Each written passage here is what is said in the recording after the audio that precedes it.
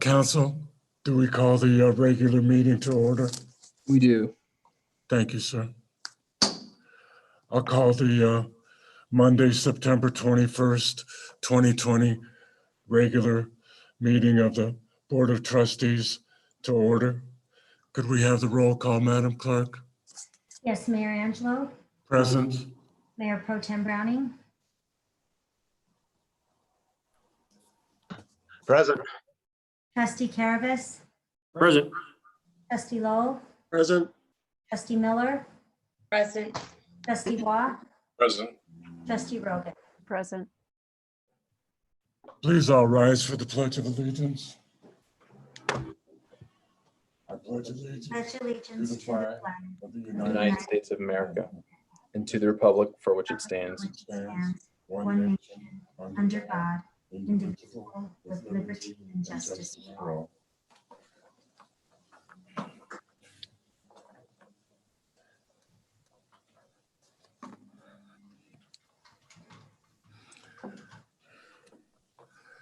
This is a time for all of us to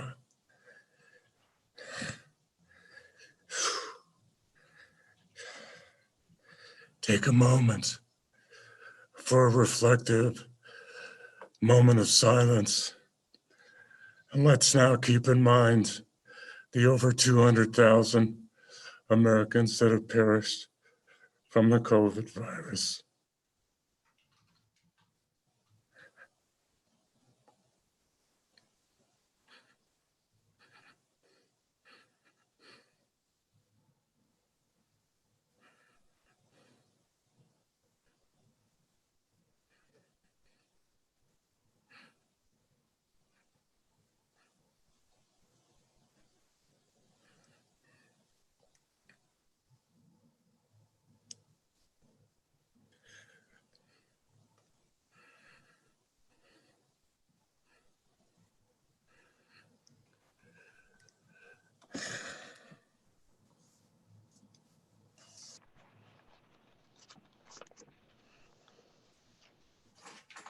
Thank you.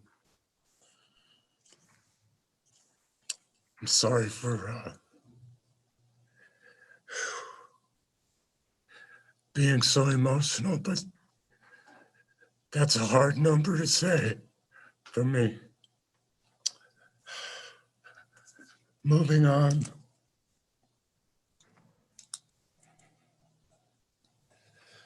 Do we have a motion to approve the agenda?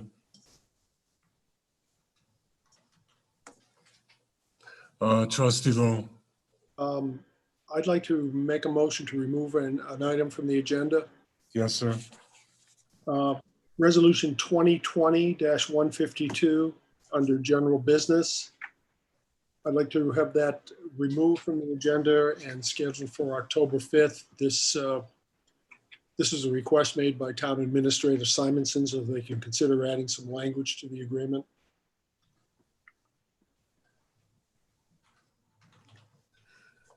Are there any other amendments to the agenda?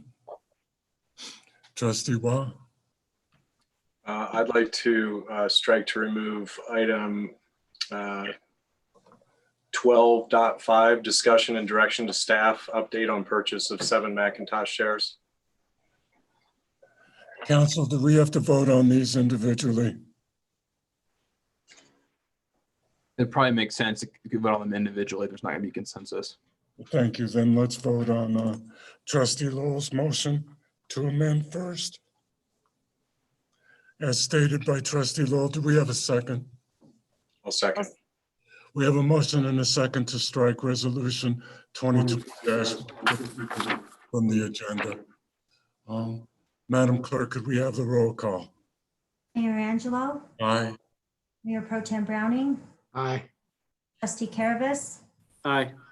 Trustee Lowell. Aye. Trustee Miller. Yay. Trustee Waugh. Aye. Trustee Rogan. Aye.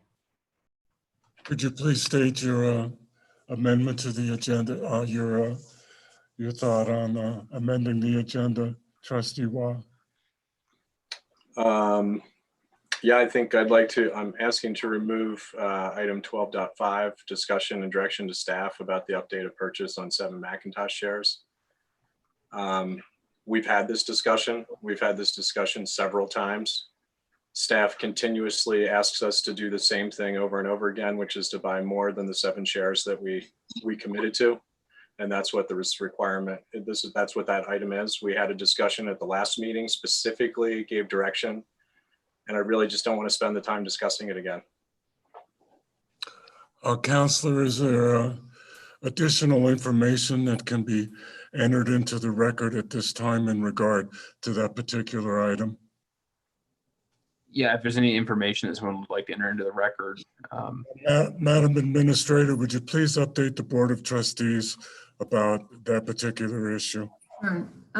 Actually, this isn't a staff request at all. It was, we went to purchase the 7 and the broker indicated to the clerk that this seller is only interested in selling it in a lot of 9. They don't want 2 stragglers.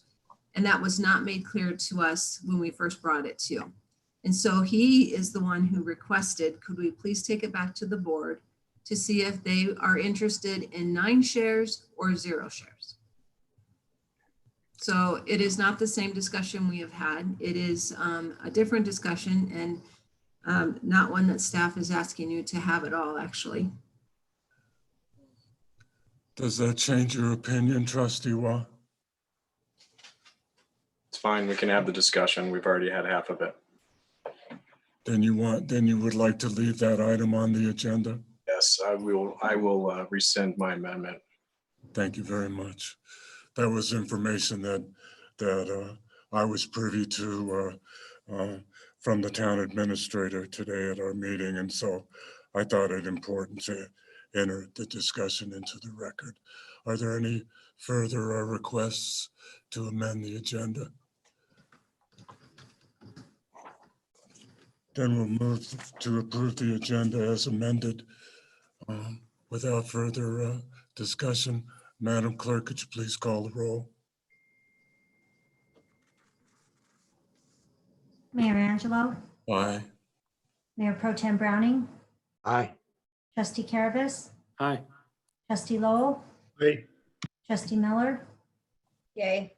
Trustee Waugh, Aye. Trustee Rogan. Aye. The agenda passes unanimously as amended.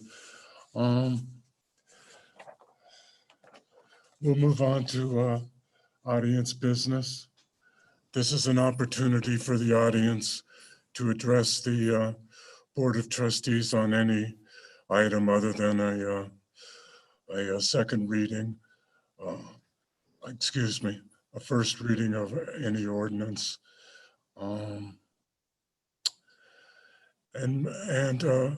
Madam Administrator, in regard to our conversation earlier today, could you inform the public on issues that will be coming up later on the agenda that they could speak to under audience business?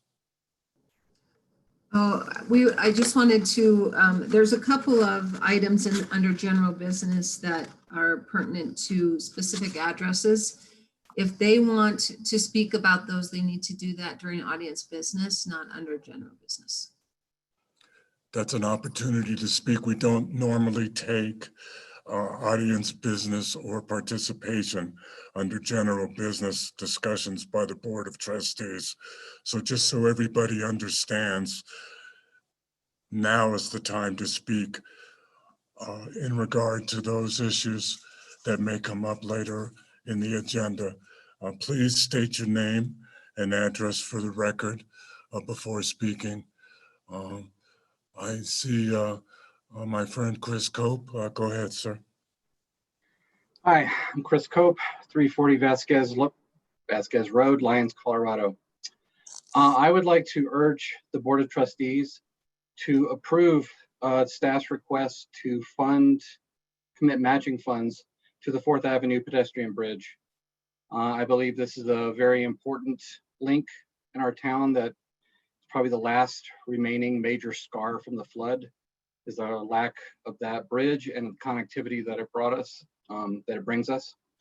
I believe the resolutions before you will require the town to commit between 75 and 115,000 in matching funds. That's what Kim Mitchell told me. I think this is very important and that the town should do it. As for myself, I would like to, Christy and I would like to commit $1,000 to help the town with this project. And I'm sure I'm not alone in that sentiment. Thank you for that. Thank you for your time.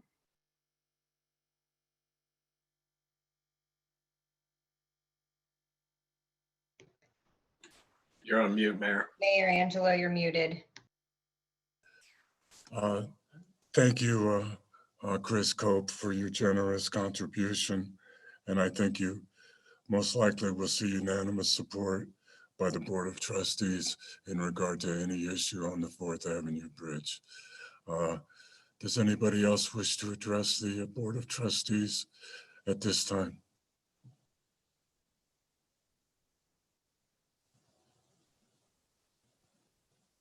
Madam Clerk, do you see anybody that I might not see? I don't see any hands raised, sir.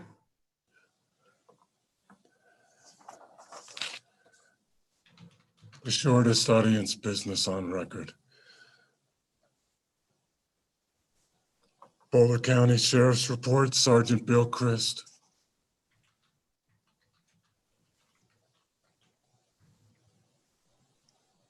Is Sergeant Christ present?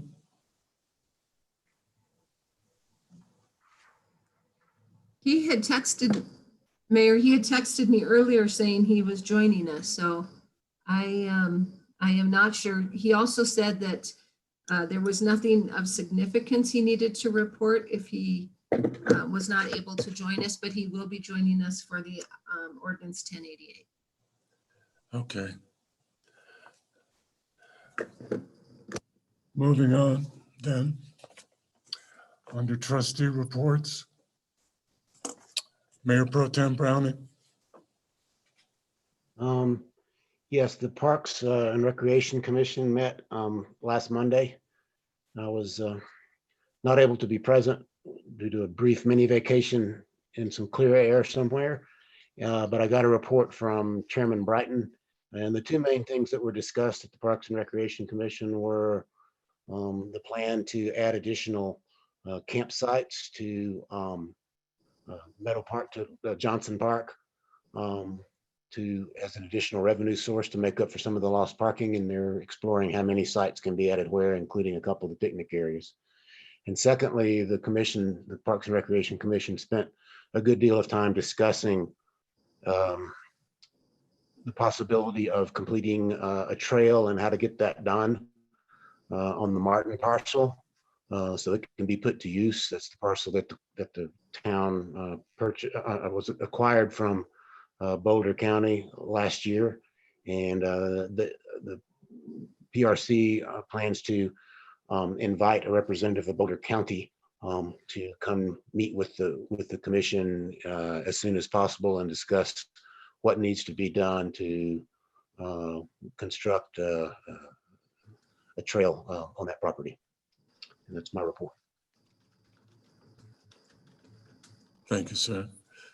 Trustee Watt. Hello, good evening.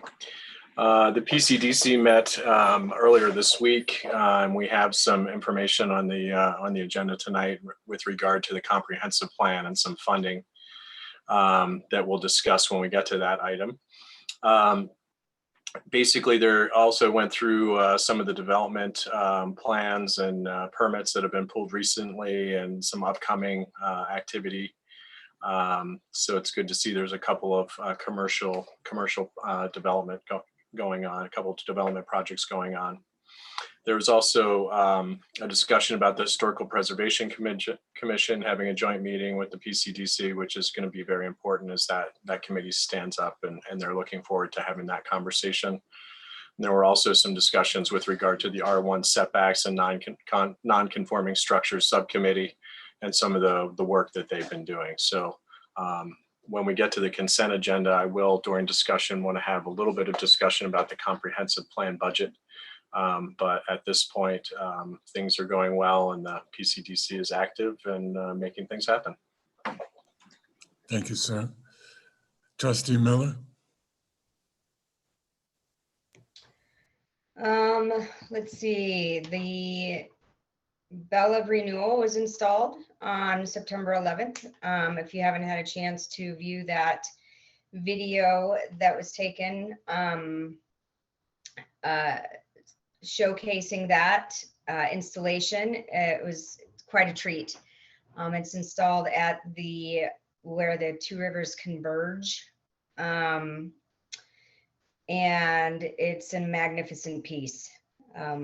Mayor Angela was present, and I know Pam Browning was present. I don't know if Mark was or not. Trustee Browning, Mayor Pro Tem Browning. I can't remember if I saw him in the video or not. But anyway, it's a magnificent piece done by Anita Miller, who is a local resident, in collaboration with another gentleman who is also local, whose name escapes me at the moment. She is also on the agenda tonight with another sculpted piece that she has been working on for a gifted to the library. So we'll get to that when on the agenda. Let's see. Human Services, Housing and Human Services has been struggling with meeting times. So I think we're going to get that figured out here very soon. But there's been a couple, or at least one more commissioner that has been designated to the board, which is fabulous because it's Janaki Jane. And if you all don't know her, she's been around the community for quite some time and has done tons of work here. She is part of the Wide Spaces Mental Health Initiative and done lots of classes for suicide prevention. And also been a part of LEAF at one point in time. So very happy to have her on the board as well. That's pretty much it as far as those two commissions go. However, I would like to bring up discussion on the chipper again that we lost in the flood. And we got funding for, I know we got insurance money for that back after the flood happened. And I would like to see us purchase another one and somehow implement a quarterly chipping program directed by or worked with town staff somehow, so we can get some of these, put that back on as a service to the community, because that's been greatly missed on many, many levels throughout the last 7 years.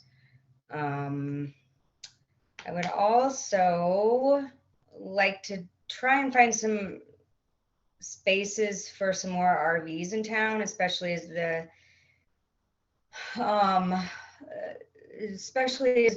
economy goes further into the toilet with COVID and homelessness becomes more and more prevalent. I believe that we are going to be facing more people that need shelter. And I think one of the best ways to do that is to somehow create more RV spaces, not necessarily tiny homes per se, but RVs to come and camp for, 3 weeks at a time, a month at a time, whatever. Not necessarily long-term, but even a short-term stay. We have several flood properties throughout town that potentially could be used for that are larger pieces. And I'd like to see that looked at. That's really all I have. Thank you very much. Trustee Rogan, but before you start, it certainly was a beautiful day at the dedication of the Bell of Renewal, and I know you were there I know Commissioner Farrow was there, and so were a bunch of other people, and we had just a terrific time. So now, could we have your report too? Yes, thank you, Mayor. And the bell, I'll echo what everybody has said. The bell of renewal is stunning, and the sound is incredible. So I encourage everybody to go take a look at it and ring the bell.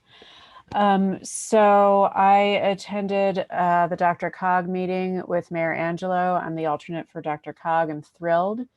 One interesting thing we heard from the economic development director is that in Colorado, we are earning more and we are spending less. And so he thinks that that puts us in a really good spot for recovery. So that was good to hear. The HPC met and we got a certified local government lesson from Yanni, and did discuss meeting with the PCDC regarding any ordinance, which we're all looking forward to. So I'm glad to hear that the PCDC is also looking forward to that. The EVC also met and discussed some really exciting potential programs to help out our businesses over the winter, over the slow season. So excited to get to see those put in place. Really exciting fundraising opportunities there. So be on the lookout. And that is my report. Thank you. Thank you very much. Trustee Caravas. The UEB met just this past Wednesday. We were at that time, they were still awaiting 2 meters of the 6 different types of new meters to come in to program and to begin to install, at which time we can begin testing, making sure communication is occurring between all the meters and the antenna gear. And the antenna gear is up and ready to go. The board is continuing to work on a net metering discussion with the BOT to help us understand in what direction we want to go if we want to change directions. Pressure relief valve issue for North Lyons, Old Main, 2nd Avenue, 1st Avenue. There is still one valve that needs to be looked at, worked on. There's been discussion of what to do of turning it up more or a little bit. It just, there needs to be more testing or looking at, I believe is what I recall from what Aaron was saying. And Aaron and the public works staff have been working very hard, pouring over old records, old maps, finding valves that don't exist on newer old maps, finding pipe that does not exist and wondering if it's operational or not. And so they're doing a lot of time. They're unfortunately wasting a lot of time finding these things that just somehow got buried, got miswritten down somewhere, didn't carry over to a full documentation or a full document where it should be. But they are doing a bang up job in doing that and keeping track of everything. But still, we still have pressure problems on some hydrants around town. And as it was, I believe it was explained, some of the areas that are low sit somewhere on our main lines before there's even a pressure reducing valve to turn up. So there's nothing to turn up. They come directly off our water tanks or the water tank of an Apple Valley. So there's things to look at, and that might become some of our additional infrastructure concerns that this board and future boards will need to work on with the utility funds.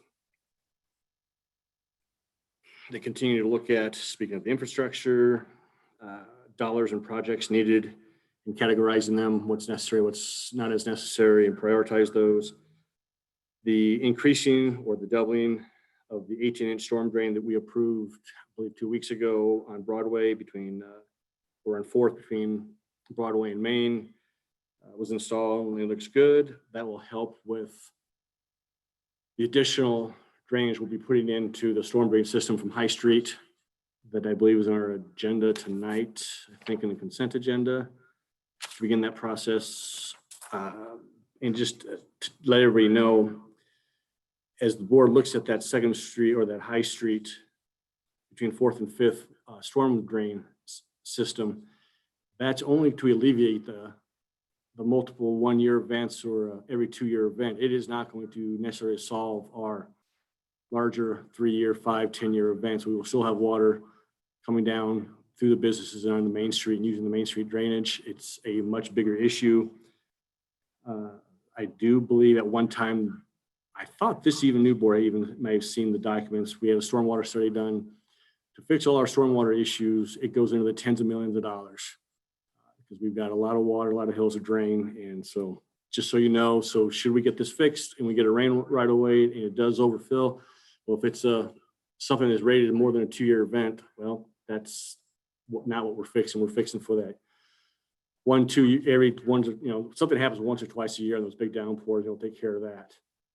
But there's still more to do upstream, up north, old north. So just so you know. And there will be another UEB meeting on October 7th. Thank you. Thank you, sir. Trustee Lowell. Thank you, Mayor. The Ecology Board met September 15th and went over a number of things. One of the things that they discussed in great detail was, as you know, the town municipal code states that the Ecology Advisory Board should be responsible for creating an index of all wetlands and ecologically sensitive areas in town and in the town planning area.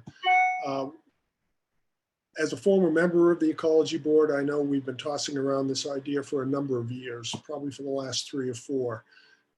Can't get much traction on it. It's something that it's tough for a volunteer board to do. We need a lot of scientific expertise. We need to hire consultants, that sort of thing. So what they're hoping is that the comprehensive plan when the comprehensive plan is done, that it's going to properly catalog the wetlands and those other ecologically sensitive areas. So they're going to be keeping a close eye on that, and hopefully the Ecology Board will have a seat at the table when the comp plan is being drafted. The other thing that was brought up was the Ecology Advisory Board would like to start a Facebook page. Now, I can't recall of any town volunteer board or commission that has its own Facebook page, but they seem adamant that it would be a good way to disseminate information to residents. So I sought guidelines from town staff, and town council Dittman weighed in with some ideas, which I then forwarded to the Ecology Board chair. And if there will have to be disclaimers and rules set up for that Facebook page, which will be coordinated with town council. And finally, the last thing they came up with was a mission statement. Having worked in industry for 35 years, when I hear the term mission statement, I sort of get a little shudder.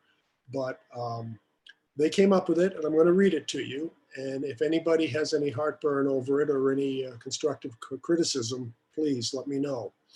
So the Ecology Advisory Board mission statement now states, the Town of Lyons Ecology Advisory Board advocates for the protection of ecological integrity and the aquatic and terrestrial natural resources of the town of Lyons and its surrounding areas to support a dynamic and resilient ecosystem, a quality environment for all, and a vibrant economy. That's what they came up with. They seem to like it. They passed it unanimously. If anybody would like to weigh in on that, they can copy me with an email and I'll forward it to Chairman Sims. And that's all I have. Thank you. Thank you, sir. The Student Advisory Board met. They discussed vaping, which affects them personally, their age group. They spoke again about lowering the voter age. They had a discussion about the Lions Den, and they discussed the pesticide ordinance.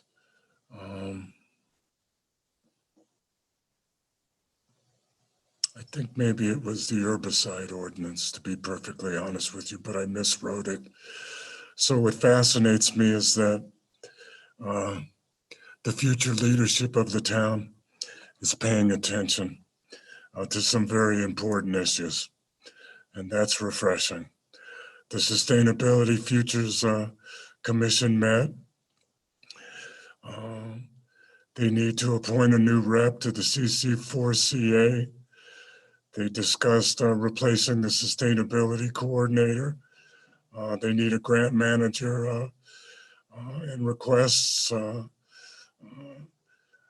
to be able to qualify for the 25% matching fund. They discussed RTD service. They discussed a very important issue, and I think they're right about this. Zero waste stations for our larger events. I know we're not going to have them this year, but next year when we're able to. And one of the questions that came up was, should the vendors be required to pay for hauling of that waste? And personally, I think that when we negotiate those contracts, that should be a condition. They talked about a solar farm planning, comp plan discussion.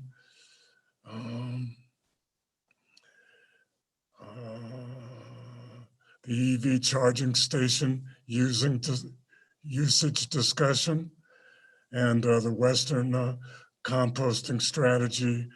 And Western will be moving forward with an ad campaign to try to get as many people on their composting lists to make it financially feasible. And at their next meeting, they're expecting Chairman Kerr's presentation on the net metering program. Dr. Cog did meet. I hope nobody minds, but we're going to move forward with the mayor being the representative of Dr. Cog. And I appointed Trustee Rogan as the alternate. It was interesting, among other things, beside what Trustee Rogan mentioned, and we know this, but Boulder County has some of the highest home costs and rental rates in the country. I think we're sixth in the whole country. And in Lyons, we should be very proud because in one regard, we're right on track with the Summit Project to do our small part in regard to affordable housing. The one fact that is rather obvious to everybody right now is we went from unacceptable air quality levels to critical levels. And that's very important to Dr. Cog because a lot of their funding relates to transportation and air pollution. So that's a very important factor. And that's my report for this evening. Next. LAHC update.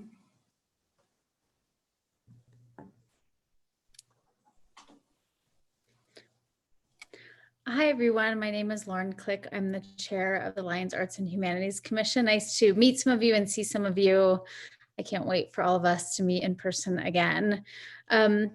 I have a presentation. If Kim or the town clerk would mind if I can share it.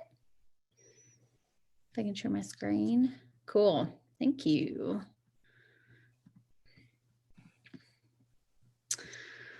So let's just go. There we go. Can everybody see that okay? Yes. Great. Thank you. So thank you so much. So as Trustee Miller mentioned, and thank you first, thanks to Trustee Miller and Kim and Ariel. I know you're all on here. You guys are the best. And thank you to Mayor Angelo and Trustee Rogan for joining us for the installation of the Bell of Renewal. So I'm going to talk a little bit about our current projects and then move on to our upcoming projects. This was our current, and I think one of our largest projects to date. We raised over $18,000 for this project through a very generous donation from the town, but also fundraising and support from the artists. We have made a video because of this time. We want to be sure that our community is safe. We engaged Lyons filmmaker Kat Russell to film the first unveiling. We'll have a big party for everybody watching next year. As soon as we can gather, we're going to have a big party with some surprises, fun stuff. We are creative types, so They're fun parties, I promise you. I did want to actually show you the video that Trustee Miller mentioned because it's remarkable, and I think, excuse me, I do think it's worth time here. Can you all hear the sound? No. We lost the video too. No. Desktop either.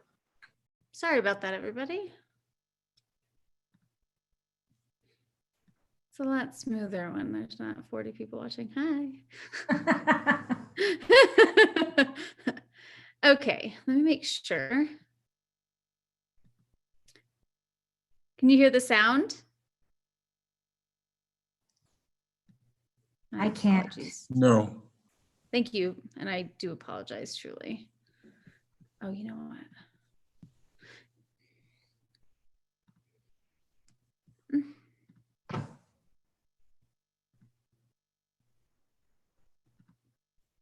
Ha. Okay.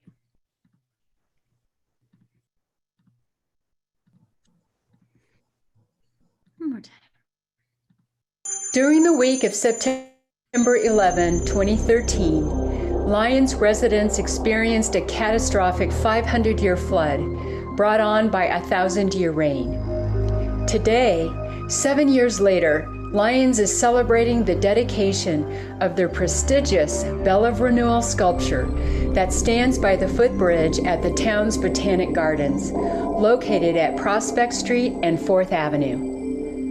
This beautiful bronze statue forever commemorates the incredible resilience, grit, and grace of the Lyons community.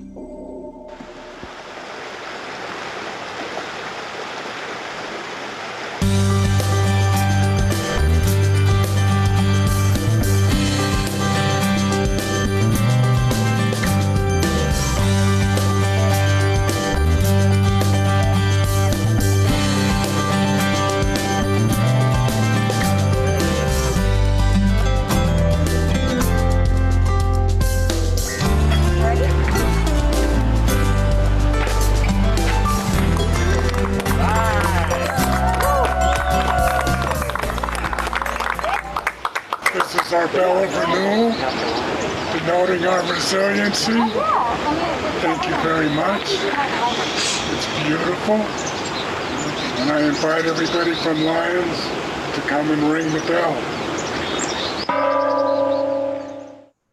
We are so pleased to welcome Jim G. Moore and Anita Miller with their new artwork here in Lyons. We thank you both so much for making art for the town of Lyons. And thank you all to the funders and the supporters, the Lyons Arts and Humanities Commission and the town for all of your support. Please come visit the Bell of Renewal and get ready for the party next year. I had an idea to make something that would recognize the trauma of the town and the resiliency and courage of its rebuilding. So the fork represents the rivers coming together. This is ground zero, where the flood really hit. And the owl represents change. It brings death and brings change. So that's a long-standing symbol of change and renewal and birth as a result, because all death turns into new life. So the owl is building her new nest, and fast forward, the owl has been successful and now has a new baby owlet. So, so this is sort of a time lapse right in and of itself of the trauma of the town and the rebirth and the resiliency and courage of its people. The backside shows the Steamboat Mountain and shows that this is made for this spot, and it is about Lyons and is meant to be here for that. And so he brought his expertise. I assisted. And so this is really James's execution of this concept. So there you go, James. Yeah, well, and through that process, I developed a great friendship with both Anita and her husband, and just it was a great time. We worked in my little backyard studio through the winter and just enjoyed the camaraderie, and I think we came up with something that looks really great. Another thing I would add to the owl is, as some of you might know, owls are not great nest builders. They most often take over the nest of other animals, particularly red-tailed hawks. So this one, this adds to the story that this particular owl went the extra mile to perhaps start with something that was a mess and make it into something that would bring new life. So that's an addition to that story. Again, it was a process that really stretched me. It's the largest completely bronze sculpture I've done. And so there was a lot of mold making, a lot of steps in this process that were enriching and challenging. So We invite everyone to come, whether your trauma be personal, whether it be national, whether it be local, whether it be any trauma at all. Come, ring the bell. Let it be a sign of your own renewal, of your own hope.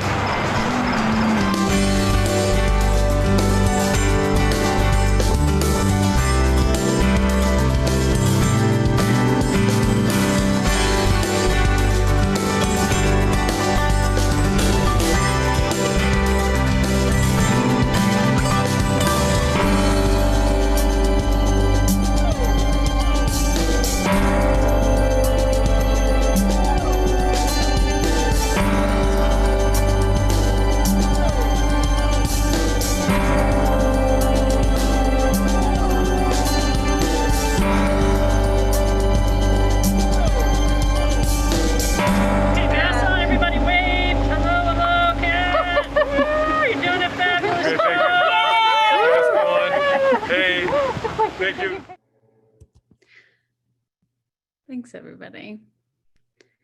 So I think it's always wonderful to hear from artists themselves as they speak about their work. They said it much more eloquently than I ever could, I think. We will be sharing that on our Facebook page and on our social media outlets and on our personal outlets and through our newsletter. So if you aren't following us, feel free to, and feel free to email me and ask me if you want a link to it as well. We're very proud of it. I'm just going to run quickly through the rest of our updates. We have a lot of stuff going on, I'm happy to say. If you have seen this very cool creative outlets design outside of the library, that was a collaboration with the library. They worked with it on us and they split the cost with us. It's the first of a collaborative cost sharing program that we want to begin with a lot of our programs, right? This looks like a lot of text, but this is stuff that I think is very important as we talk about the arts in relation to economic vitality. So everything that we're doing beyond making Lions or continuing to make Lions a vibrant, charming, unique, amazing place to live and place to visit, the work that we do does incredibly build back into the economic vitality of our community and of the greater community. So there is a 7-to-1 return on investment, and that's a study that's researched by Americans for the Arts. That's national, because imagine when you go to see artwork or when you're visiting artwork, you don't just do that, you dine, you babysit. The artist paid tradespeople. It encourages tourism to go shopping. Also, in our case, in 2019 and 2020, just a back of envelope kind of calculation, we spent 25 or 65% of our LAHC funds on artists and arts organizations and businesses in Lions. So not only are we attracting people, are we making our community as bright and vibrant and amazing, continuing to expand it as much as we can, we're also giving funds back to the community, to businesses and artists. Some other factors, which I always think is really interesting, the arts and culture industry contributed over $763.6 billion to the American economy in 2015. They do these studies every 5 years. This year it was slowed down for perhaps obvious reasons, but that's more than agriculture, transportation, or warehousing sectors. The arts economy and how much we support the world is enormous. We also, the arts improve academic performance, well-being, and unified communities. You can check the stats there. And I have all this research if you're interested. I think it's really interesting. It's from Americans for the Arts, National Endowment for the Arts. These are national statistics, but we just like to show how much we support. We are supporting beauty and creativity, but we're also supporting the economy and Lions in particular in America. Go back to what we're working on here in Lions after that research update. The Hearts of Lions Outdoor Arts Collection. Our newest feature is our walking tour. So there's an electronic walking tour. We're working on printing it out. We have 21 sculptures in Lions at the moment, which is 1 per 100 people. I really think I need to dig around and see if that's like the highest in America, because I think that's amazing. And this is very, very good work. We should all be very proud of the quality of work that we have here in Lions. So take a walking tour, show it to your friends. I can send this out so you guys can have all these links too. These are the most recent artworks installed. Trifecta by Maureen Hardy, which is on Main Street. I'm sure that you've seen that. Sandstorm by Justin Deaster, also on Main Street. He's a local too. He's from the Front Range, like in Lafayette. Here and Now by Charlotte and Ben Sink, also on Main Street. Timepiece by Mitch Levin, a little bit older. He's a Boulder-based artist, but it's a great piece, and you can actually it moves if you ever have some time to go check it out. And then coming up, these pieces are on the consent agenda for this evening. Thank you very much, Trustee Miller, for mentioning these. So Cultural Crossroads, we hope to add this to the collection this evening. Protectors, also we hope to add this to the collection by Eileen Turnbull. There's one already too in town, but we hope to add some more. They're beautiful pieces. And Boy and Bear also by Anita Miller. Trustee Miller mentioned this also. She kind of stole my thunder. So Boy and Bear, if you can look at the chairs and the refrigerator in the background, it's an enormous piece. I'm very glad to see that she's expanding. She's working on this in collaboration with the library, and we're very, very happy to have some more artwork by the library there. Something that we're working on after the renovation on Main Street. This picture below is from Boulder. This is a pride flag with BIPOC, Black, Indigenous, people of color, the brown and black lines added on it. And here is Sonny Smith working on a previous piece that he's done in the street. He's great at doing these sidewalk, crosswalk artwork. So we'll be adding a flag. This is in response to hearing that some flags in town were taken down or removed against the business owners' wills. So we were very interested in making it a little bit more permanent, a little bit more obvious. So we'll be working on some painting in the street whenever the renovations are finished. Just a few more. There'll be a quiz at the end. No, I'm kidding. Clarifier. So the Incredible Clarifier project, which I'm sure that you've all seen, and if not, it's really remarkable. It's also standalone in Lions. Some of the artists that worked on it originally came to us to ask for help on a plaque and building some signage for it.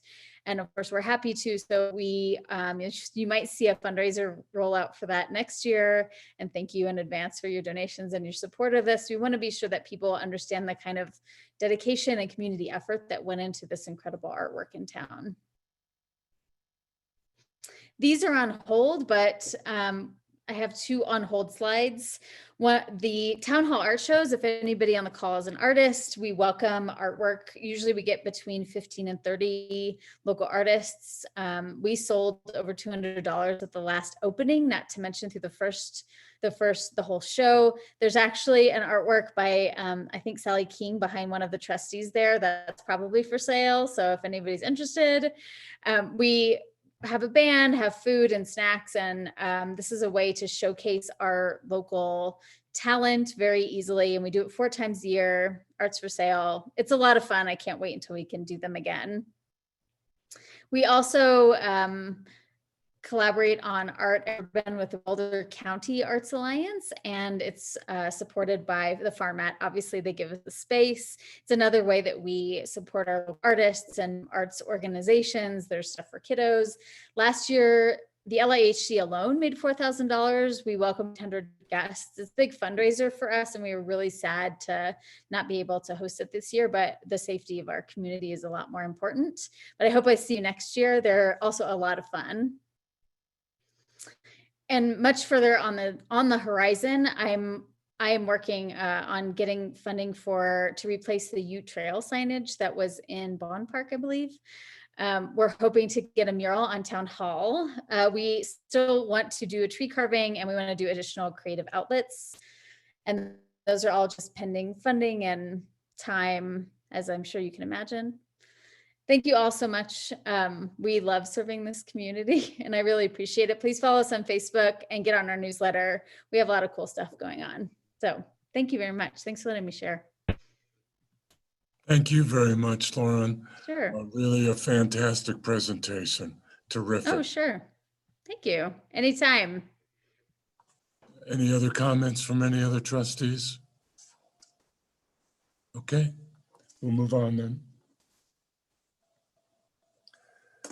Oh, it gives me great pleasure to appoint Jocelyn Farrell to the Lions Art and Humanities Commission. That is what's referred to in appointments as a no-brainer. Thank you, Commissioner Farrell, for wanting to take on an additional position. Moving on to number 8 on the agenda, staff reports, financial update. Finance Director Johnson. Good evening, Mayor Angelo and Board of Trustees. I have included our August information in your packet. There are a couple of things I would like to highlight.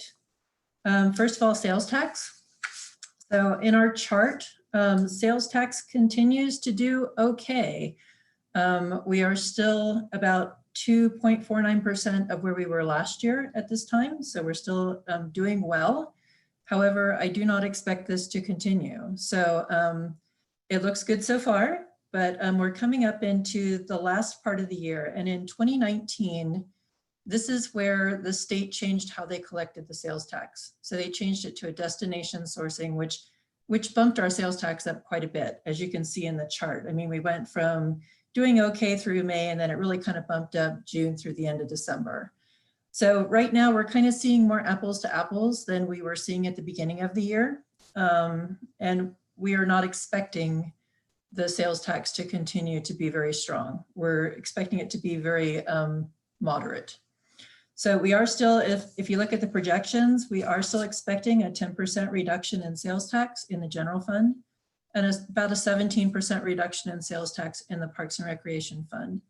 The good part about this is town staff and the board, we all took steps in the beginning of the year when COVID first hit, and we reduced our expenses. So our revenues are still exceeding our expenses in all of our funds except for the wastewater fund. And that was due to several things which we've already talked about. One of those being the centrifuge, the other one being there's some lift station parts that we needed to get done. So at this point, that fund looks like it's probably going to be over budget. We will come back to you as we get closer to the end of the year and see where exactly we are. We may have to do a budget adjustment at that time. But other than that, things are kind of rolling along. Did you guys have any questions from the financial report? Any questions for Finance Director Johnson? Mayor Pro Tem Browning? Just one kind, it's more of a reminder than a question. With the summit application, I think refiled and proceeding through the process, could you remind us again of what's in the budget and what's not in the budget on fees and income from summit? Absolutely. So we actually, at budget time last year, we looked at only including the single family units, which in the original plan, I believe was 19 units. So that is in the budget. If you look at the budget, it will actually describe in the notes how much money we put that was related to Summit. We have made some adjustments in our projections through the end of the year to include some of the other fees which we are expecting. So is that something that we're going to need to approve, or if it happens, it's just income that we realize, or and it goes into surplus, or what? You do not have to approve it. You would approve if we exceeded expenditures, but revenues, we always like to have better revenues. So it will just go into reserves. We are looking at using some of those reserves next year to fund some of the infrastructure projects for the town. Okay, so that's something in the budget process for 2021. If it appears that all those summit fees will come in during 2020, we would look at how we wish to use those as part of next year's budget process. Is that right? Yes, sir. Okay, thank you. Any further questions for Finance Director Johnson? Yes, Trustee Caravas. Good evening, Jill. Thanks for everything. Just a quick reminder for me, because I got myself confused. I was looking back at some of the old notes. On the reimbursements, the grants, we got 4.1 million sitting out there at over 120 days, in our cash flow 2020 actuals current estimated to be about 2 million short for the year. Could you give a brief description how that affects us as a town, how it really doesn't affect us, so people kind of get a hang of that? Sure, of course. So currently the flood reimbursements are being held by the state as we need those funds to be able to cash flow our projects. They are releasing that money. We do currently have $2 million sitting in the state flood advance bank account. So that is money that we can always move over to cash flow our projects. But at this point, that is still a receivable. We have not collected that money.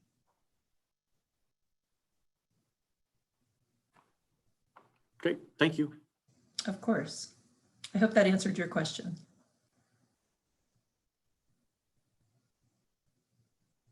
Further questions, anybody?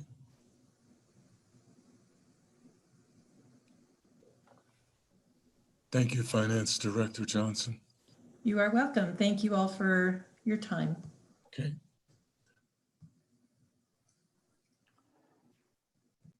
Hello, Mayor and trustees and audience. If you're ready to, go ahead. Should I wait? No, go ahead. Okay. So for the wastewater update, most of it was in the report. I did want to give a couple of additional updates from recent information that just came in. And to start with, under the CDPHE permitting, I had once before mentioned the option to change from the individual wastewater permit to a general wastewater permit. And on Friday, we received an email from CDPHE stating that not only might it be 2022 before they get to some of the permits in our basin, they're now saying due to COVID and others, they actually will not be able to get to all of the scheduled facilities that should be getting this renewal. So it could stretch out even longer before we can go through all of those steps that were talked about to get the outfall going. So it starts to become a little more meaningful to try to switch to the general permit if that's where we want to go. So I do now have two different engineering firms at least looking at the options to give us a proposal on whether we should do that or not. With regards to the test port installation, I had advised that one of the facilities that needs to put in a testing or sampling port had applied for their building permit. I did just hear from the other one that they thought they had already applied for their building permit last week. So tomorrow I'll be trying to find out if that is the case, if something went awry. But both businesses appear to be ready to break ground and get those installed, with coming up on the 10-day deadline with September 31st or 30th as the official deadline. But just to let you know, they are both in the process and have been working towards that. The one other portion of the report that is newer than the previous ones was I added some information about grease trap monitoring at the request of Mayor Pro Tem Browning, which is something to keep updated on. And to go a little more in depth on that, previously that had been handled by code enforcement. When the town had their own staff code enforcement officer, they could handle that in addition to some of the other code enforcement. Once we went to outsourced code enforcement, the standard code enforcement did not usually handle grease trap monitoring. And another one is backflow preventer testing and monitoring. And while the backflow testing is on the water side, that was something that I was much more actively pursuing as soon as I started part-time with the town, even because that was one where we had violations in previous years on our reporting, and we wanted to make sure we kept that all up to date. There's a lot more tracking to that.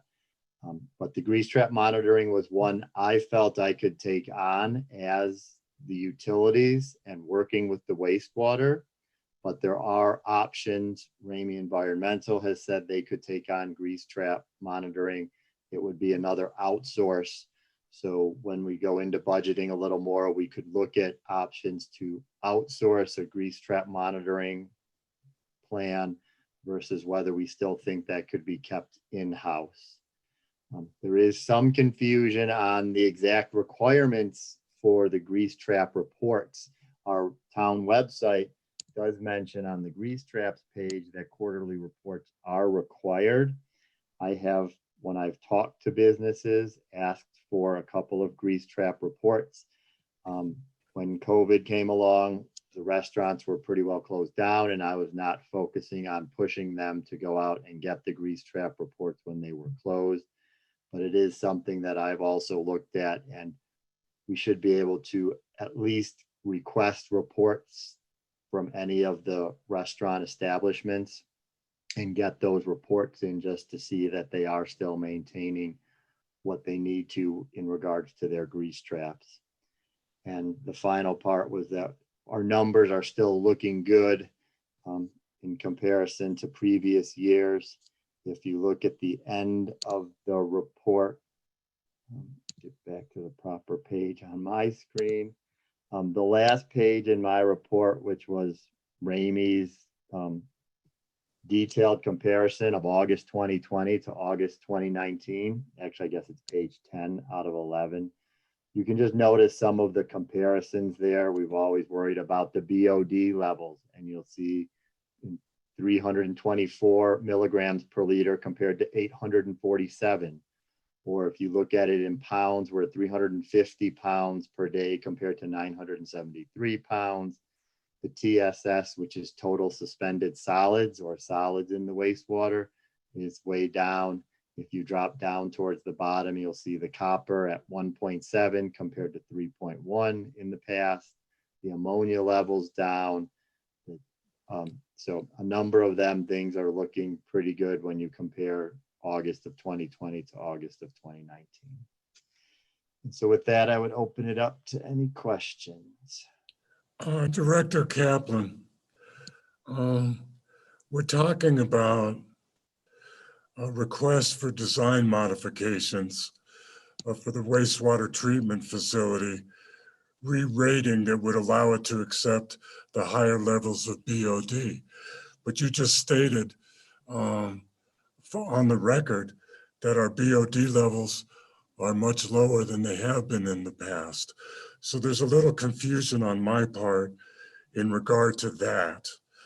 And I would also, in addition to addressing that, I would like to know what the design specification costs would be to be able to get either the re-rating on a wastewater permit or a general wastewater permit. Could you answer those two questions for me, please? Well, I don't have the information on the costs with the general wastewater permit. One of the things to look at would be if we would still need to continue on with the re-rating. Currently with the individual permit, we need to continue on with the process of the re-rating because that's how the Eastern Corridor lift station was approved, that you would continue to work on that. So they did approve the actual opening of the lift station, but they could still request that this re-rating construction be done before they were to allow more connections to the actual Eastern Corridor. So at this point, they've said they require us to move forward with processes based on what was discovered or what was shown when it was begun. So even with the new outfall, which changes some restrictions, the state has told us we have to still continue working towards our current limits, regardless of if we get the outfall open, or while working on the Eastern Corridor, even though our BOD levels are down now, we were still required to meet the previous ones. You could begin a whole new study and you could probably go to the state to request that. But part of what I've tried to point out is the speed that the state moves can be pretty daunting. The costs for the go ahead. No, and you stated that it may take until 2022 to be re-rated and allow development on the Eastern Corridor. Is that correct? No, that's different. The 2022 is dealing with the individual permit versus the general permit. So this is more allowing us to have the outfall move, which we've already constructed and moved down, and trying to get that actually up and running. We're still using the old outfall because we can't use the new outfall until it's approved. And that was the process that said, well, we're not going to approve the new outfall while you are in what is called administrative review. And that means you have to now wait until they come upon your area of the state and are able to review that. And so that was where we heard it was going to be 2021. And then there was some mention that it could stretch out to 2022.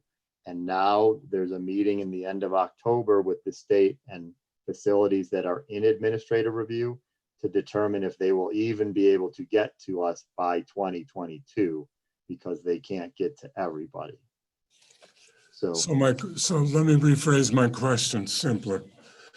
In your opinion, when will we be allowed to develop the Eastern Corridor, period? What year? How long do you project that it will take to be allowed to develop the Eastern Corridor? that we could do if we went with the re-rating. That's a separate process. Again, if we were to re-rate and go through with the construction, we could start using the Eastern Corridor as soon as we did that, according to the state. And at this point, the construction, the redesigned construction aspect was submitted, and that's what we just got back. So if JVA gets that submitted, the state had previously said they were pretty confident that the re-rating construction design looked good. There was some switching of personnel in the middle, and that may be why there are some additional questions. It is a little bit, I don't know exactly the right term, but that they're stating we would probably need a fifth blower instead of a fourth. I would like to see how the engineers that are doing that are going to respond to that and see where that goes. But seeing that it took 5 months from when they submitted that construction to when the state responded, I would say it's going to be at least a year At this point, the state has not said they would prevent us from connecting a new development out there. Everything is still going, but that's them saying you can connect as long as you continue to move forward with this process.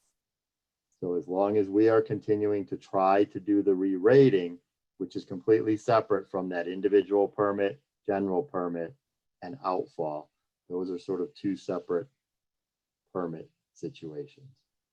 Okay. Any other questions for Director Kaplan? Trustee Lowell.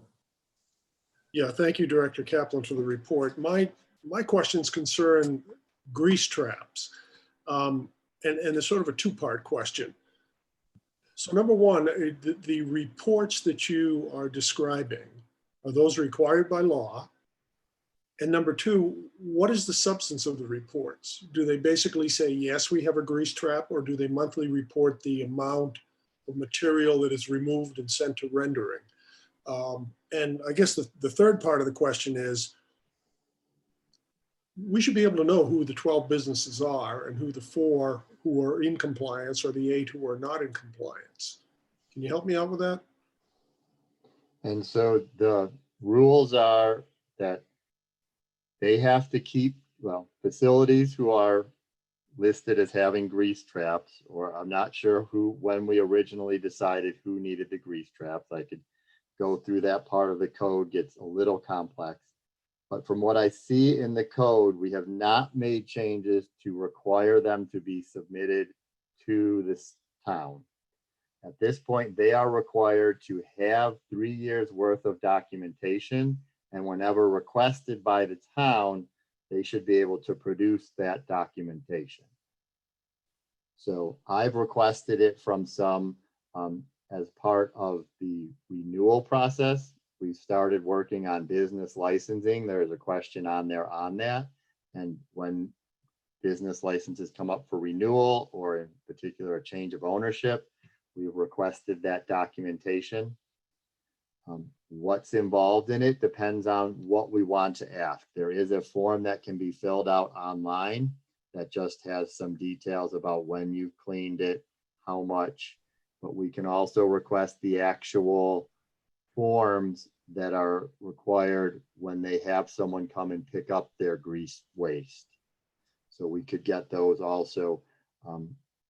Again, the details on that part of the code, there's quite a bit of code on it, so we could go through everything that they're supposed to meet, but there is a couple of paragraphs on what they should be keeping for up to 3 years as a restaurant facility. And I would have to go back and try to pull up, I don't have the listing now, but I could pull up which businesses have submitted it. But I don't have that in front of me. That's at my office. No, that's okay. That's all right. I'm just curious. I mean, I can sit here and count up in my head the number of establishments we have in town who might require a grease trap. I come up shy a couple. Maybe my counting is off, but I was just curious who the 12 are who are required to have them, and who has submitted reports per your request. But thank you. Thanks for the information. You're welcome. Any further questions? Mayor Pro Tem Browning. Yeah, I also have some grease trap questions. To be clear, and I discussed this with UEB Chair Kerr, who was on the formerly Trustee Kerr, and it's his understanding that even though the UEB recommended in 2017 that there be required reporting on grease trap compliance, that never got adopted by the Board of Trustees. Is that your understanding as well? Yes, I believe I remember the Board of Trustees, or maybe the mayor, at that time, there was some discussion that it was already could be obtained whenever it was needed. And so the staff could request that. And that's what I remember is why we didn't change that. Okay. That That was my next question. Did it not get done because it just never got presented to the Board of Trustees for action, or did the Board of Trustees at the time decide not to require reporting? Right, we'd have to pull up the minutes. Town Clerk Vasquez, do you have? Just for a little history, this was going back to when Bob Alberts was still alive and monitoring the plant. When that went into effect to require the grease trap reporting, we did have several businesses that would submit the forms and kind of the attachment of who cleaned out their grease trap. The Stone Cup was really good. They would submit it monthly. But I And do remember the Yeah. UEB bringing it to the trustees as one of Right, the so it items used we to be might required, and request. it used to be And done, there and was then not sure where discussion. it slipped away, yeah. There was discussion, and I believe it was, again, we would have to try to pull up the minutes, but I believe it was that was not needed, as staff could currently go ask for it if they did need it, if they felt a need for it. Okay. Any further questions, Mayor Pro Tem? You're frozen. Okay, I think that's something we might ought to look at, because reading the code right now, reporting is not required.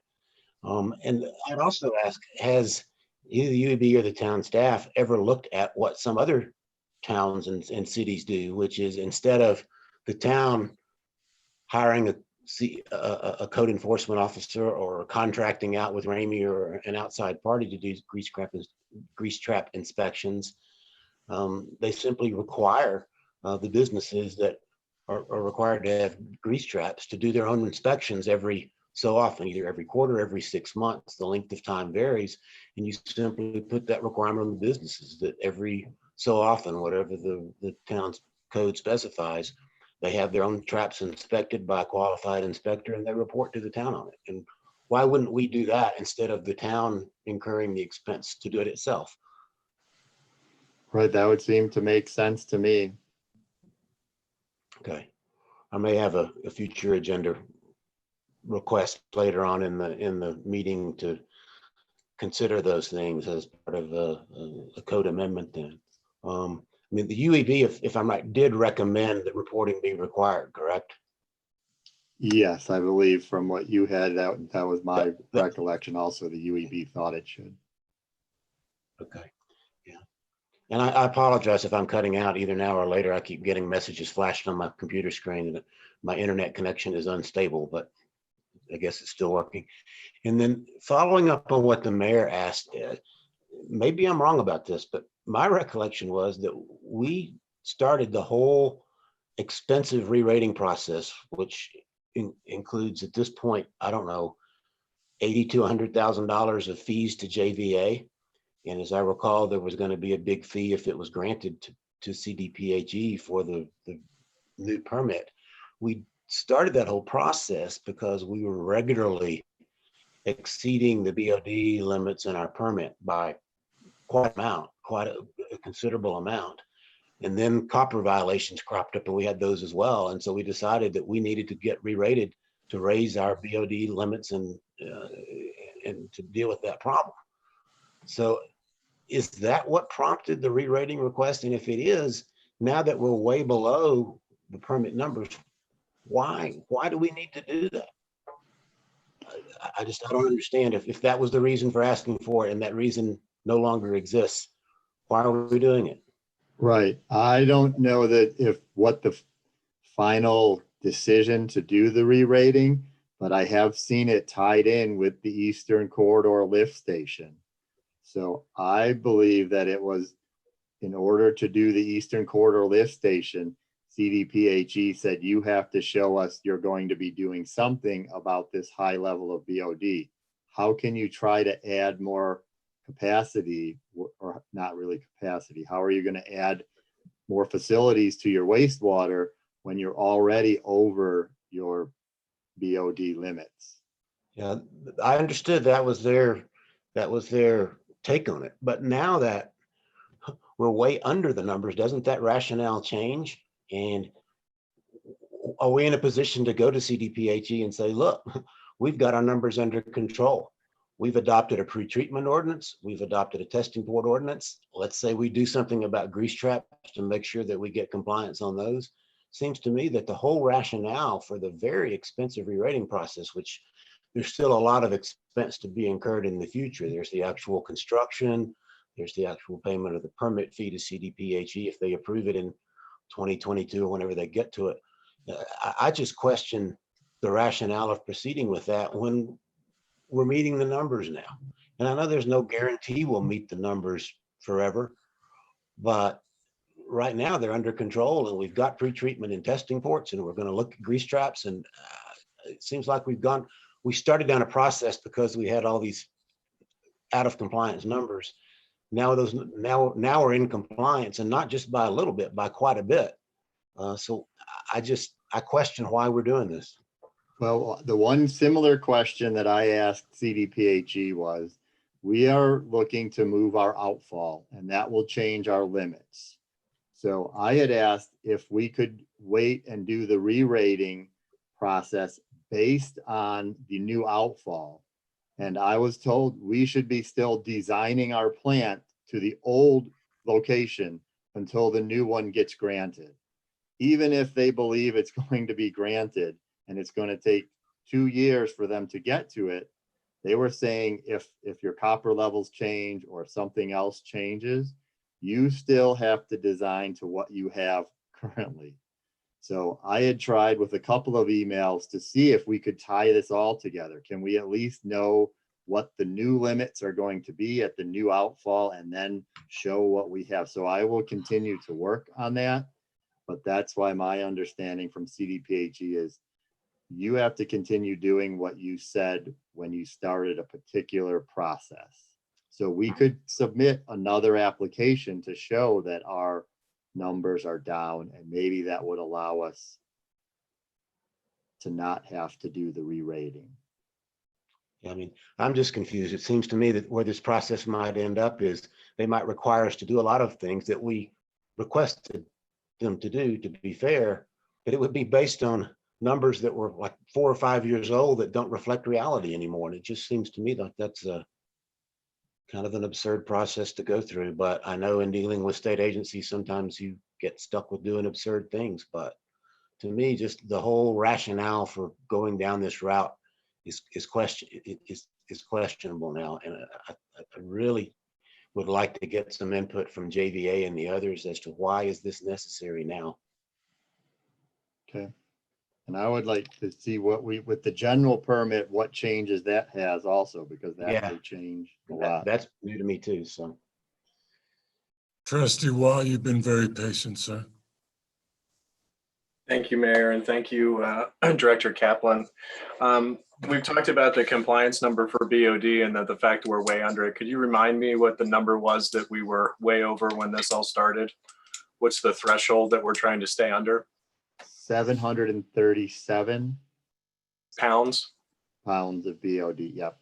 So since we're nearly half of that, I think, I guess I have a couple of things to say. I'm in disbelief that we're not tracking grease traps in town, and I'm not blaming anybody for it. We know that's the cause of BOD and we're doing nothing about it. Or we're just starting to do something about it. So I applaud your efforts, and I think that's the first thing we need to do. The other thing is that we've placed on a number of businesses, and in the interest of full disclosure, I am one of those businesses, a BOD surcharge when we were over a significant amount. And it seems to me that if we're half of that, that should be also considered. Since I pay nearly $1,200 a month in BOD service charges for my personal business, and we're significantly under those thresholds, I can only imagine that other businesses in the town of Lyons are suffering the same fate. Specifically, since in the case of certain businesses, it was just arbitrarily assigned to a business based on its makeup, with really no measurements or anything else. So we have 12 businesses that knowingly have a grease trap because they are committing BOD. Can we please do something about that immediately? And then if we are so significantly under the BOD levels, then according to what Mayor Pro Tem Browning was saying, the whole idea of recertifying or getting our whole waste treatment plant has gone away. I think that the case of the ordinances that are putting BOD surcharges on businesses based on arbitrary assignments should also be reconsidered.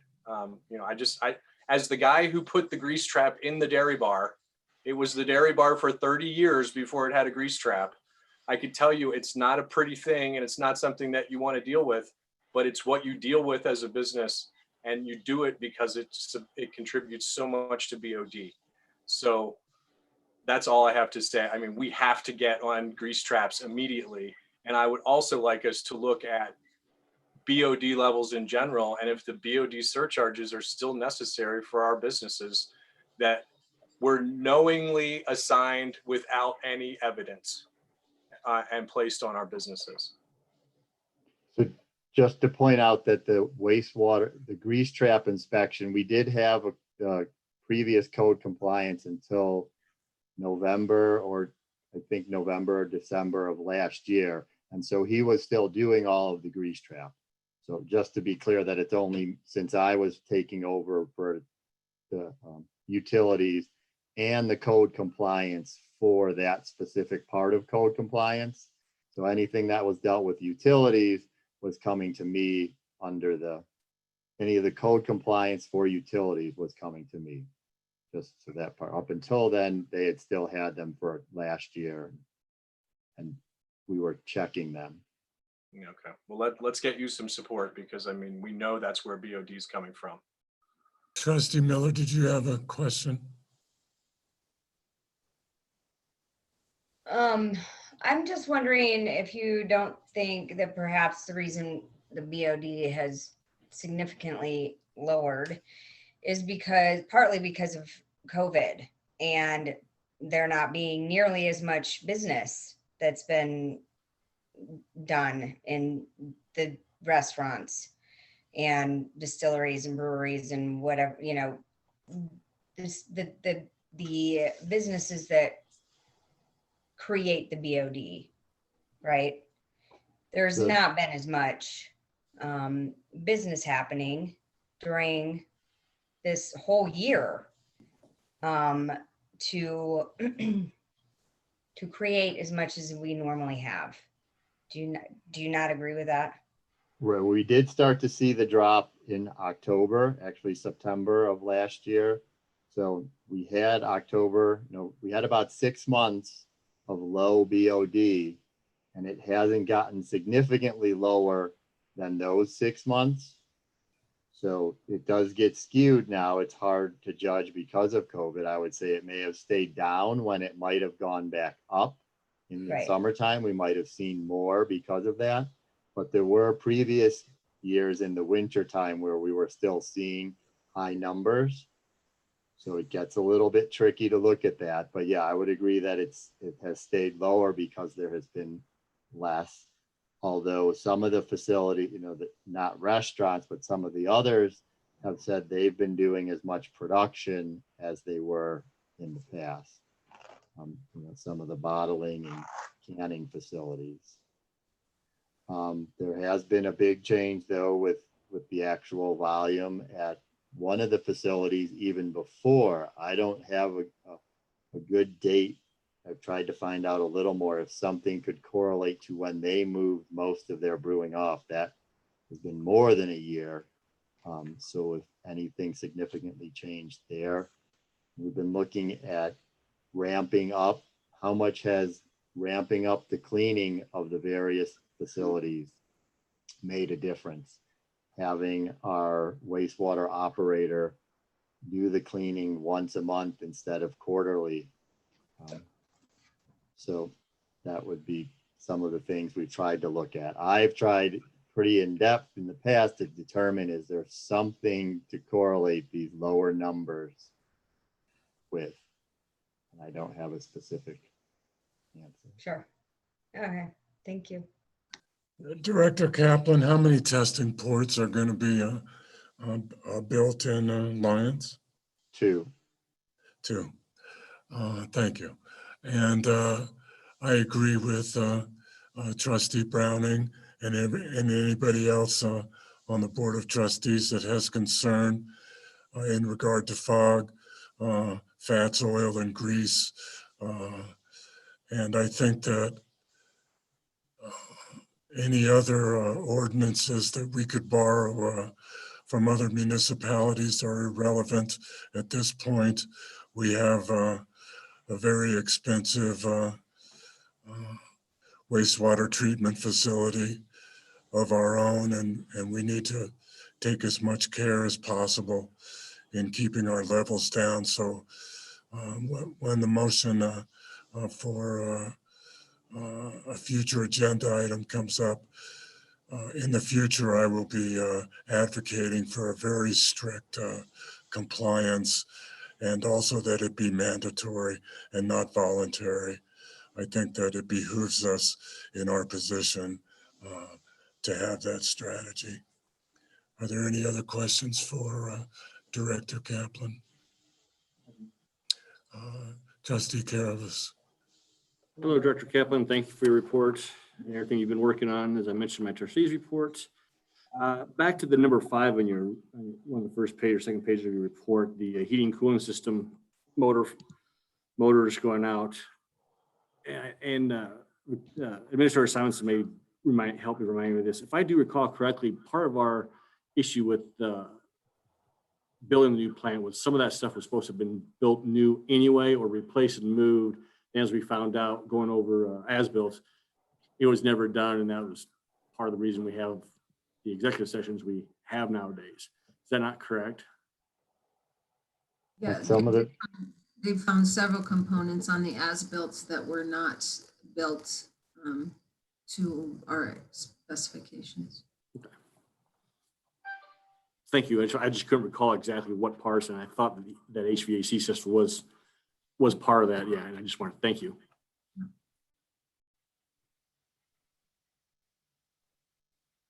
Mayor, Mayor Pro Tem Browning.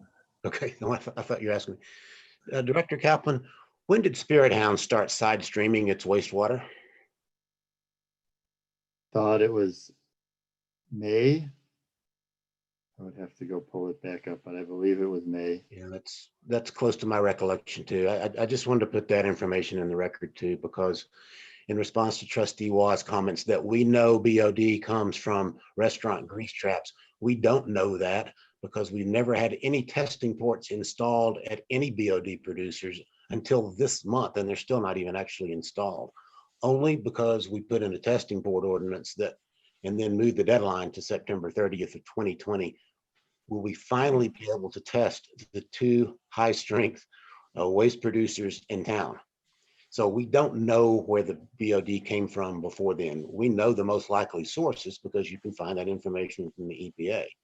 But one of those 2 high-strength industrial waste sources began to quote unquote voluntarily side stream coincidentally when we finally passed a pretreatment ordinance.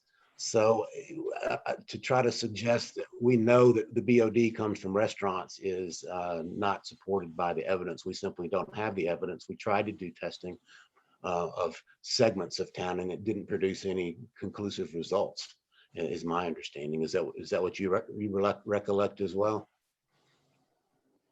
That should rephrase the, or what was the question? When we tried, when I think engineer Kabbalah at the time was trying to do testings, area by area around town, my recollection of the results of that testing was it was inconclusive because we couldn't separate the influent into particular areas of town.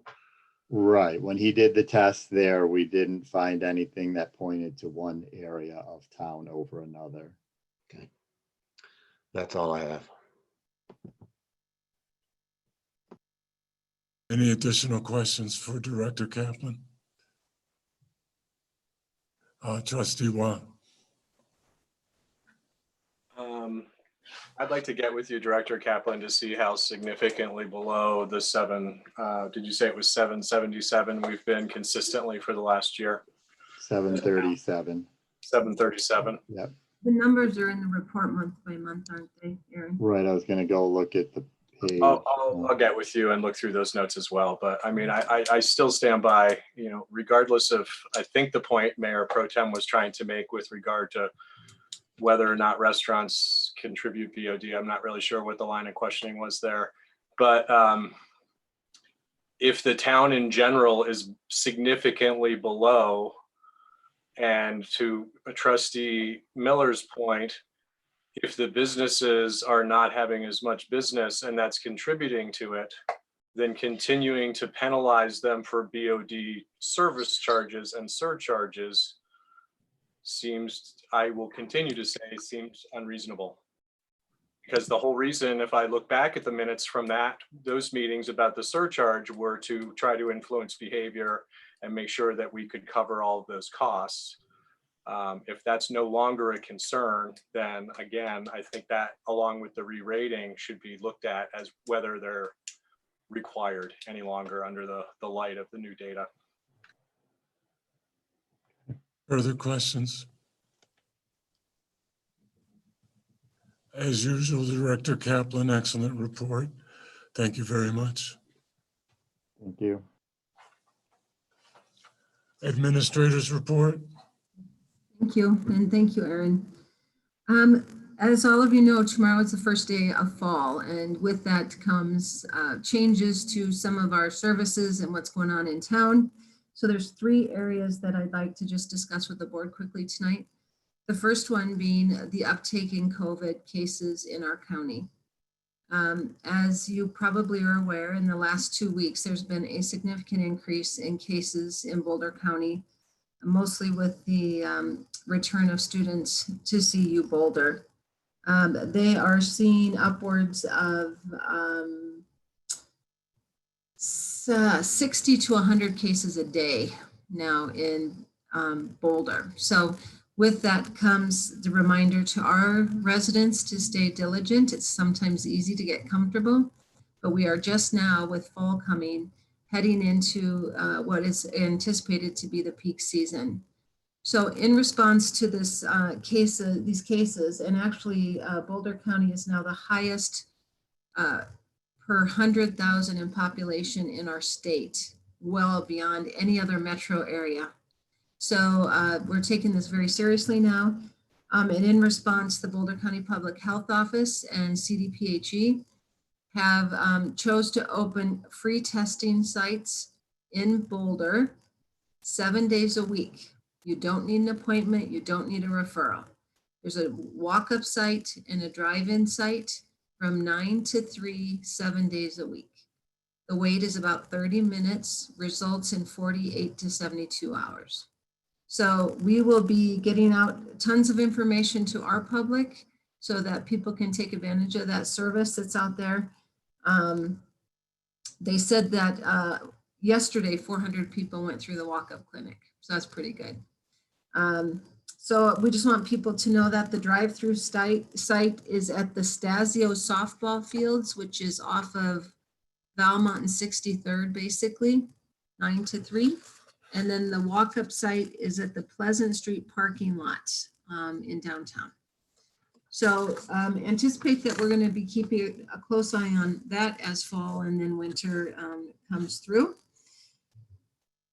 Second of all, with fall comes a decision of if we want to change kind of our signage and our messaging in our parks. Now that we've passed the high season with Labor Day, we are having more small groups that I think want to just come to the parks and picnic and sit by the river.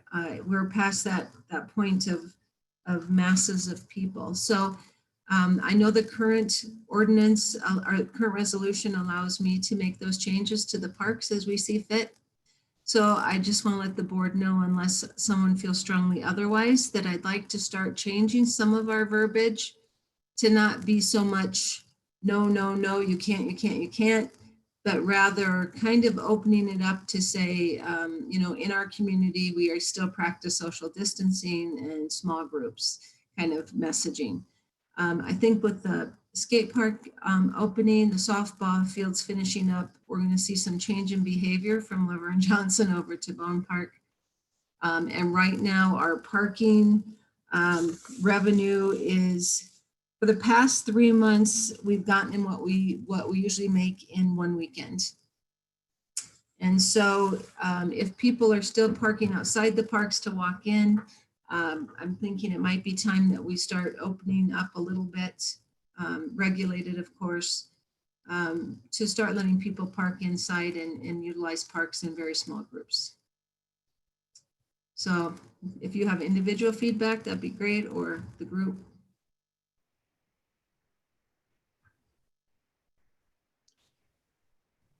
I have a question. Trustee Noel. I have a question. So what is the status on the parks now in terms of Trident security, the extra sheriff's deputy? I know the Bone Park hosts apparently have left for the season.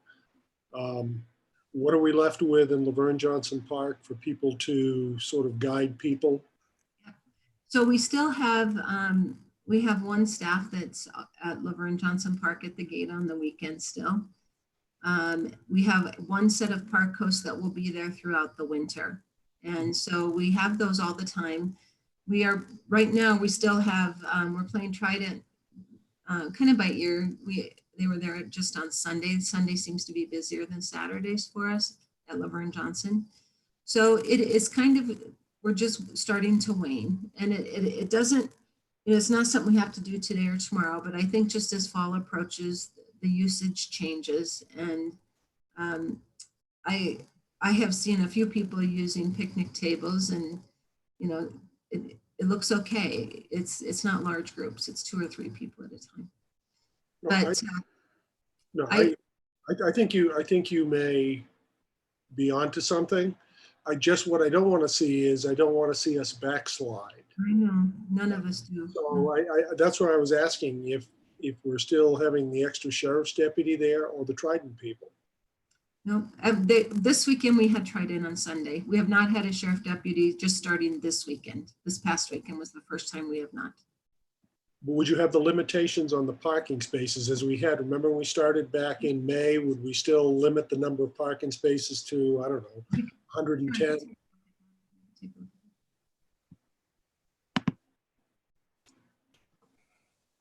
That was a question, Administrator Simonson. I said, yes, I could take a look at doing that again if we thought that was a good option. Okay, thank you. Trustee Rogan. Thank you. Well, I just want to say that you guys have done a stellar job managing a really difficult situation, especially in Laverne Johnson Park. And I can only imagine how much work it took. And I'm really grateful for that. And I would absolutely support whatever decisions you want to make about reopening the parks. I would ask that we be really clear in our communications with the people in the town so that everybody knows what's allowed and what's not allowed, and, you know, so they can set their expectations accordingly. When it comes to COVID, so I recall at one point Boulder County Public Health talking about a mobile testing unit that they were going to staff with medical professionals that could also give flu shots. And as we head into flu season, I'm curious about whether we can, if that's in operation. I think it would be great to be able to get a mobile unit here to give people flu shots if they want, if there's a desire for that. And I'm also just curious about the status of that mobile unit. Do you know? No, they have not mentioned it at all. And so we usually meet on a Tuesday, so I can ask tomorrow. I think they feel this is kind of their more centralized way right now to reach the most people, is this Boulder County free testing. But I can certainly ask about that. And then we have set up flu shot clinics before here, not with as much success, but we can certainly look into that again. We have a couple providers. King Soopers actually and Walgreens will both send out a team of people and do shots. So we can look at that again. I think it's a good year to recommend that. Yeah, great. Thank you so much. You're welcome. Any other questions, Mayor Pro Tem Browning? Yeah, in reaction to the reopening the parks a little bit, I have no problem with that. But when we originally, in a special meeting, authorized basically the closing to some degree of the parks, it was with a view toward ultimately going to a reservation system. And I still believe that that's the way where we need to get to in the long run to control the number of people in the parks? And is that still being looked at as something to do before the next busy season? Because I think that really that's what we're going to have to do, COVID or no COVID, when it comes next spring and the water starts running again. We're going to have to find a way to limit numbers, and that seems to me the way to go.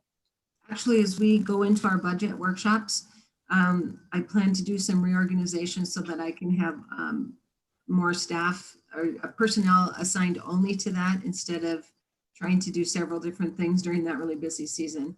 So then over the winter, we will get all of that set up, all the signage ready so that we are ready to roll next March. Yes. Okay. And there and reservations of not only the shelters, but yes, of picnic tables or other types of spots. We're looking at all that. And I'm talking about the parking, because that's how you control the number of people in the park, is not to have paid sheriff's deputies and Trident and town staff to go around car by car.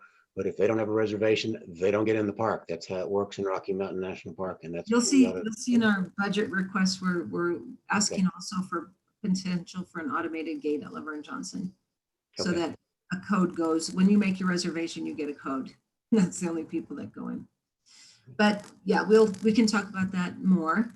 The third thing that is coming with fall is. Wait a second. Oh, you had more questions? Yeah, no, I'd like to address that, please. I'd like to address COVID and opening up. We have to be very careful. We've had 7 cases. It's leveled off for a long, long time. And I would say as long as it remains at that number, I have no problem. But if we see an increase, I think that we should reconsider that strategy. I think that Trustee Rogan spearheaded, along with staff, the procurement of masks, and we've done very, very well. And there's no reason to let down. So, Madam Administrator, I would like you to, as we've discussed in the past, keep an eye on that total cases in Lyons, please. Of course. Okay, and then the last thing, and we've been seated now for a while. So Kim and the marketing crew did a end of summer video to remind us all about why we love living in Lyons despite COVID and other difficulties we sometimes have. So it is a very quick 2-minute video that just reminds us why we all love this community so much. So Kim is going to put that up. Here we go. Can you all see the screen? Yes. Okay. There's a button. I need to find the button on where you do the noise. So we'll try, see if you get the sound with this. Can you hear it? No sound. Okay, hang on. Just picture some folk music. There's a button somewhere in here. It's funny, I was asking Lauren, I said, how'd you find the sound?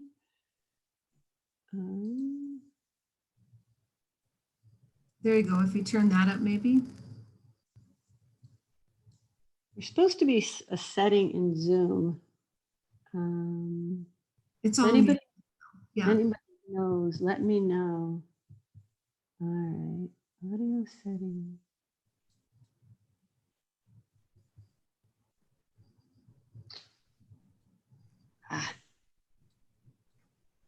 All right, well, we'll try. No. I can hear it a little bit.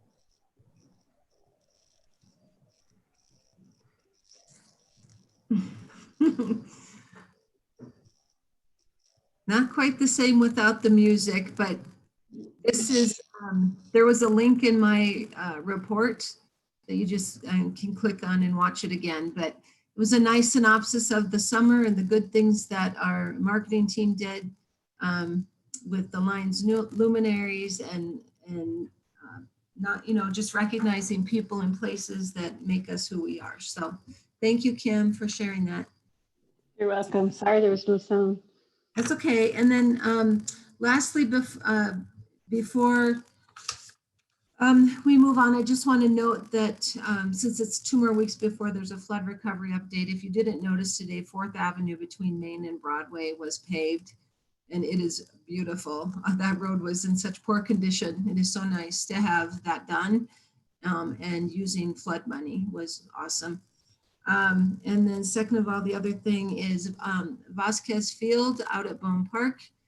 Tomorrow they are placing the concrete in the bases, and our little league team called Lions Grit will be playing their first game on there on Wednesday after practice anyway. Their first time ever to practice on real a baseball infield instead of grass. So we are going to be kicking off that rec season. We're still going to try to get some games in for both adults and kids this fall. So keep watching for those things. And any other questions for me? Any questions for Madam Administrator? Okay. We'll keep talking along, and budget's coming together well. We're looking forward to sharing what we've come up with the board. So looking forward to that at our next meeting, October 5th. Legal update, Counselor? Thank you, Mayor. No big update this time. Just want to let you know that we did issue a summons complaint last week for 112 Estes Court and the VRBO issues they've been having. I'm hoping still to get compliance from the owner there, but a summons and complaint has been issued for a court date in November. Thank you, That's Counselor. it. Thank you. Madam Clerk, could you please read? Mayor, I have a question of Town Council. Go ahead. I'm sorry, Mayor Pro Tem. I understand. I guess this belongs in legal update. I understand that we did an RFP for condemnation council to move forward with the 2nd Avenue Bridge and got no responses. And I'd like the board to be informed about that and also be informed what the plan is. Yep. So thank you, Trustee Browning. I fear there'd be a flood update issue, but I'm happy to answer the question. So yes, we did issue the RFP for condemnation council, and there were no responses. Tracy and I followed up with people we thought were going to apply afterwards, and they thought that the CBDGR and the FEMA requirements were too extensive for them to meet for the small scope of the project. But it turns out a lot of the concerns were unfounded, that they're not understanding the requirements correctly. And so after updating our RFP, it is being reissued, and we expect to have some of those firms reapply after those changes. Can we do that in a timely enough manner to move so that the bridge project doesn't get delayed? I believe it's a question for Tracy, because I'm not involved in when that gets put out, but I think that's coming out pretty soon if it's not already out. He is on the phone and ready to. Administrator Simonson? Tracy Sanders is on the phone and ready to respond to that. Okay. Tracy?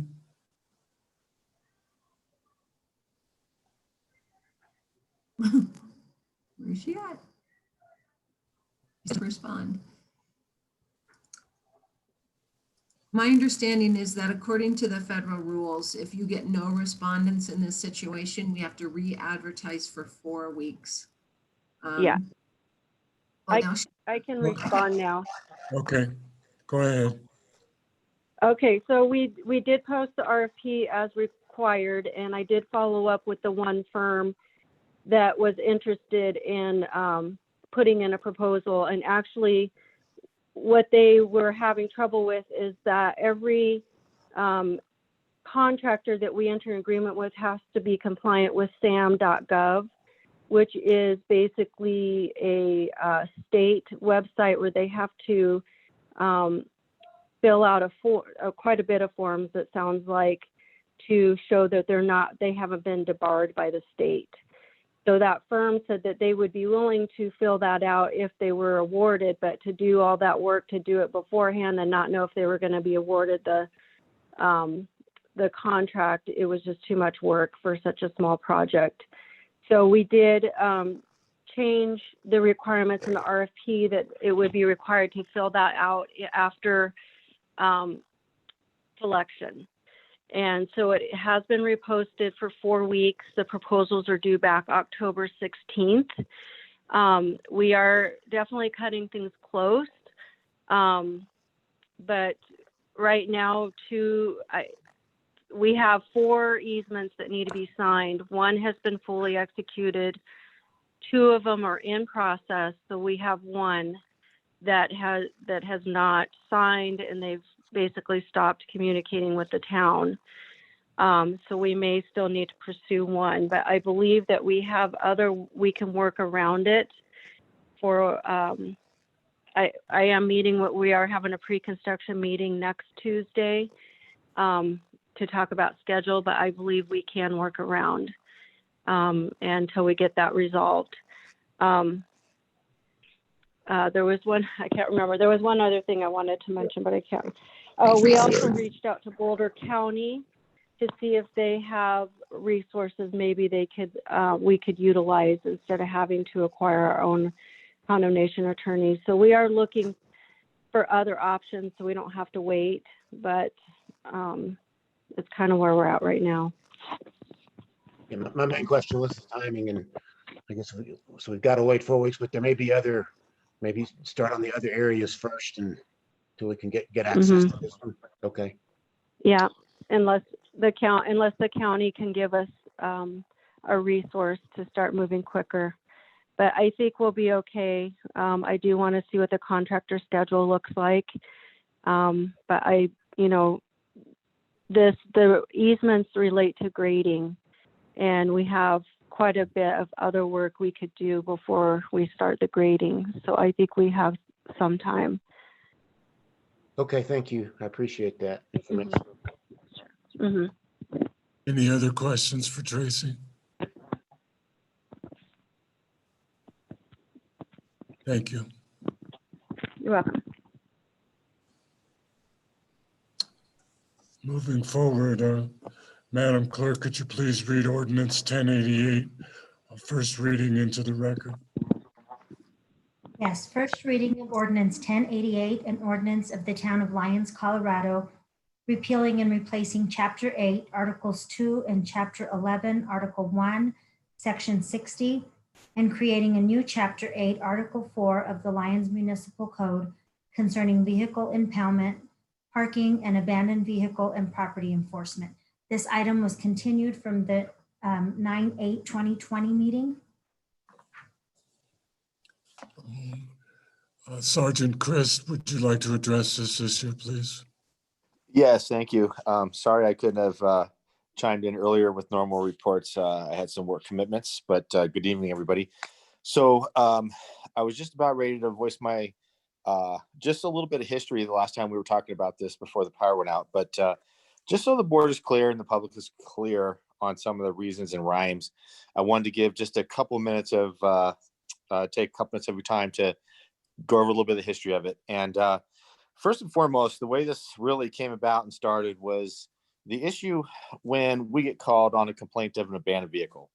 And that usually takes the shape of a vehicle that's been unregistered for years, is very much a dilapidated condition. It hasn't moved in forever. And the problem with the original ordinance was that it didn't really address the abandonment issue. And when you look at the state statute and you look at the definition of abandonment, it clearly states, and I don't have all my paperwork here, but basically someone has given up the rights to their property, and they have no desire to take it back, and it's an abandoned piece of property. Well, as I've talked before, we try to enforce in the town of Lyons with common sense and problem solving stuff first. It's a small town. It's very easy for me to run a plate and say, oh, look, that abandoned vehicle belongs to 123 Main Street. We go knock on the door. say, Mr. Smith, what's up with your vehicle? You know, that's our first approach. So usually what will happen at that point is someone will say, well, yeah, it's my vehicle and I'm working on it. Or I plan on keeping it. It's not abandoned. It's in front of my house. And that's where the problem comes into play. So after looking at the ordinance as a whole, we found that there were some areas that there was quite a bit of loopholes and quite a bit of issues that just prevented us from really making a solid effort for these type of cases, these outrageous cases. That's how all this started. When I started looking through the Muni Code, I also noticed too that there were a lot of these things were dotted in and throughout the code in different areas. And it seemed very problematic for a person to just get around the code and find what they needed to do. So that was another point for rewriting this. A third point was to help the town staff, particularly the code enforcement officer, to be able to have some clear authority on what the town can do above and beyond what the sheriff's office may or may not do with abandoned property, abandoned vehicles. And then you just start wrapping in, you know, RVs, campers, pop-up tents, boats, trailers, and stuff like that. So in order for us to have an avenue and to have a way to resolve these complaints that ultimately come down to the sheriff's office, we felt that rewriting the code was necessary. So it seemed to me that the board was a little bit concerned that with some of the verbiage in the code as it's written was, I don't know, maybe too strict, or it just seemed like the tone was that the sheriff's office has nothing better to do than go out and look for parking violations, which I hate to say is about on the bottom of my list of things that I've got to get done in a day. And it's really stuff that we're not necessarily looking for.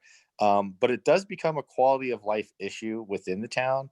And those complaints do come to us, you know, from neighbors that have to look at eyesores and things like that, that just haven't moved, you know, forever and a day. So I just want to, I hope that clears up some of the, maybe some confusions, and I'm more than willing to field some questions from anybody that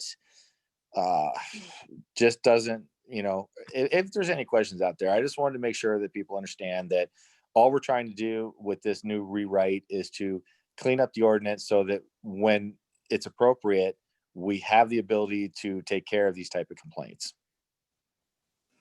Are there any questions for Sergeant Christ? Will you take questions from citizens at this point? No.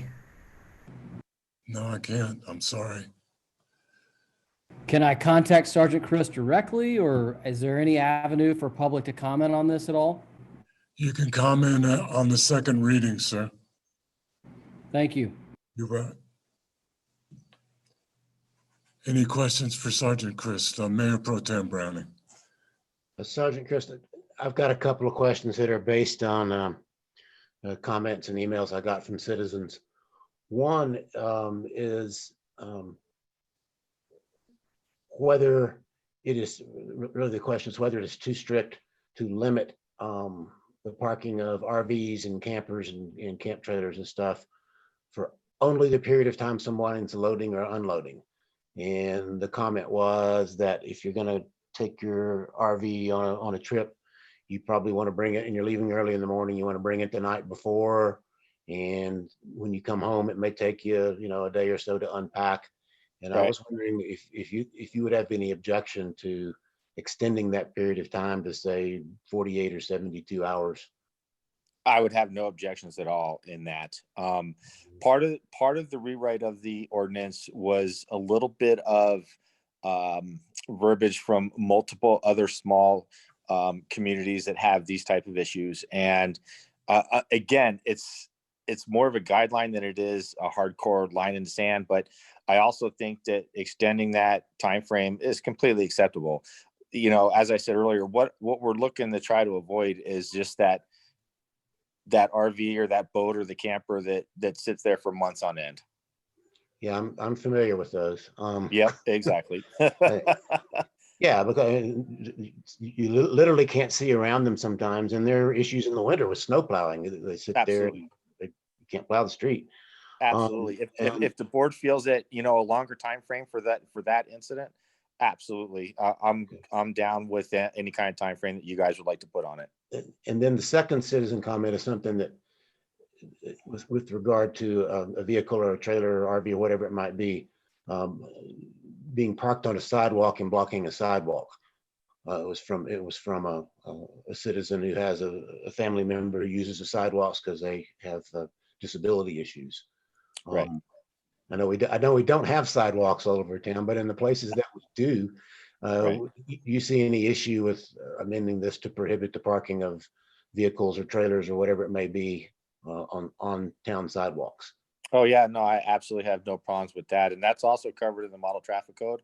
So we, you know, that's above and beyond, I think what our muni code is, but we can surely add that in and keep it under the town and, you know, the municipality, the codes. You mentioned the model traffic code, and that's referenced in our municipal code. But if we want to point out to citizens how they need to comply with parking regulations here, referring them to the model traffic code is that's a pain. I've tried to find things in the model traffic code, and I look at state laws all the time. It's hard for me to find. So I think it's asking a lot of citizens to ask to tell them, oh, you should have found that in the model traffic code. Yeah, and I was referring more for our sake. And the other problem with the model traffic code, you're absolutely right. It is very confusing. It is a lot to it. And the entire town, the town did not adopt the entire model traffic code. So there's provisions in there that are left out. So trying to sift through it becomes very problematic. And that again is part of the groundwork and reasons why we felt it was just necessary to clean up the verbiage on this and try to include as much stuff as we could to keep it under a municipal ordinance as opposed to going to the model traffic code or to a state issued summons. Okay, thank you. You're welcome. Any further questions for Sergeant Christ? Counselor? Yeah, I just want to make one quick note to the board before we proceed that, you know, during the last meeting, we did make a number of amendments to this ordinance, and those are captured in the draft you had before you tonight, even though we kind of abruptly ended due to the weather issues.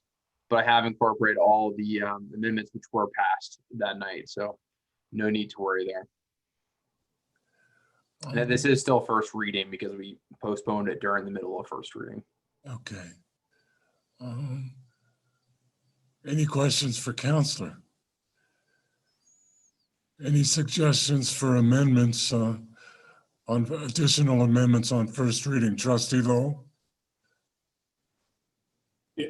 Yeah, thank you, Mayor. Yeah, I had received the same email from the resident that Mayor Pro Tem Browning had received, and I'm prepared to put in a amendment to address that. Was it appropriate to address that now? Yes. Okay.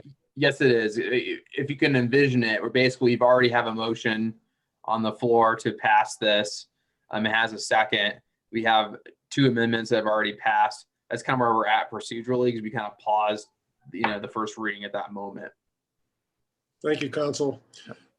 Okay, so my amendment would be to move to change Article 4, Parking Prohibitions, Section 84101C, the first sentence to read as follows.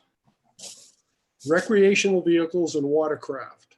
It is unlawful to continuously park or place any recreational vehicle or watercraft for longer than 3 consecutive days on any public street, alley, town property, or right-of-way in town, except for the purposes of loading and unloading when such recreational vehicles or watercraft is parked within 200 feet of the registered owner's address. Then the rest of that paragraph would remain the same. I put in there the 3-day allowance because, as Mayor Pro Tem Browning pointed out, and as the resident pointed out, I think it's more realistic for people who have campers, RVs, boats on trailers, that they need some time to load. They need some time, perhaps where they store the vehicle or the trailers is not open when they get back from their usage of it. So it gives the owners some latitude within those 3 days. And I use the term continuously park or place because I think it prevents somebody from, I guess, sort of doing it for 2 days and then going away and doing it for another 2 days or whatnot.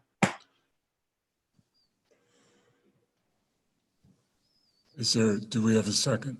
A second. We have a motion. Go ahead. Trustee Ken. Lowell, I have a quick question if you don't mind. Go ahead. So just to read it back to you, it says recreational vehicles and watercraft is unlawful to continuously park or place any recreational vehicle or watercraft for more than 3 days on any public street, alley, et cetera. Is that the amendment? It is unlawful to continuously park or place any recreational vehicle or watercraft for longer than 3, parenthetically 3 consecutive days. Okay, thank you. I was uncomfortable with the original term for any length of time, which could be 30 seconds or 30 days. So that clarifies it.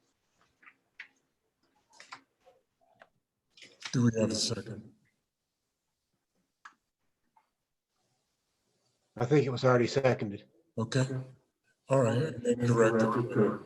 Good. We have a motion and a second to amend the ordinance stated by Trustee Lowell. No further discussion. Trustee Rogan. Yes, thank you. I was going to bring this up later, but I think considering Trustee Lowe's amendment, now's the time. I have a real problem with this RV issue here. And I feel like in the middle of a public health emergency, in the middle of a housing crisis, in the middle of an economic emergency, we are making it more difficult and more expensive for people to live. You know, to have to suddenly go and pay for a place to park an RV and not have it near your home to be able to use as, for example, a quarantine space. It's just, to me, it's unconscionable. There are plenty of places in town where you cannot park an RV in your driveway. I can't, if we had an RV, I couldn't park it in my driveway. It's not big enough. I think that this is really, it's really problematic and it's unfair. And it's unfair to the people who are struggling the most. And I understand that aesthetically, RVs might not be pleasing to everybody, but particularly at this time in our history, we need to make it easier for people to live, not harder. We need to give them safe spaces if they need them. And so what I would suggest instead is that we do not include the prohibition on RV parking in this code, or we allow the town administrator to suspend enforcement during the emergency resolution.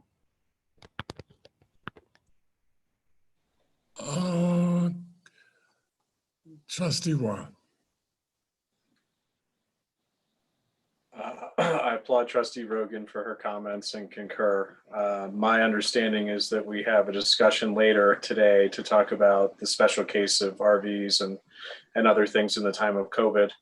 I believe that the town administrator already has the ability to waive enforcement of certain codes. I think this is more of just a standard parking ordinance that would be in effect outside of the emergency ordinance. But I do completely agree with what Trustee Rogan says. I think we should be making it easier for people in town right now rather than more difficult. Counselor, could you do me a favor? Yeah, of course. Could you reiterate Trustee Lowell's motion that has a second that's on the table right now, please? So it's an amendment to section 8410, parking prohibited, and specifically subsections 1 and C. And it reads, recreational vehicles and watercraft. It is unlawful to continuously park or place any recreational vehicle or watercraft for more than 3 consecutive days on any public street, alley, town property, or right of way in the town, except for the purposes of loading and unloading when such recreational vehicle or watercraft is parked within 200 feet of the registered owner's address. So that's the first sentence. And the pieces that have been changed, continuously park, and the addition of more than 3 consecutive days rather than any length of time. And so if I understand parliamentary procedure correctly, which I may not, that would take a friendly amendment for Trustee Lowell to change his language, would it not? Yes, or second, and you could amend the amendment to 1 degree. Alternatively, if Trustee Lowell objected to the friendly amendment. Trustee Lowell? No, while I concur with Trustee Rogan, I think the discussion is probably proper for another item later on in the agenda. This has to do with parking prohibitions. It has nothing to do with COVID-19 at this particular time. The suggestion would be if we were to take out, I think I know where this is going, if we were to take out the term recreational vehicles, then when the COVID-19 crisis is over, are we going to come back and revisit Ordinance 1088 again to put back in recreational vehicles? Because now it has some, because the crisis is now passed. I'm not clear on what's being aimed at here. This is just a parking ordinance for the town of Lyons. So, Councilor, Trustee Lowell has not accepted a friendly amendment. So, the next procedural situation that we're faced with, sir? So anyone can amend the amendment at this point in time. And I wasn't sure that Trustee Rogan necessarily was asking for a friendly amendment. So I let her clarify as to what her intent is. At this point, clearly a friendly amendment is not welcome. So it has to be a second amendment with a second. Okay. Trustee Rogan, was that meant to be a friendly amendment? It was not. Okay, then we have a motion and a second before us on Trustee Lowell's amendment as stated by council. Any further comments? Mayor Pro Tem Browning. Yes, I support Trustee Lowell's amendment. There are issues in town with RVs remaining sort of semi-permanently parked on town streets. They obscure views. It happens on my street. There are 2 large recreational vehicles that have parked for more than a week at a time on our street, and I cannot see children on bicycles, golf carts, cars, pedestrians coming from behind those vehicles when I'm backing out of my driveway. It's a safety issue. Secondly, that's happened during the winter. Snow plows, when you have big vehicles, tent trailers and everything parked on town streets, it's the snow plows can't plow the streets. And it's my position that if somebody is able to afford a large recreational vehicle or a fancy tent trailer, that they need to be able to, at the time they enter into that purchase, they need to be able to find a place to park it. I have another amendment I'm going to offer later to deal with an issue that Trustee Rogan raised with me on a one-on-one email, which I think is a valid issue, which is what happens if you have, visiting relatives from out of state and they're in an RV and they'd like to come visit you for 3 or 4 days and park in front of your house. I think there ought to be temporary permits allowed for a couple of times a year so that you can have out-of-state visitors and things. But I do not favor basically inviting people to live in RVs on our streets. Longmont just went through this, and the majority vote, it was a close vote on their city council, was not to allow RV living all over town on town streets. I think there may be some things we can do here in Lyons eventually to allow for RV storage, but I'm in favor of this amendment. I think it makes an ordinance, it makes sense, it makes it more reasonable. It lets people temporarily park and load and unload their RVs and other camping and camping trailers and so forth for use. And I think it makes perfect sense, and I'm in favor of it. Any other comments? Sergeant Chris, would you like to comment? You know, I agree with everybody's points of view, but mostly Mayor Pro Tem Browning's point of view. And again, I just want to reiterate, you know, we're about problem solving and we're looking for those outrageous problems. I need to have tools in my toolbox for when those complaints come down from the citizens of Lyons, and this rewrite is what I need. It's again, I don't run the town as a dictatorship, and it's not with an iron fist. So you know, it allows me to do my job and enforce the codes of the town, I think, in a very reasonable manner. And a lot of these things are case by case type of things that we do deal with. So that's I'll close my comment with that. Thank you, sir. I agree with Mayor Pro Tem Browning's statement, and I also agree with the strategy of perhaps in a later amendment, a permit capability on a case-by-case basis. Any other comments? Trustee Miller? Another problem, I have problems with this. Beyond what Trustee Rogan stated, you know, the entire time I've lived in this town, which is a substantial amount of time, there's been parking on the streets and I've seen nothing wrong with it. Even on High Street, which is a very skinny street, there hasn't been ever a time when I felt like I couldn't see around the vehicle or the trailer. One of the main issues for me, or for Old Town area, and I'm sure a couple of the other trustees can attest to this, is the fact that there are no garages in a lot of homes in Old Town. And if they wanted to build one, they couldn't, mainly because of the setbacks and the zoning issues with the rules regarding the setbacks in the zoning.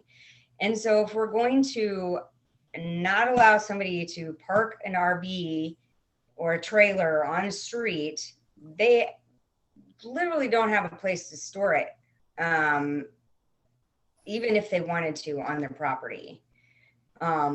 So I don't think that's very fair, unless we want to continue discussions with, you know, right-of-ways, shrinking the right-of-ways of town, and, you know, doing some some setback stuff, which we have already discussed once. There's 1,000 different reasons that I think that we do not need to rewrite more ordinances. I feel like all we've done is rewrite ordinances and rewrite ordinances and rewrite ordinances. And to me, it's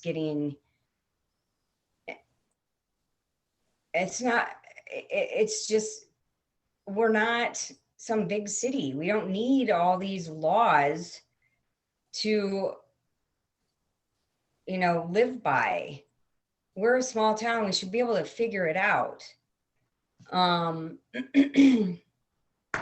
That's my thought on the whole thing. I think if we're going to deal with parking, we should look at it from a broader lens and have permits issued to the residents, giving them, you know, space on the right of way that's giant, and allowing them to park their vehicles on it, rather than people from out of town who, you know, take up the spaces during, of course, the summer months, and instead of making us money where they're supposed to be parked.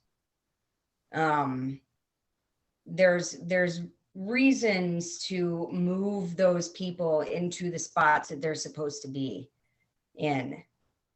There's many other municipalities that issue their residents permits to park on the streets. I think that's a better way to go about it than just saying, sorry, nobody can park a trailer or RV or boat on the street. I do think there should be safety precautions in place, such as, braking systems or some sort of blocking systems, because obviously we have some steep hills that can potentially be catastrophic if one of those trailers decided to roll down the hill on its own. But I think we can write that into the ordinance as well. That's all I have to say. Trustee Lowell. Just a reminder, we're voting on the amendment, and if the amendment fails, it still says recreational vehicles can't park on the street. The only difference is it says they can't park there for any length of time. And like I said, that could be 3 minutes or that could be 3 months. I was just trying to clarify it. Thank you, sir. Any further comments? Trustee Watt. I agree with Trustee Miller with one exception. High Street between 2nd and 3rd. For 10 years, there was a 26-foot sailboat that used to sit on that street. And you couldn't see past it. You couldn't get past it. If somebody else was parked on the other side of the street, it became a one-way road. So 26-foot sailboat on High Street is a little bit overkill. So we need a little bit of pragmatism here. Further comments? Yes, Trustee Caravas. This would be a question probably for the attorney and probably for Sergeant Christ. In Greg's amendment for the section, 1C, it's talking about recreational vehicles, watercraft, parking there, and that's fine. And what Trustee Miller brought up about parking trailers is early on in this discussion when the sergeant first brought this to us months ago, I brought up the idea of including trailers, especially unhitched trailers, because an unhitched trailer of any size, large or small, and the sheriff knows this, becomes a projectile when hit by someone who's driving the normal speed limit. If they're not driving the normal speed limit, you hit a trailer. It's a lightweight, small trailer. There's one parked on, I think, 2nd Avenue, climbing up the hill. Someone's going 30 miles an hour, 25, hits that thing. There's nothing keeping it in place. So it becomes a projectile. Kids ride their bike up and down that street. It's just a matter of time before it's to cause a problem. It's going to get hit when someone hits ice, hits slush. So the question I have on C is, are we allow those vehicles, watercraft, to be unattached or attached to a vehicle that has a transmission, a braking system that adds a lot of extra weight to being moved should it get hit? So Trustee Caravas, if you look at the definition of recreational vehicle, it does include a vehicle or portable unit mounted on a chassis and wheels, which either has its own motive power or is mounted on or drawn by another vehicle, and then includes travel trailers, truck campers, camping trailers, or motor homes. And so I don't know if travel trailers kind of covers what you're talking about. Well, we can certainly add to that. If we're going to let them sit there for 3 days, they're going to have to be attached to a vehicle, correct? Okay, that's the question of whether we're allowing them to sit for 3 days. Did it be attached to a vehicle? That question is not answered. I think under the current way it's written, that recreational vehicles, no matter whether it's attached to a car or not, would be allowed to sit there for 3 days. Okay. Further questions? If not, Clerk Vasquez, I'll call for a vote on the amendment.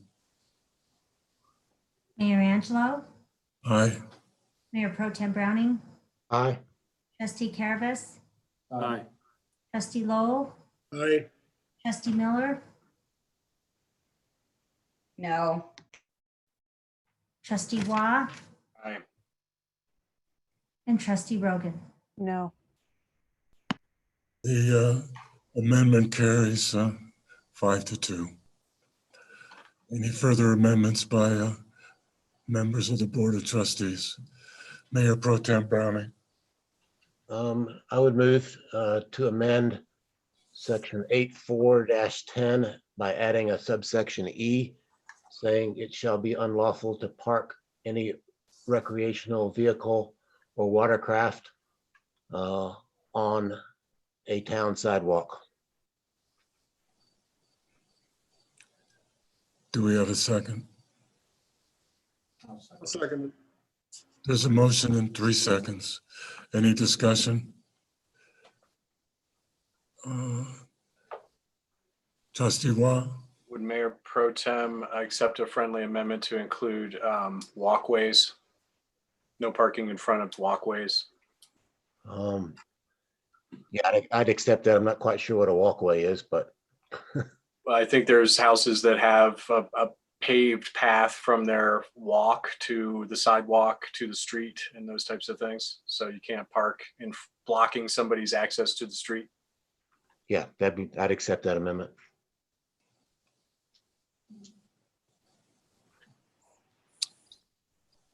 Any further discussion? Do we need a second on that friendly amendment, Counselor? I don't think we do. but, Okay. All right. Should I we do just have a question. walkways to it? Go ahead. We're saying walkways to it. I mean, so long as the seconder agrees, I guess, whoever the seconder was. Okay. There were 3, but Yeah. I do have a question. Would it be okay with Trustee Bryan to add a title to kind of match the other ones for sidewalks? Sure. You know, the rest of them say unsafe vehicles and trailers, recreational vehicles and watercraft. We maybe add a title that says sidewalks and walkways. That way it kind of looks the same. Yeah, sidewalks and walkways would be good. any further discussion? If not, we'll vote on the amendment as stated by Mayor Pro Tem Browning. Town Clerk Vasquez. Mayor Angelo, Aye. Mayor Pro Tem Browning, Aye. Trustee Caravas, Aye. Trustee Lowell, Aye. Trustee Miller, Yeah, yay. Trustee Waugh, Aye. Trustee Rogan. Aye. Okay, it passes unanimously. Any further amendments?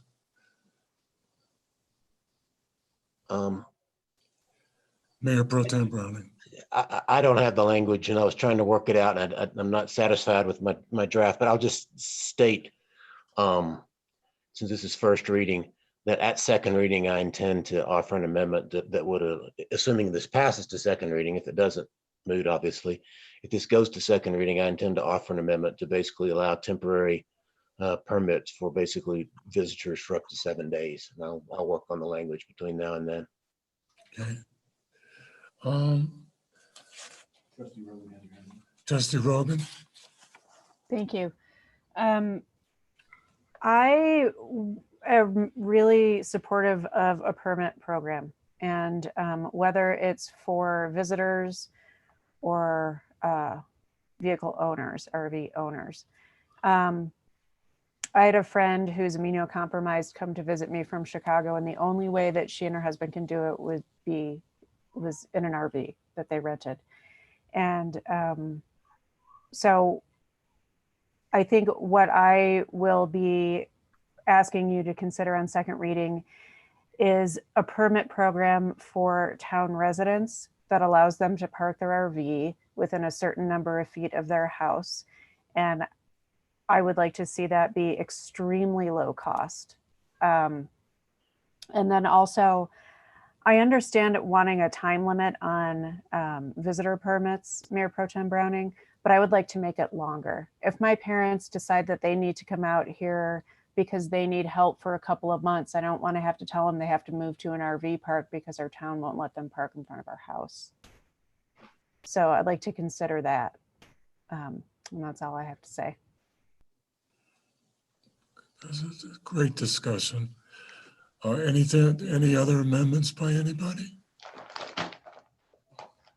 Trustee Miller? Okay. There's a. Trustee Caravas. Trustee Caravas, go ahead. I would like to amend Section 8, 410, 1C that we just 2 votes ago, Trustee Lowell brought to us, to add in there that the vehicle for that 3-day time period needs to be attached to the vehicle that's towing it if it's not already permanently attached.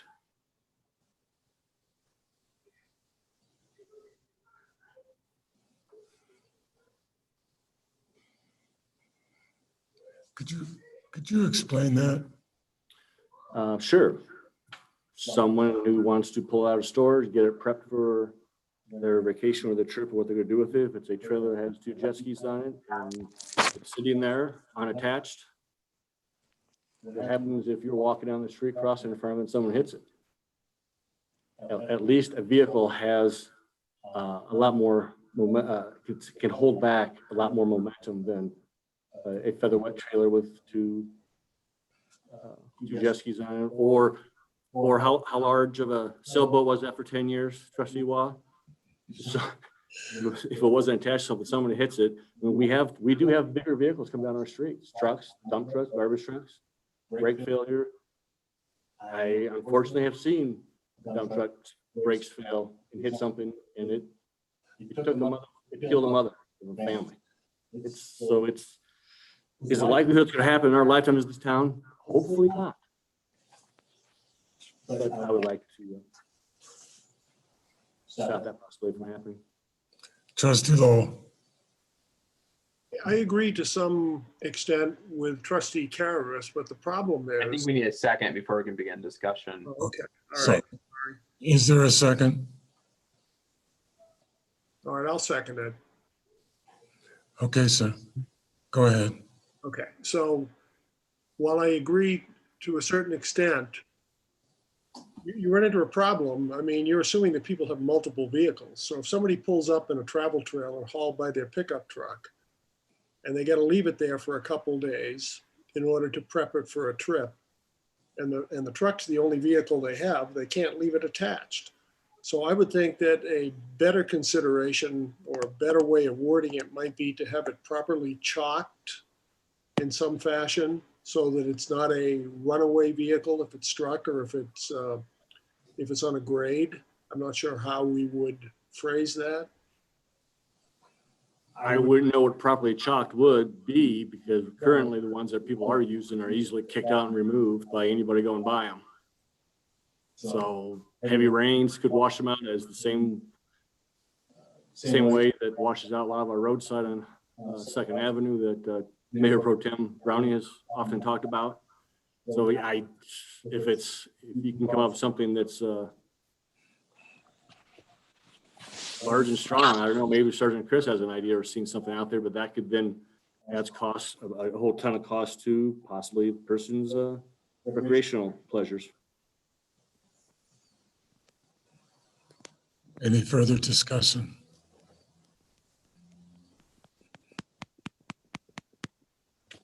No further discussion.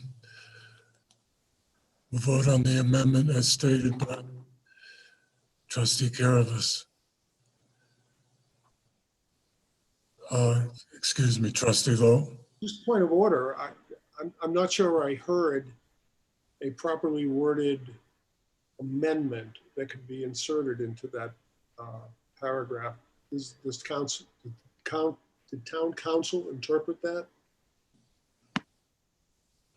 What I heard was that a recreational vehicle or watercraft must be attached to a vehicle if it is to be parked more than 3 consecutive days. But Trustee Caravas can correct me if that was not the amendment he asked for. That's correct. That's the intent. Trustee Lowell, is that satisfactory? So it would read, if a watercraft or recreational vehicle is to be parked for more than 3 consecutive days, it must be attached to a vehicle. Okay, thank you. Okay. Further discussion?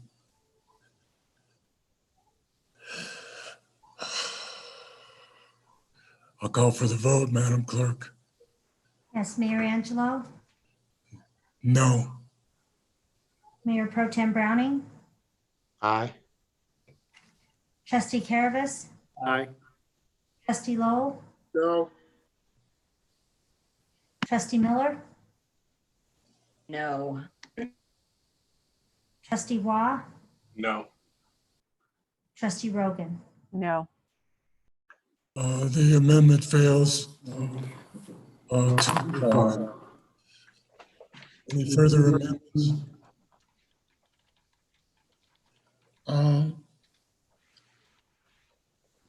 I have a concern with the language in section 8-2-20, number 2. It says that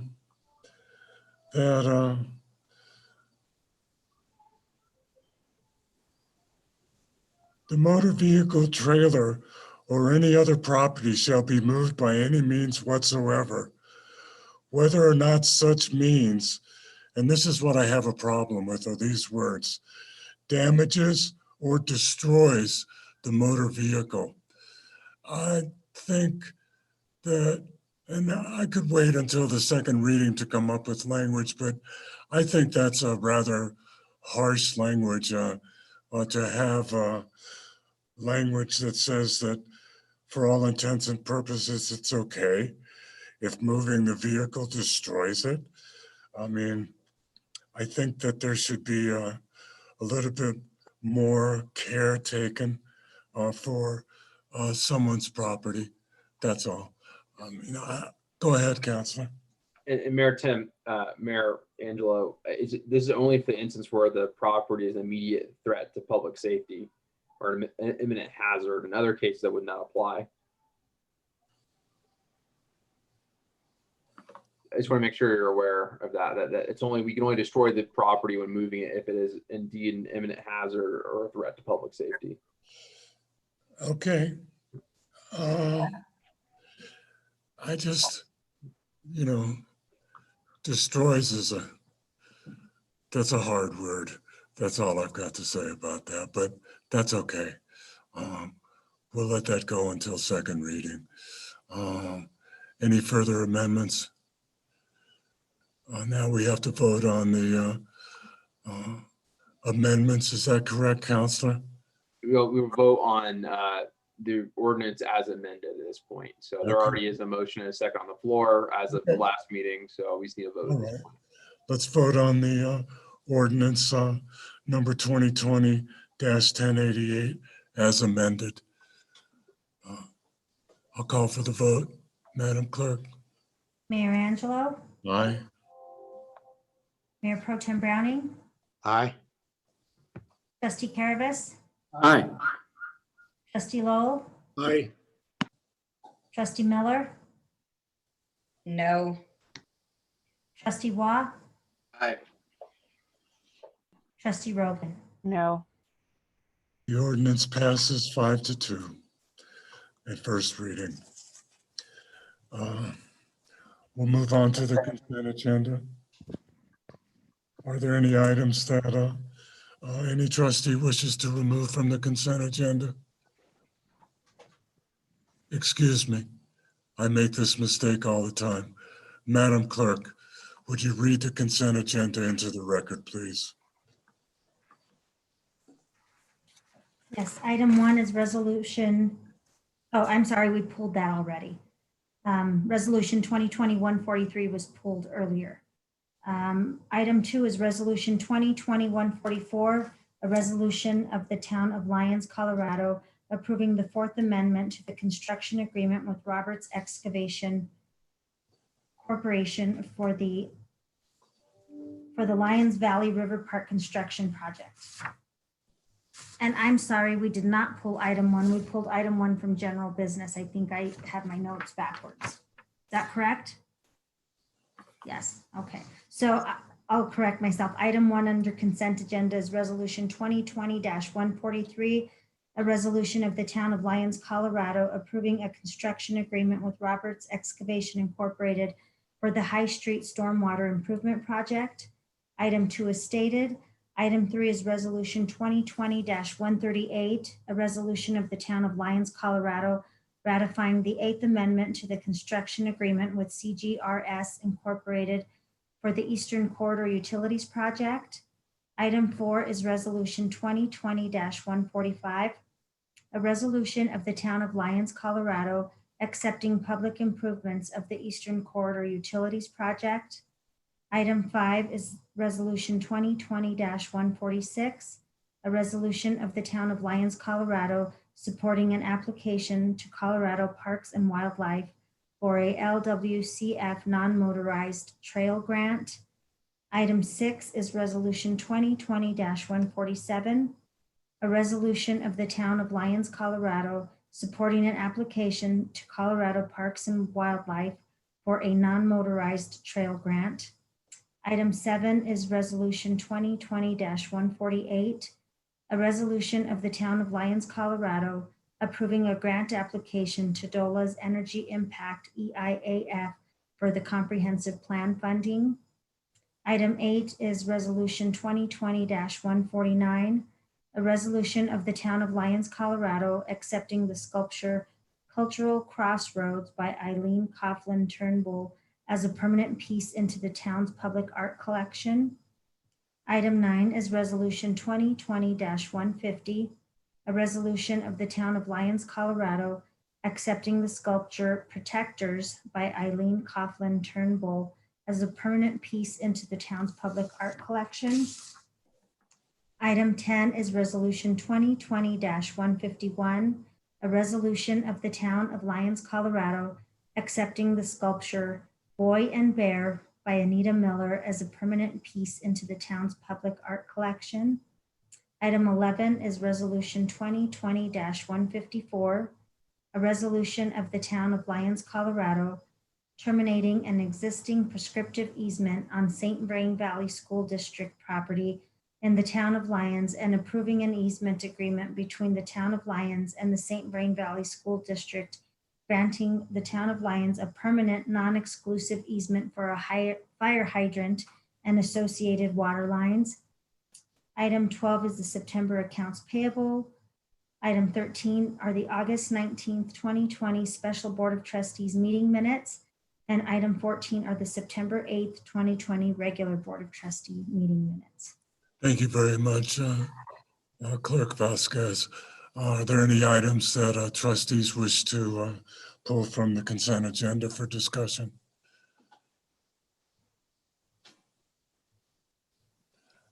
Seeing none, we will now vote on the consent agenda. Madam Clerk?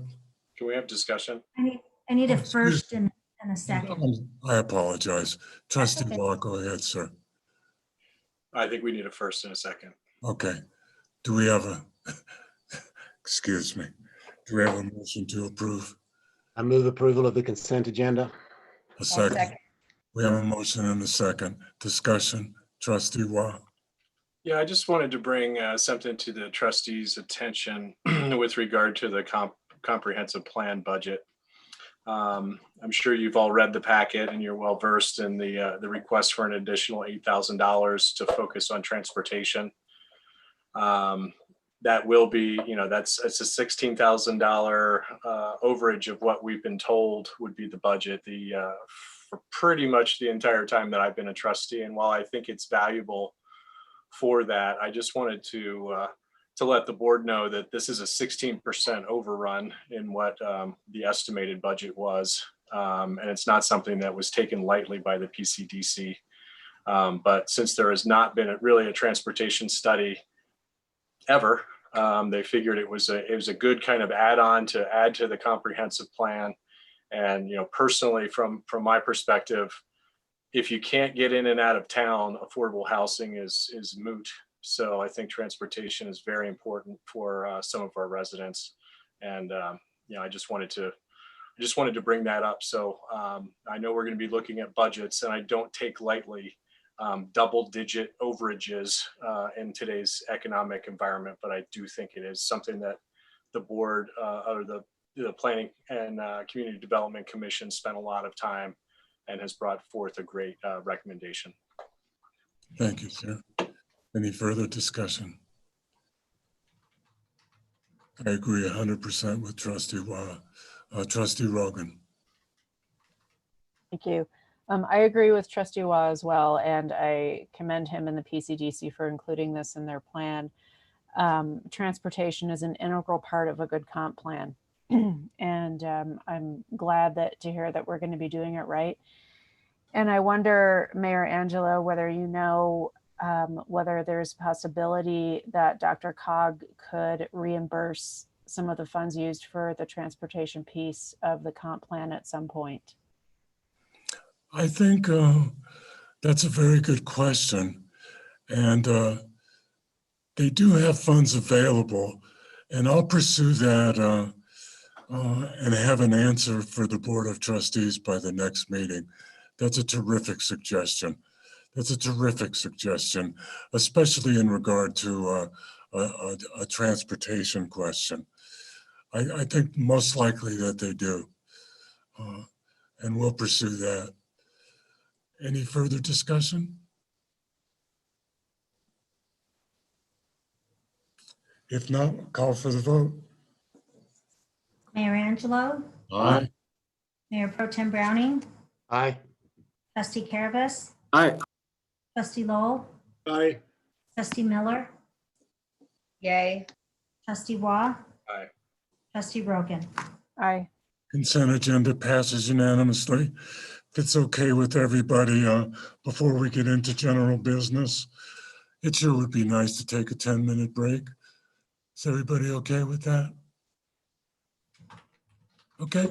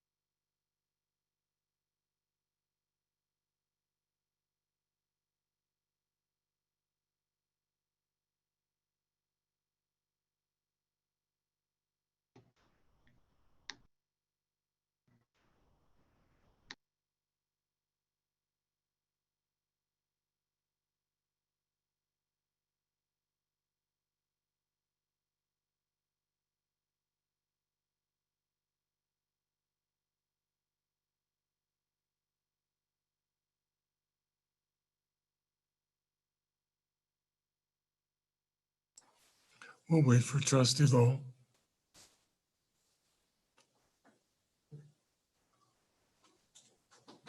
There he is. There he is. Okay.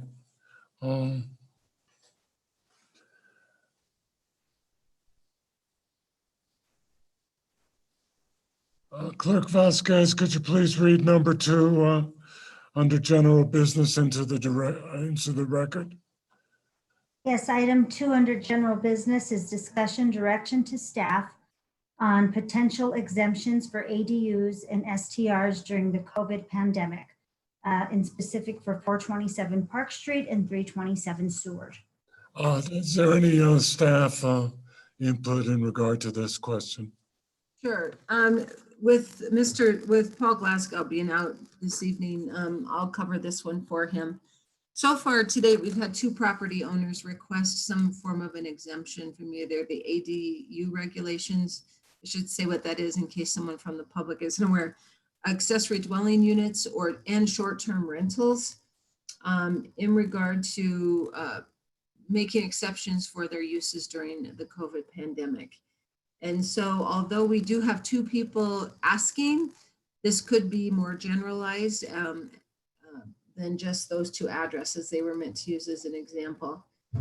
In the staff report, it basically is saying staff is requesting direction from the board on how you would like us to proceed on this, since the Lions Municipal Code does address both of them, and the Planning Commission did go through a public process to set those in place.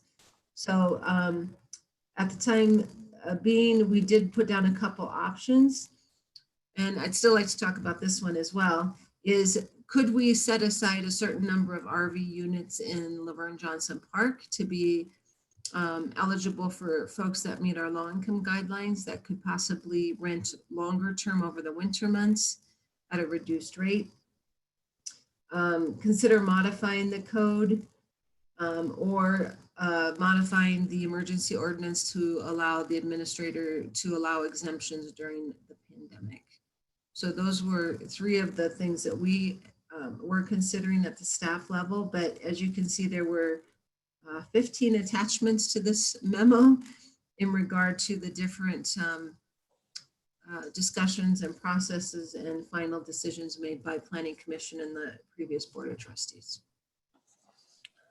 And what would what do you project the discounted rate for Laverne Johnson Park would be, Madam Administrator? Right now we follow the HUD guidelines on income eligibility. I think we could apply something similar that we do to our utilities for both for age and for income, if we wanted to do that. You know, we haven't decided on that as a recommendation until we know if that was something the board was interested in. But easy enough to implement. Winter camping is done.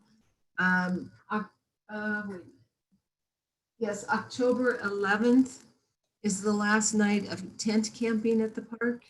And then we revert over to RV camping only.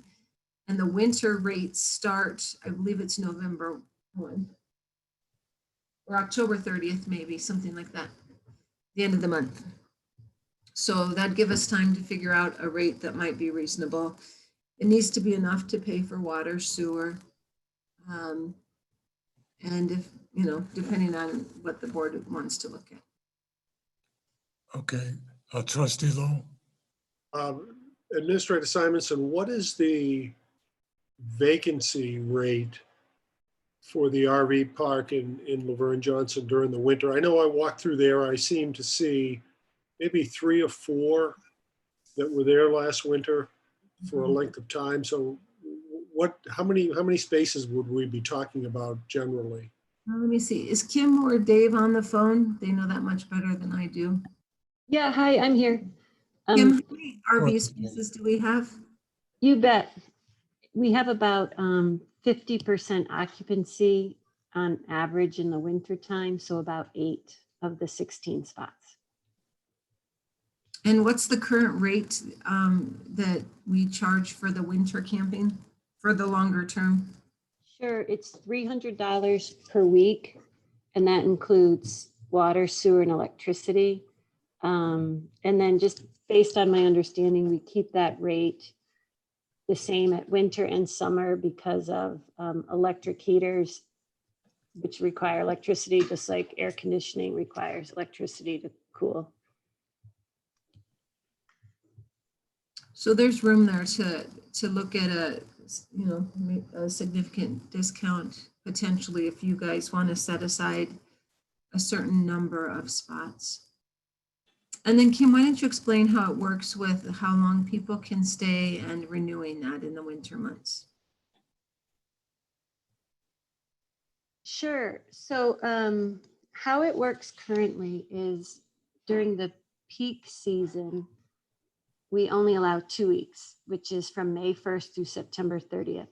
But then beginning on October 1st, we let that switch to 3 weeks, which you can book all at once. And then what we do is we have anyone who wants to stay longer than 3 weeks, they kind of get vetted by the park hosts and also by staff, just to make sure that we have some rules, you know, in terms of they're obeying with keeping their dogs on leash. They are not, you know, repairing their vehicle in the park, and that they're not deciding or declaring the RV Laverne Johnson Park as their permanent residence. So they sign a couple disclaimers about that. And also a park host, we've had a couple different groups that have just created issues for some of the other campers. I don't know how to say that nicely, or there maybe was domestic violence going on and interruptions like that, then we won't extend, you know, with people that are creating issues for other campers. Trustee Rogan, I know you brought this forward, so you have the floor. Thank you. Administrator Simonson, I so appreciate you coming to us with options. It's great. It's just so great. So thank you to you and staff for doing that.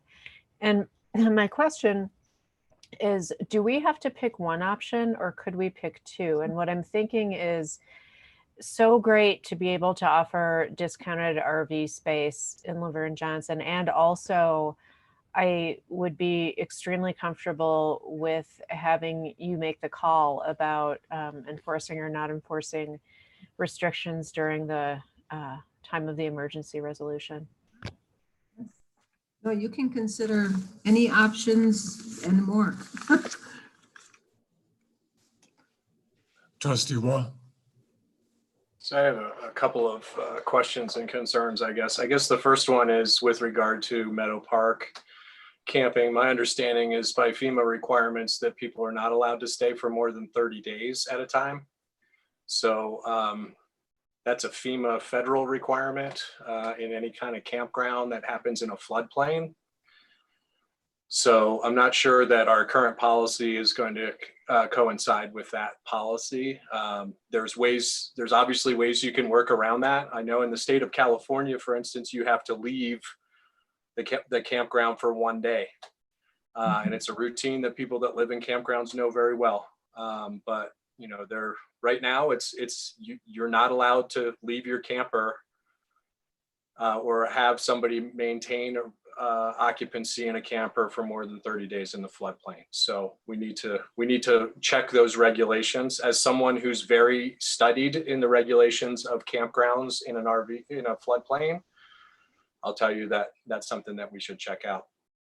I think in general, this is a good topic to bring up because I think that the ADU ordinances, when they were put in place, a lot of the things that were being asked for and being said, oh, we can't have this and we can't have that, and all we're going to end up is with a bunch of campers in people's backyards, is exactly what we're asking for now. So I think this is, I think there's a lot of issues there. I think, you can have an ADU in as a tiny house, but you have a lot of requirements. You can't hook it up to a hose.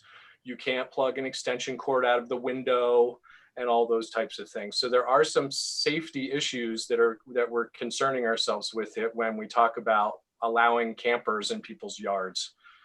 As you know, technically it's the same thing as a tiny house, but we don't let you just pull a tiny house in and plug it up to the hose and hook it up to an outlet and everything else. There's a lot of requirements for somebody to live safely in an accessory dwelling unit, whether it be an RV, an ADU, a detached, an attached, whatever it is. So I think there's a lot of options there. I think one of the other things, and I agree with Trustee Rogan, I appreciate the idea of being creative and proactive with solutions. We have a lot of land in this town that buyout properties and so forth that we can let people stay in campers on those properties. If they are self-contained, if they are other things, that is allowed as a park use. They can stay there under the same regulations of 30 days or less. So we have a lot of land and we have a lot of options, but crowding RVs into people's yards and running extension cords is not safe for anyone. And I think we need to be thinking of solutions that don't allow that to happen. Any further comments, Trustee Lowe? To Trustee Wah's comments about using the buyout properties for RVs, I thought we had a report a couple meetings ago that most of those buyout lots had been leased to neighbors. Administrator Simonson, do you have a figure on that? There was a list that went around. There are definitely many of the lots that are adjacent to or surrounded by two houses are now being leased. But there are several big pieces of property along 4th Avenue that are still available. And right now they're identified in the deed restricted buyout properties plan as potential park uses, over time when we can afford to develop them. Great, thank you. Further comments? Mayor Pro Tem Browning. Let me comment first on the use of Meadow Park for discounted rates in the winter. I think that's a creative solution, and I think staff could bring us proposed rates and how many of the spots we should make available for that. If there's 16 total spots and roughly 50% occupancy, I'd say we'd have room for 2 or 3 at least, leave. And so I'm in favor of that. I agree with Trustee Wah. We're allowing RVs with extension cords and water hoses hooked up in people's yards is not, there is a safety factor, and there are reasons that all those safety factors were put into both the ADU and the tiny home ordinances. The tiny home ordinance has all kinds of things. It has to pass certain inspection requirements that were borrowed from other codes, and they have to specifically be hooked up safely to town utilities. So yeah, that's not a good analogy to allow just an RV be hooked up with an extension cord in the backyard. And yeah, we have some buyout properties. Most of them are in the confluence, and I have a problem with sending a bunch of RVs to sit in the yards besides people in the confluence, unless the people in Eagle Canyon and Stone Canyon and Lions Valley Park want to accept similar vehicles in their neighborhoods, or we want to do it in our neighborhoods. I don't think we're going to send all those to one part of town. I think we got to give the people in the confluence full notice before we decide to do anything like that. But I am in favor of allowing some temporary discounted rate usage in Johnson Park. We haven't talked about the second request, which is basically, it's kind of framed as a request as sort of a variance from the prohibition against renting out the principal dwelling unit where there's an approved ADU on the same property. I swapped some emails with Mr. Glasgow this week about that. I think that this is already covered to a great extent in the code, because believe it or not, when the ADU ordinance went through the PCDC and the board, somebody actually thought about the issue of, well, what if a principal, the owner of the principal residence gets a job transfer for a year or something, or has to go live with a sick relative for 6 months or something, and they need to rent out the principal residence for a period of time. So there's a provision in the code already that I believe deals with this. It's 1610-74B4, and it basically says temporary absence of an owner. The owner of a property containing an ADU who is to be absent for a period of less than 2 years may lease both the principal dwelling and the ADU if they give 6 weeks prior notice to the town administrator and basically prove they're going to be out of town for up to 2 years, and she can grant that. I don't know on the circumstances of this particular matter if there's been 6 weeks notice or when they want to rent the principal residence or not. But that's allowed in the code if you fit those criteria. And if you don't, if there's an issue with the 6 weeks or something, maybe we could address that in the resolution and let that be shortened. But I think for once, somebody actually thought about this in the ordinance and it's addressed. Further comments?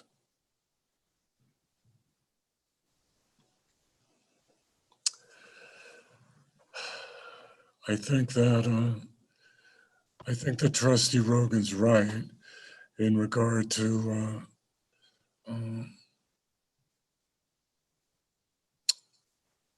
the town administrator having the discretion in regard to these issues and staff. But they're asking for a direction from the board. So I would like everybody to participate in that decision. I have no problem with the administrator handling these issues. Mayor Pro Tem Browning.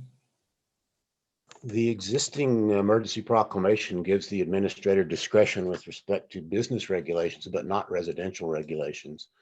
And I'd have to see the specific language as to what you're giving her discretion to do, not waive residential zoning requirements. I wouldn't be in favor of that. I think the particular matter that's being proposed here for this specific situation, I think the best of the options I've seen proposed to solve that is to discounted rental in Johnson Park. I'm in favor of that. At this point, I'm not in favor of some blanket discretion to waive zoning regulations, because part of it, I think that there have been complaints from neighbors about this particular matter already. And I think that a great deal of discretion has already been exercised to allow this particular situation to go on for quite a period of time. It's not like the town got notified of this yesterday and is cracking down. I think this has gone on for months, despite complaints from neighbors. So I think a good solution for this particular issue is let them rent at a discounted rate in Johnson Park.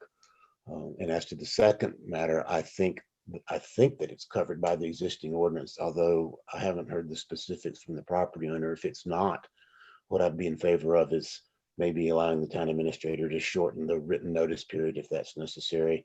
And the other requirement in that is that the ADU has to have been used as a permitted ADU for at least 2 years. And I think that's the case with this one.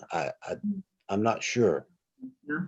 Administrator Simonson. You know, I was just saying, I don't know if it's been 2 years yet, but it's definitely over a year.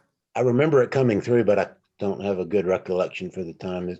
I guess I'd say on that, if it's discovered that either there hasn't been an ADU there for 2 years, or that they want to rent the principal residence with less than 6 weeks notice, maybe if you could bring that to the board's attention, and we could easily amend the emergency proclamation to allow those time periods to be shortened. It would still be used for the same purpose that the ordinance allows, which is you can rent out the principal residence for a long-term renter. I would not be in favor of allowing a short-term vacation rental to be operated on that property in a residential neighborhood. That's specifically not allowed by the short-term vacation rental ordinance. I'm not in favor of that. But a long-term rent out while the owner chooses to be out of town for a year or two, that was contemplated, and I think that's fine. Trustee Watt. With STRs open again, I'm just looking through Finance Director Johnson's report. Looks like we've only received $300 in licensing fees for STRs this year. I would assume that, you know, just in general, that any of these STR issues, they have current licenses and so forth in place. I don't know what a license for an STR costs, but 300 doesn't seem like a lot of them. Do you know? I can look it up real quick. It's $50 not that much. maybe? It's $50, I think. So that means we only have 6 licensed STRs in town right now as it is. So What you're saying is if they ask for this exemption, they need to be up to date on their licensing and things. yeah, I think anytime somebody asks us for that, that should be a condition of their. Trustee Rogan. So what I would like to see is the discounted spaces at LaVer Johnson Park, which I think is such a terrific idea. And I actually would feel comfortable with, during the time of this emergency resolution, giving Administrator Simonson broader powers. I don't think she's about to run roughshod over all of our zoning. But I do think, to my point earlier, we need to make it easier for people right now and not harder and more complicated. People are suffering, and we're seeing these issues because people are suffering and they're in situations they could have never predicted. So I feel, you know, much like Dolores was commended for helping out that woman who needed help, let's do what we can to help people right now. The emergency is not going to last forever. The resolution's not going to last forever. There's not going to be any permanent damage done, I think, in any way to this town, if we just allow Victoria the latitude to do what she and staff think is right. Thank you. Trustee Lowe.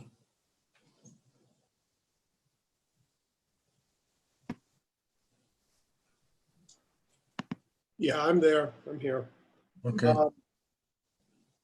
I agree with the discounted RV places in Laverne Johnson Park. In fact, there was a letter from Lynn Harker to Administrator Simonson, which seems to indicate, I'm trying to follow along with the letter, but it seems to indicate that the couple who are currently in the RV are potentially interested in that space at Laverne Johnson Park. So I think that's a great idea, and I would hope that the discount would be appropriate to help these folks. I agree with Mayor Pro Tem Browning about giving Administrator Simonson the leeway to grant a waiver of the 6-week notice for the short-term rental. Trustee Caravas. I concur with most of my colleagues here with the Laverne Johnson Park use rate, especially this time of year. It makes sense to do it. And as I think Trustee Lowe, as you counted, I count trailers in the park through the past winters, and we average 6, 8, 10 at the most, depending what time of year, right before the holidays or right after. So there's several places. There's definitely more than 3 or 4 we could probably allow for this if the need is decided by staff and our park hosts. I haven't talked to the current one as much as I have the other ones. They're always willing to help people get their skirts on, winterize, help them with things. So that's just kind of park hosts we have. Trustee Wall bringing up the 6 licenses. I did notice that too, and kind of had a question mark on it on my notes, that we just have 6 licenses. If someone wants to apply for a license and we're in the process of looking for exemptions or help from staff, I have a concern with not following the full licensing procedure, because there are requirements of smoke detectors, everything that I think Trustee Wall has to have in himself, and everyone should have to have that. But if we can remind people to get their licenses and apply now as soon as possible to help out, should things get worse with a just the regular flu season on top of what we're dealing with now in the coming months, we'll hopefully be a little bit better prepared. Relaxing the residential codes in our book, I do have concerns about that, but I would got some of my notes written down, what people have said and what I've looked at. I'm kind of moving back and forth on some of that, but the ADU, if we need to make an adjustment on that when someone's leaving, if it's a small adjustment, I don't have a problem with that either. I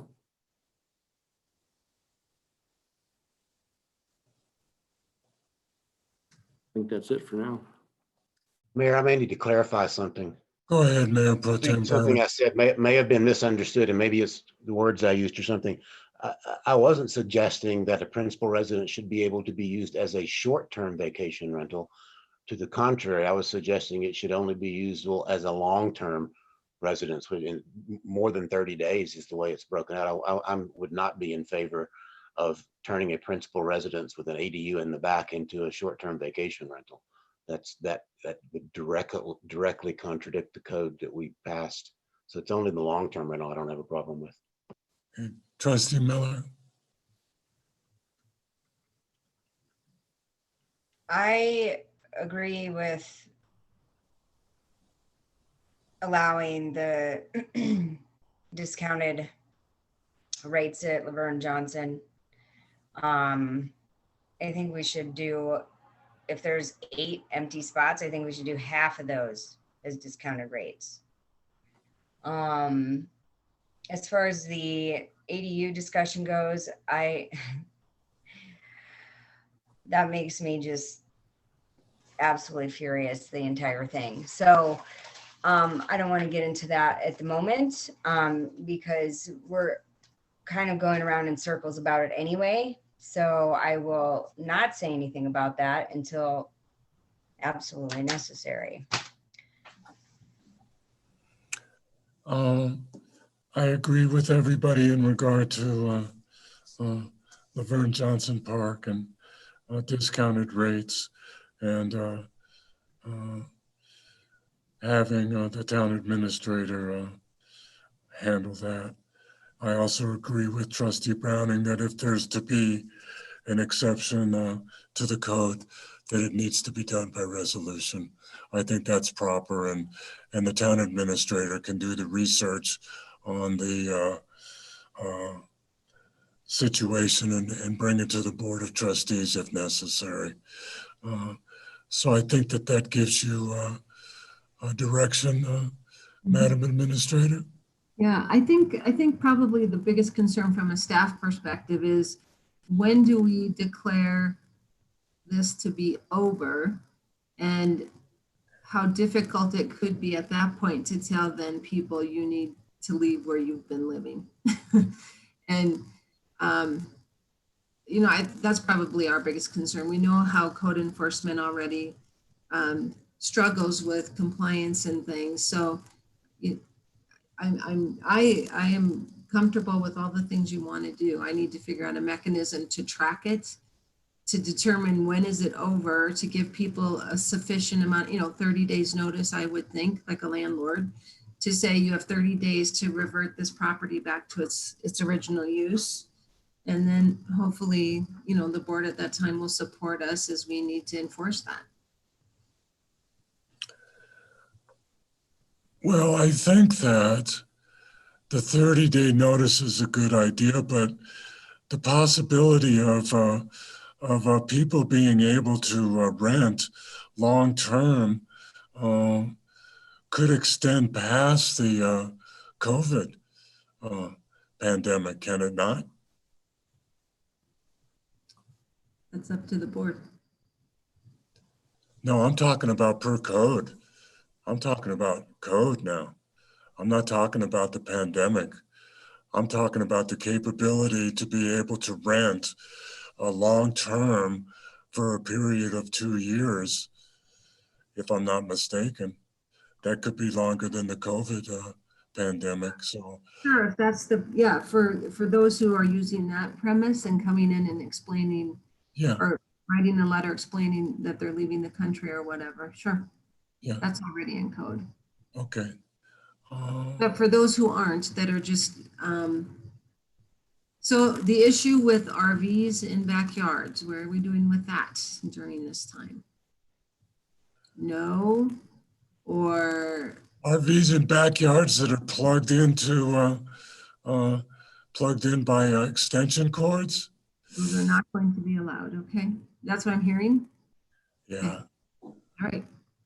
And just for those who might not understand and who might be listening as well, the biggest concern from the fire department is if they have to go in and get someone out of an RV, they can't even get through the front doors in their gear, let alone get someone out of a window or possibly a medical emergency and someone sleeping on a high loft inside an RV, you know, kind of tucked up above the cab. So that's really the big concern that the fire department has expressed to me about safety during an emergency and responding to an RV. They can't, literally, they said we can't even get through the door in our equipment. And we're to understand that there have been many complaints in regard to this situation, Administrator Simonson? There have been concerns expressed about 427 Park. I haven't had other concerns recently. There were, at one time, there were concerns over on Welch Court about an RV in the backyard. There was one over in the Confluence neighborhood at one point, but there have not been large numbers of complaints about that.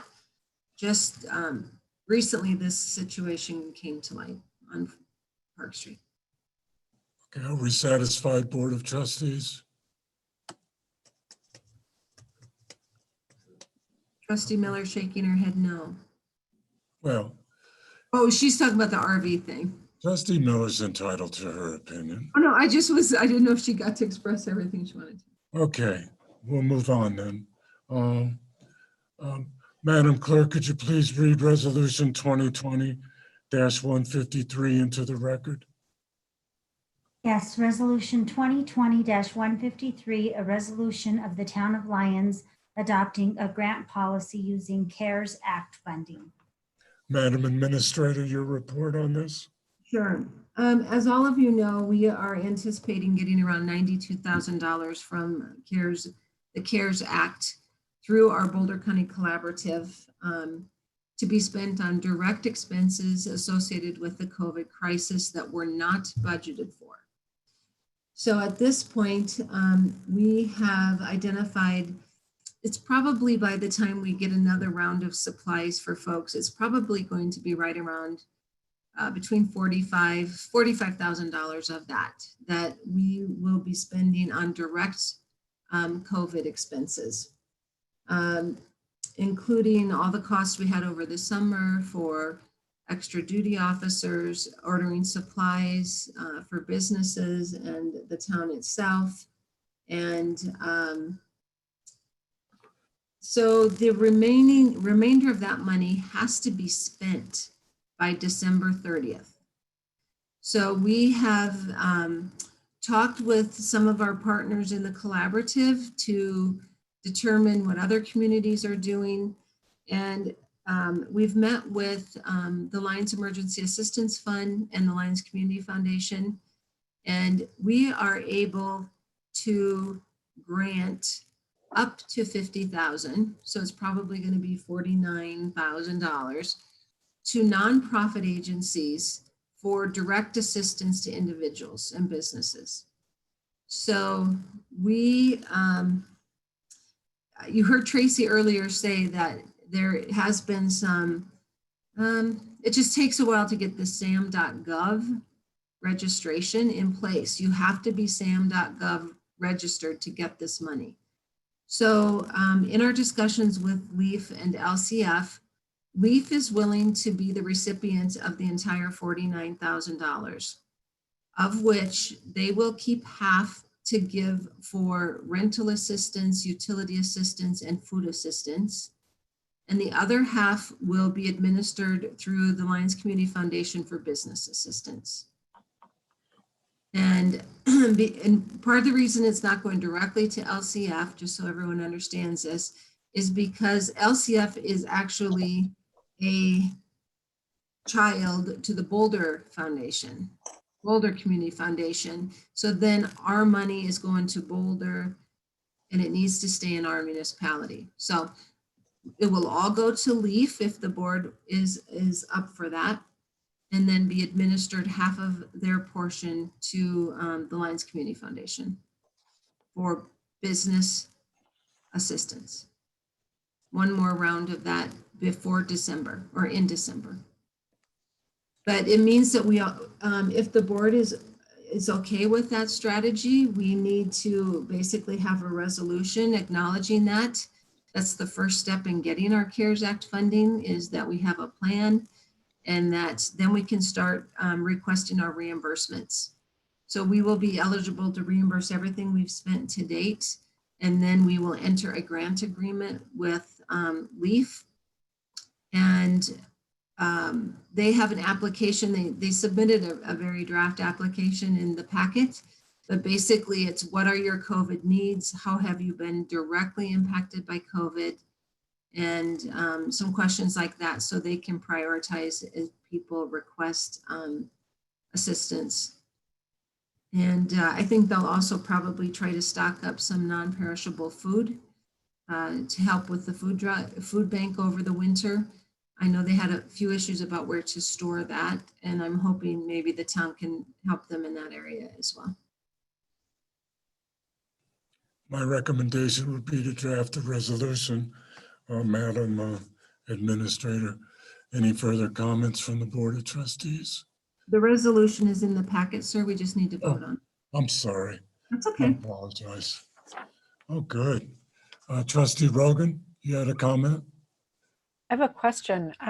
So the business funding that LEAF would be distributing, would those be grants? They'll all be grants. That's such great news. Okay, good. It'll be very similar to that last round. I know that they are putting together a plan on should it go to the same recipients, should they have people ask again?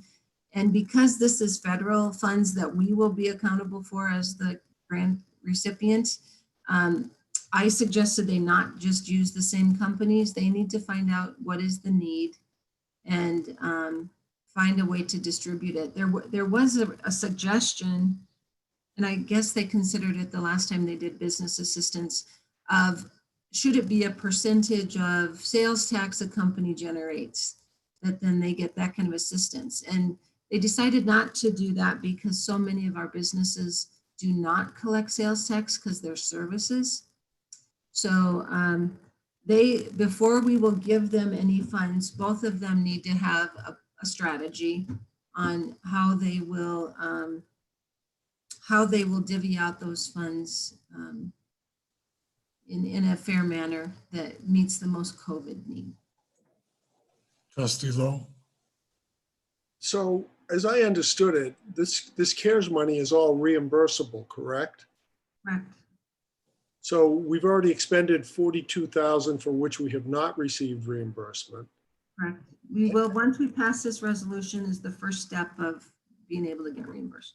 So now we're going to give out another 50,000. Mm-hmm. Where is that 50,000? What pot of money is that coming out of? So once we sign the grant agreement with them, that's a reimbursable expense. So once we have an agreement with with LEAF, I will send that agreement in, they will get the money. Well, they'll get the money directly. It won't go through the town as the intermediary. That's if we go through a nonprofit, then they become responsible for it. Okay. Okay, that's good. But the 42K, we still haven't got reimbursed, right? That we've spent. We haven't, no one has in the county yet. No one has been successful in their first reimbursement yet. Okay, and is it your opinion that that's a safe bet, that funding is not in any sort of jeopardy? I'm just curious. The 42,000? Well, the whole CARES thing. No, it is being well coordinated by the state, And, just like after the flood, it's kind of a new learning expense. It's a different pot of money, different rules, making sure the forms are all right. We're trying to come up with one common form that everyone in Boulder County is going to use, so that we're all, and we meet once a week right now on it and talk about expenses and are these eligible, are these not? So, and the state's on those calls. So yeah, I feel confident about it. Okay, thanks. But we won't expend the funds to LEAF and then get reimbursed. Once we have an agreement, they will be, our request, my understanding of it is, then they will get $49,000. Any further questions? If not, I'll call for the vote. Need a motion, Mayor? Oh, I'm sorry. I'm getting tired. Do we have a motion? Yes, I move for approval of resolution 2020-153, adopting a grant policy for the CARES Act funding. I'll second that. We have a motion and a second, as stated by Mayor Pro Tem Browning. Any further comments? Yes, sir. Just very briefly, LEAF is a good organization to do this. After the flood, LEAF was actually created to do things exactly like this.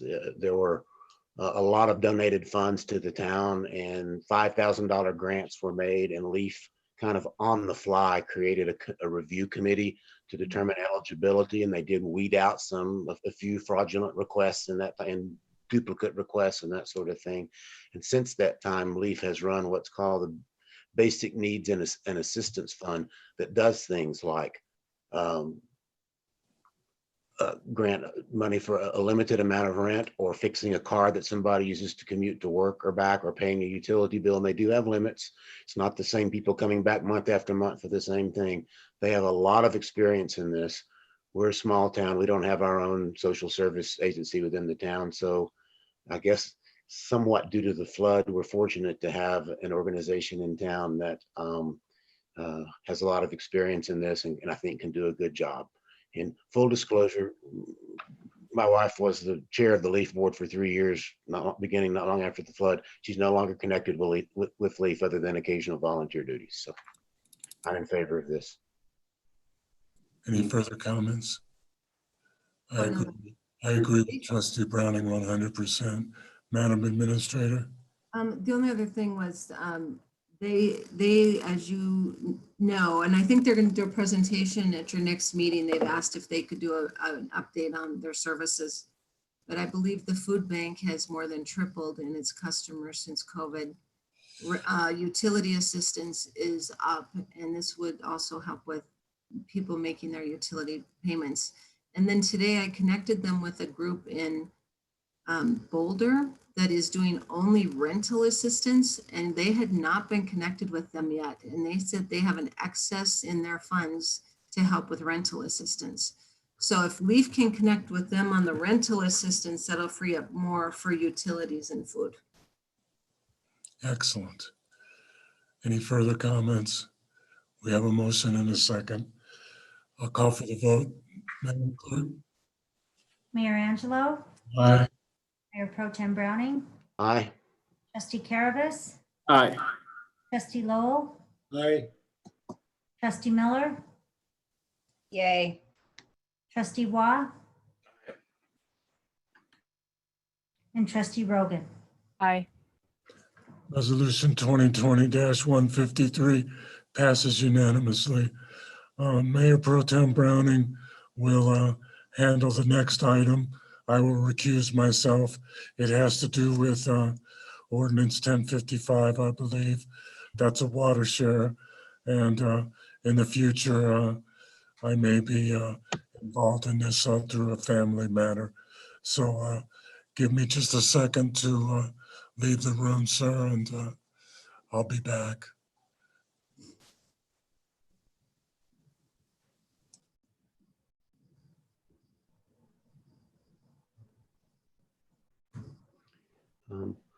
Okay, this is agenda item Roman numeral 12-4, which is discussion and direction to staff on 617 First Avenue. It's a new building permit application where they've requested a water share. waiver. I guess staff presentations, Town Clerk Vasquez, are you doing the presentation on this? No. I was I not- did. Okay. The memo was from you, Dolores.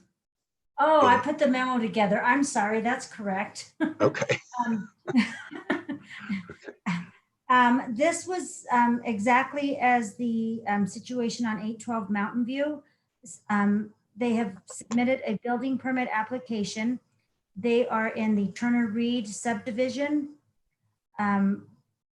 You know, going through the files, and I attached the SIA, there is nothing in there that speaks to any water share dedication requirements at the time that that subdivision was platted. And so we just, you know, after the last issue with the water share dedication, we would, and ordinance 1055, I believe, we would like just the board to clarify on how to proceed with this. Just a short note also, the building permit is also pending fire approval. There are fire flow restrictions. They're not meeting the fire flow requirements up on that lot. So that is another thing that is holding up the building permit, but just wanted to run this before the board. Attorney Dittman, anything you wish to add on this, or? There's something I wish to add. I was not involved in the creation of the staff memo or the request. So if there's any questions with regard to the code, I'd be happy to answer them. Okay. Are there any questions first from any of the trustees? Okay. If not, then I would entertain a motion prior to any discussion. Trustee Wah has his hand up, sir. I'm sorry. Did you have a question, Trustee Wah? The Turner and Reed subdivision, are there other homes that exist in that subdivision or have been built in that subdivision since it was established? Yes, sir. And how many homes are there? Oh, 23. 23. And how many of those 23 were required to dedicate a water share? none. And do any of the sitting members of the Board of Trustees live in any of those 23 properties? Yes. Okay. Trustee Caravas and I So did. can I ask those trustees, were you required to dedicate a share? I didn't build my house. I didn't either. Okay. Bought a When house those already homes built. were built, did the builder have to submit a share, Dolores? I mean, town clerk? No, and that's why I attached the SIA. It doesn't even speak to a water share requirement. It just wasn't a point back then. Yeah, Because it was so probably one of the 706 properties that were in the original agreement with the town and covered by our 500 shares. Most likely. most likely, yes, sir. Okay. Would anyone like to make a motion and we can have discussion?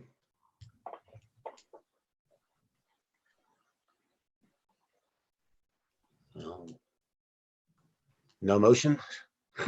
I'd like to make a motion to waive the water dedication requirements for this parcel. Is there a second? There's Trustee Miller has seconded. Any discussion by other trustees first? Because I have some discussion about this. If no one else does, as Trustee Wah's questions indicated, both Trustee Caravas and I live in this subdivision. I was familiar with this lot, and there's two other lots nearby that are in the same, that are also part of the Turner and Reed subdivision that are in the same situation. And in researching the history of water share requirements in Lyons, I asked, I guess it was 2-3 weeks ago, before I even knew this was coming before the board on this particular lot, I asked Town Clerk Vasquez to pull the file on the Turner and Reed subdivision, to go through it document by document to see what discussions there were back in those days about water shares. The discussions of this subdivision, which was actually platted back in the 1920s, actually started in the 1970s, when the property owner, who was Mr. Ramey, who's been in town a long time, started making inquiries to the town about developing this area. Scott Mason was a developer. Those discussions went on for more than 20 years. Lots of memos exchanged back and forth and appearances before the PCDC and the Board of Trustees and letters back and forth with the town administrator. And they did 2 or 3 different proposals. One was a replat that got denied, and the board wanted them to come back with a PUD, which they didn't want to do. So they ultimately went back to the 1929 plat. Not once in those 20 years of discussions was there even one mention of a water share. These days, when water shares are 65,000 to 70,000, we might wonder, why not? Why wasn't anybody thinking about that? And the answer, as Clerk Vasquez has said, is at that time, back in the 1970s through the year 2000, the town board for many, many years had simply followed a policy that old town lots, whether in this subdivision or in the Mountain View subdivision or in the Kelling Drive subdivision, all of which went back to the 1920s in terms of being platted originally, did not require water shares because the town was certain that it had enough water shares in its inventory to cover all those lots. They're different from the newer subdivisions that got annexed in later. And in fact, if you look at the research that was done on the Kelling Drive lot back in 2017, that even uncovered a passing statement in a review of the plat of the Kelling subdivision, that the town had a policy of old lots not requiring them to put up water shares. That policy was in place not just for years, but for decades. That policy got changed by Ordinance 1055 in March of 2019 for a specific reason. And that is that the UEB and the town attorney and the town staff, the town engineer, came to the board and said, we don't have enough water shares left to cover the vacant lots. And that's why the policy got changed. Now, the provision in the code that says the Board of Trustees in its discretion can waive water share requirements when it doesn't think it would adversely affect the town's water supply has been there. That wasn't added by Ordinance 1055. That's been in the code for many, many years. So the board has always had the discretion to waive water share requirements. The difference between 812 Mountain View and this one is at the time the 812 Mountain View request was made, at that time, it was still believed that the town was short of water shares. And in fact, as Utilities Director Kaplan pointed out, we didn't actually have a 2.2 water share surplus. There was actually a lot that had put up a water share but had not been connected yet. The real number at that time was 1.2. Since that time, we've discovered an additional 21 water shares after an error was corrected from 10 years ago.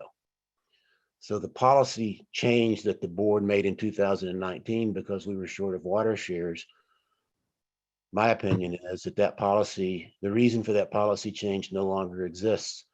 Rather than a shortage of water shares, we have a surplus of water shares. We don't know the exact number.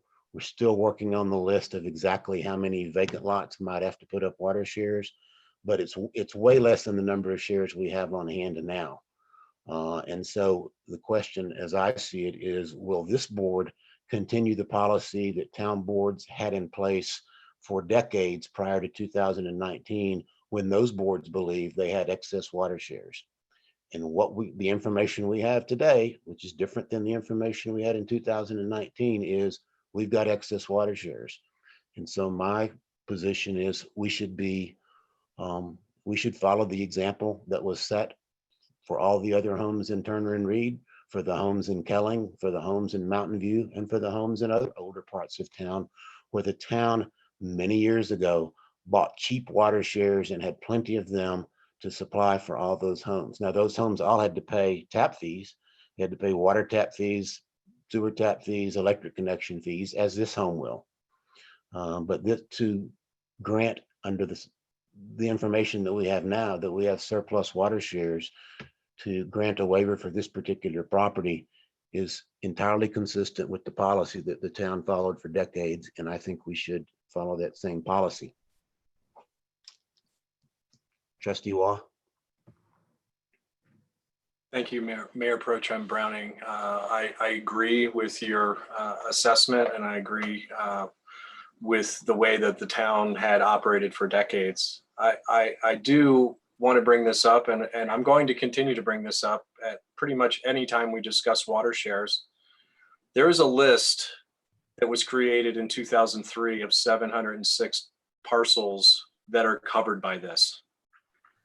No one other than me seems to be concerned that we can't find that list. And we have spent hours discussing a lot of things that could be rectified by either finding or recreating the list of the 706 parcels that were covered that would allow us to continue and not even use the 22 or more water shares that we have now, because those parcels would be covered, is my understanding, under the agreement in 2003. If I'm incorrect in that, you know, we keep trying to put a Band-Aid on this bullet wound rather than trying to make a concerted effort to figure out what those 706 parcels were in the agreement in 2003. I know we may not be able to ever find the actual list, but we could get pretty darn close, and we could basically try to identify what parcels are covered, so that every time a new parcel comes up, we don't have to have this discussion. I just don't see why, and no one is concerned that we lost. That is like the most important piece of information that our entire water agreement is based on. I would disagree with that. I believe the important information is, do we have enough water shares left to cover the number of lots left? Because water shares, except in rare cases, were never connected to particular properties. There wasn't one water share put up for each of the 706 properties, if that's the correct number. I understand, Trustee, let me finish and I'll let you finish. I understand why you're the one that's most concerned about this, because you and your company have been involved in litigation with the town about water shares, and because your company to this day is using 3 water shares on loan from the town. You're in a unique position because you have personal financial interest regarding water shares that the rest of us that are looking out for the interest of the town as a whole do not have. So I understand why this is so important to you, but the importance to the board should be, as it has been to boards for decades, is, do we have enough water shares in the town's inventory to cover the number of lots that we have left that we may need to dedicate water shares for? The answer to that is apparently, it seems at this point to be yes. Now, I'll let you go forward with whatever you want to say, with the proviso that I reserve the right to move at any time that you recuse yourself if you're going to bring up matters that pertain to your particular business and the litigation your business has had with the town on this very issue. I am bringing up this topic because we have spent no less than 15 hours of actual meeting time discussing individual properties. The original agreement in 2003 was 500 water shares for 706 parcels, the equivalent of 0.68 water shares per parcel that were listed. In my understanding, we do not need to dedicate additional water shares if the parcel was covered in the original agreement.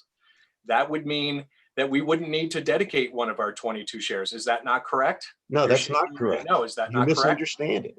Why did we get 21 back when we found 31 shares that were miscounted because of this? That's been explained by Utility Director Kaplan. If we spent 15 hours, if we discuss that every single time and have them go through the math, we can spend another 15 hours.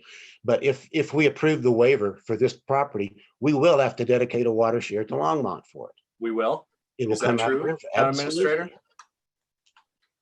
That's true. So the 500 shares for the 706 parcels we didn't have 706 connections in 2003, did we?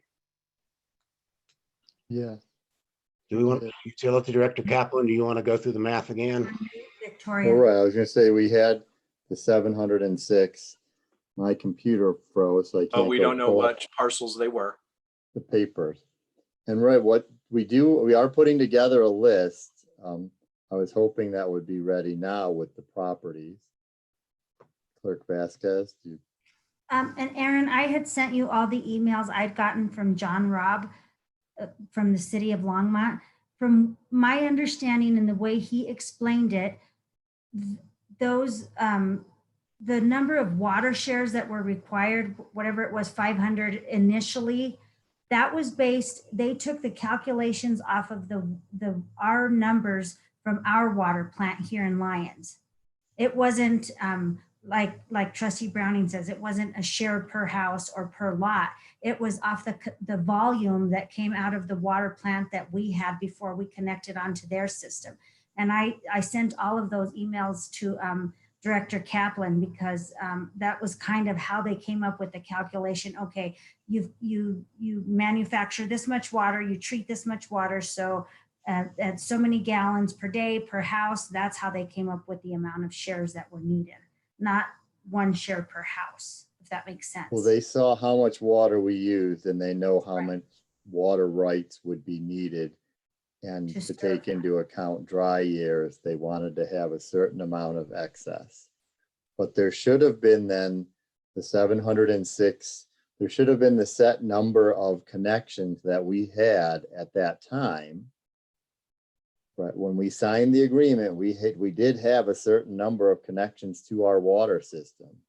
And we were then required to dedicate a number of shares for those connections. So if we did have the listing of what those connections were for, we would know who was already on that list at that time.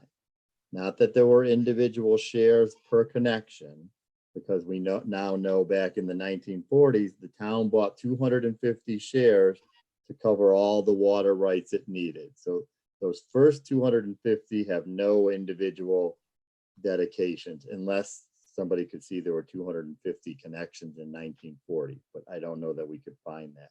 And from that 250, we started building on more shares. And then by the time it was 2003, we had 598 shares. Again, I don't have the numbers in front of me. I can't make my computer move.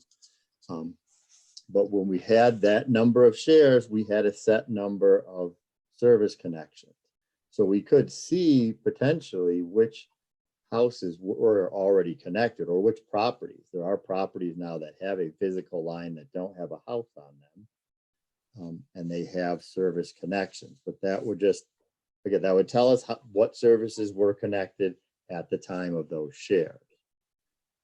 We've accounted for, at least the numbering is there, that Longmont is saying these are the numbers you had, and each time we've added a new property or a new service connection or a new tap, we have to dedicate a share. So right now, according to Longmont, and they could be incorrect, we found one inconsistency already, but if the numbers are there, each time a new property taps in or a new service connection, we will have to dedicate another share. So even though we had 598, they knew there would be these other properties coming in and we would have shares, as has been discussed. That was thought that we had plenty of water rights. Further discussion, Trustee Rogan? So what I'm hearing a couple of different things. One is that we have enough water shares right now, so we can waive the dedication. The other is that it seems like Trustee Waugh, you want to have another conversation to kind of settle everything once and for all in terms of this list. So what I would suggest that we do now is vote on whether or not to waive this, and then Trustee Waugh, perhaps at a future meeting, there can be an agenda item to address your specific concerns overall about the water shares. We have a motion and a second right now to do exactly that. And I do have concerns about water shares. I have a concern where most of the 22 shares that we have now came from. And I think that that list of 706 is in the best interest of the town. So I'm happy to vote on this and we'll see where it goes. And I'm sorry, Trustee Browning, that I have additional questions about water shares that you already know the answer to. I apologize. It's a complex issue. We've all said that before. I'm entitled to ask questions and I'm entitled to get clarification in the public eye. And again, you cannot vote to recuse me. You can only vote to have me abstain. So thank you very much. That's not an issue at the moment. Any further discussion? If not, I would ask the clerk to call the roll for, we have a motion and a second to, and the motion is to waive the water share being required from the property owner at 617 First Avenue. Mayor Pro Tem Browning, Aye. Trustee Caravas, Aye. Trustee Lowell, Aye. Trustee Miller. She's gone. Did she step away? She's not on the meeting at all. Trustee Waugh Aye. and Trustee Rogan. Aye.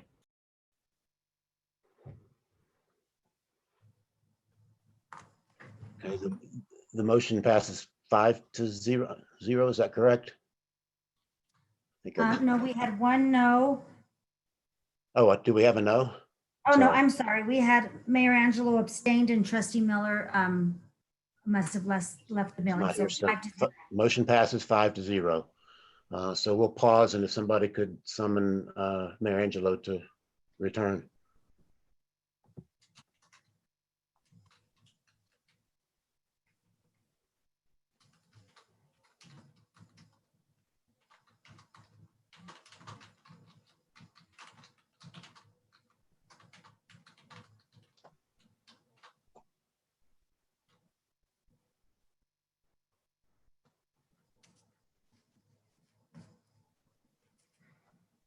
All rise, the mayor approaches the bench.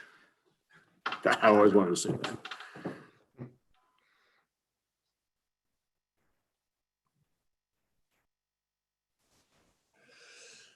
Thank you, everybody. Thank you, Mayor Pro Tem Browning.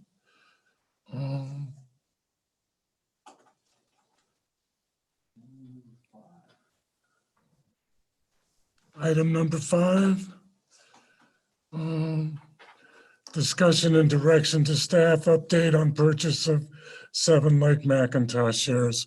Madam Administrator, a report, please. Yes, as you are well aware, on September 8th, the board authorized staff to purchase 7 Lake McIntosh shares at $10,250. There was a discussion at that meeting of whether we should buy 10 or 7, and it was decided to buy 7. Staff took that back to the broker the next day, at which time he clarified, because he had not mentioned this beforehand at all, he clarified that this is a nonprofit church group and they own 9 shares and they only want to sell all 9. They don't want to have 2 stragglers to worry about. So he asked if we would bring it back to the board and request if you would reconsider the purchase of 9 shares.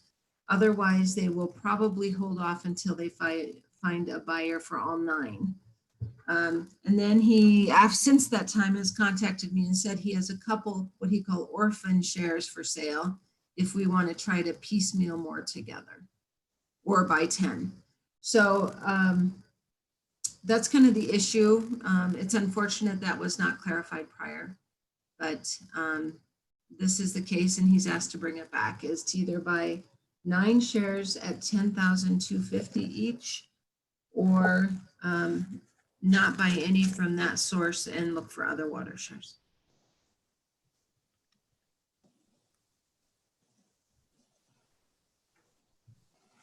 Any discussion by the board? Any comments? Mayor Pro Tem Browning. Yes, I mean, whether we buy 7 or 9 shares, the purpose of buying them is simply to hold them in the town's inventory. They would become an asset of the town's water wastewater fund, as I understand it. We don't have an immediate, the town don't have an immediate use for these. There's not a project in the works right now that these would go to. However, as reflected by the town's history with regard to CBT shares, having water shares in a municipality's inventory is a valuable asset to have. And particularly with regard to the Eastern Corridor, now that we have an agreement with Longmont that Lake McIntosh shares can be used for economic development out there. They can also be used for affordable housing. It is what's hoped for, I believe, with these is there will come a time when the town's ownership of either its CBT shares or Lake McIntosh shares will be useful for promoting desired development out in the Eastern Corridor, or potentially redevelopment in existing town limits if somebody brings a desirable project forward, like a hotel, for example, that we've been trying to encourage for years. While in one respect, this would tie up an additional $20,000 or so of cash funds from that fund. Right now, in this time of low interest rates, the town's earning, I think, 1% or less on its invested funds. And from what I've heard the last couple of weeks, the Federal Reserve intends to keep interest rates low for quite a while to come. I guess the question becomes, are we better off having an additional $20,000 in cash, or are we better having those basically invested that in Lake McIntosh shares? I don't think Lake McIntosh shares will appreciate at anything near the rate that the Colorado Big Thompson shares will appreciate, because they're of more limited use. Lake McIntosh shares can really only be used for projects that the town of Longmont deems appropriate for its water system to be connected to its water system. But since they've given us fairly broad leeway within the town of Lyons on the use of these particular shares, I think they do have value, and I think there has been some appreciation in Lake McIntosh share values in the last several years. So I certainly don't think they'll lose money, and I think the chances are pretty good that we will ultimately get a return on our investment more than we would get by keeping it in cash. And if we have a sudden need for the money, then we always have the ability to sell these shares to somebody else who's interested in buying Lake McIntosh shares. These things, they don't trade as often and as great a quantity as CBT shares do, but they are sellable, and there are brokers available who can both find them if we want to purchase them and sell them when we want to sell them. So it's, I think, a prudent use of our money to go ahead and buy the 2 additional shares. Trustee Lowell. Didn't I hear at the last discussion about water shares that the agreement with Longmont prohibits the selling of CBT shares, right? Does it also prohibit the selling of Lake McIntosh shares? It only addresses CBT shares, is my reading it last time I read it. Okay, I don't think so either. I don't. Is that your understanding, Administrator Simonson? Yeah, that's my understanding. I would need to pull it to reread it again, but as far as I know, they do not have any concerns with us purchasing water shares from McIntosh, knowing we might use those for other development. Either purchasing, or I was concerned about selling them. I mean, that's what I mean. And I believe the prohibition on selling is only once we dedicate those shares. I mean, they're our property. If we buy a share of CBT water, I don't see how they could stop us from selling it.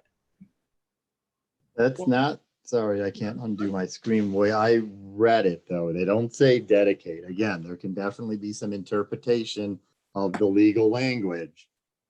And I thought it was all water rights, that they did not say CBT. I thought it said any of our water rights, but again, we could pull that up. Yeah, I don't think they'd have the ability to stop us from selling our property, so long as it's not dedicated to their system, thereby giving them an interest in that property right. I think it would be impossible for them to stop us. this gets real confusing, because when we discovered that we had 21 or 22 additional CBT shares, there was a suggestion that we could sell those shares and then buy Lake McIntosh shares, but we were told that that was prohibited under the Longmont Water Agreement. I don't think it's prohibited from selling. You know, it may in the wording, but I would, if we were seriously considering that, I would want to take a deep dive into it. And, you know, but I do not believe they would be able to stop us from selling our own property. But it would be a bad idea, because the Lake McIntosh water is more limited in what we can use it for.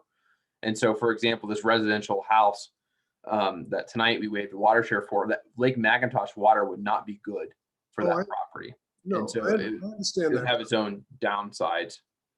I understand that, Council. I'm just trying to clarify here. You know, if these are liquid assets, no pun intended, Yeah. then I agree with Mayor Pro Tem Browning that it probably behooves us to buy all 9 of them. It looks like a good investment to me. I need to pull up the IGA, but just realistically Wong. speaking, under the law, I don't know how they could stop us from selling assets which we own and have not been dedicated to them. Trustee Wong. What's the equivalency of a Lake McIntosh share to a CBT? 1.4. 1.4 MAC shares is 1 CBT share. That's the right. Is that right, Aaron? Aaron's still on there. He's having computer troubles. You need, it's not quite 2, I know that. So it's, you need nearly 1.5. I think it is 1.4. You need nearly 1.5 to equal 1 CBT. Any other comments? Trustee Wong. You know, I think Mayor Pro Tem Browning has a good fiscal argument. I'm going to go by past performance. We lost $1.5 million worth of CBT shares for a decade. And now we're going to just speculate on $20,000 more and go 30% over the budget that was allocated so that we can buy some shares. As Mayor Pro Tem started his discussion, and I think we all know, we're not in a hurry for these shares. There's a lot of downsides to these shares. And I think we're not in the business of speculating. So if we could say right now today, after having this conversation for over 3 years, actually over 10 years, how many water CBT shares we have with confidence, then I might be a little bit more open to speculating in other shares that have less use and aren't 30% over the approved budget before we lose them for a decade. Any further comments?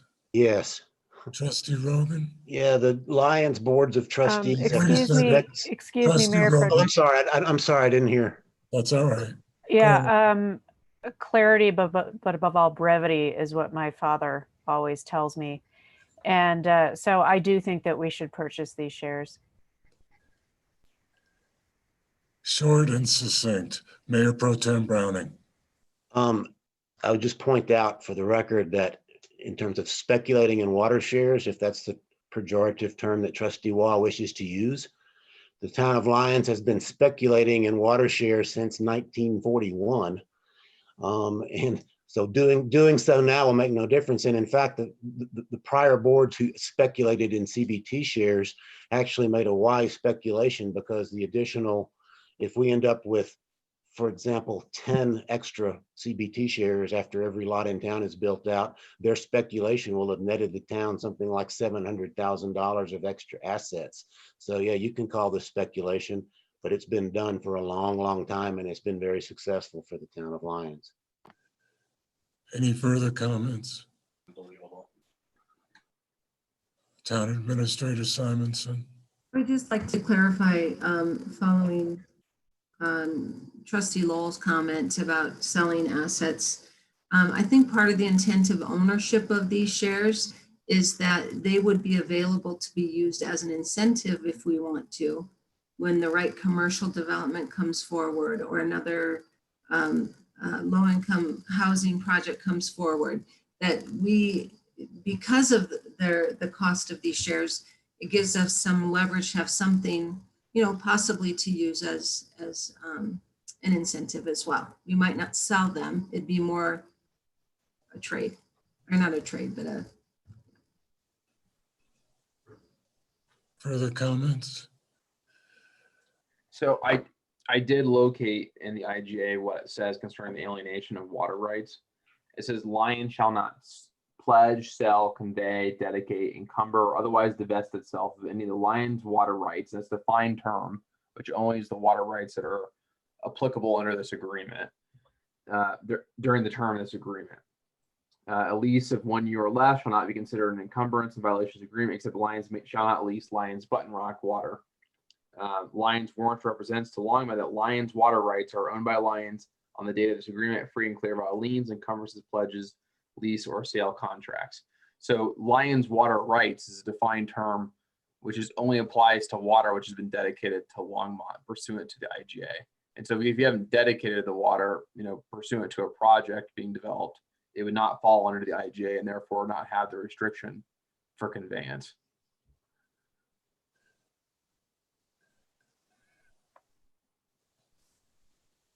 No further comments? I think we should buy all the shares available. Have you located any additional Lake McIntosh shares, Administrator Simonson? This particular broker said that he had a couple orphans, meaning one share here and there. So there does appear to be that. Plus we have a local person who, if the town is in need, said he would sell up to 4. All at the same price? The local person will do that price. The orphans, he knows that that's our price. The broker knows 10,250 is our price. So he must, or I don't think he would have suggested it. Okay. What's the pleasure of the board? Mayor Pro Tem Browning?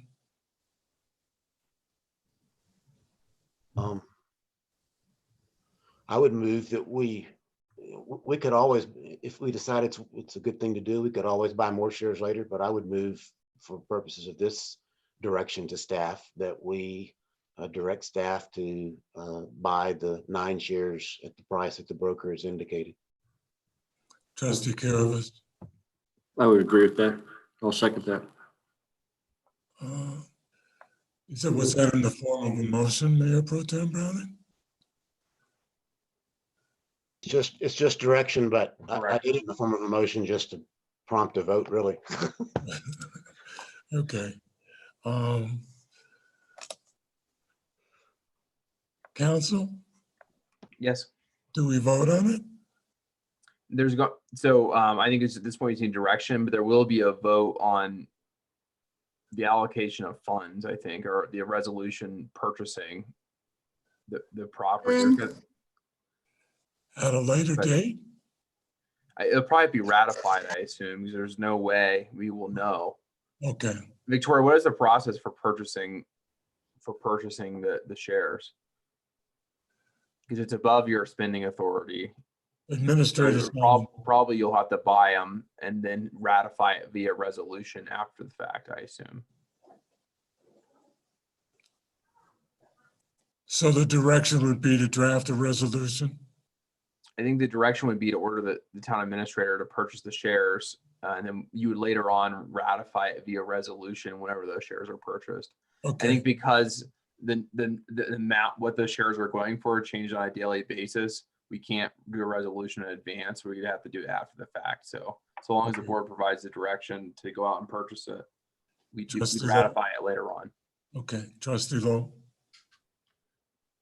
I'm for it, by all 9.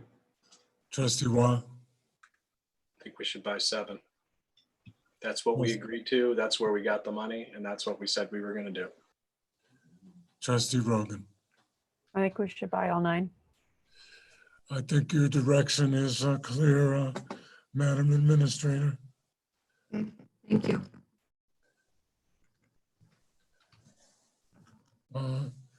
Discussion and direction to staff on another tree limb pickup following the last snowstorm. Yes. So, as you know, we conducted a limb pickup, when was it? You're breaking up. Funny. You're breaking up, Madam Administrator.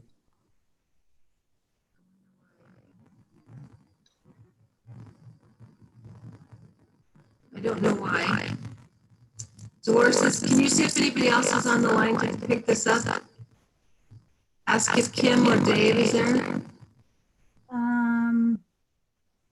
No, I don't see them on here. Um, Do I need to come in there? You want to come and use my computer? Just, if you want to just tell, can you see a cover memo?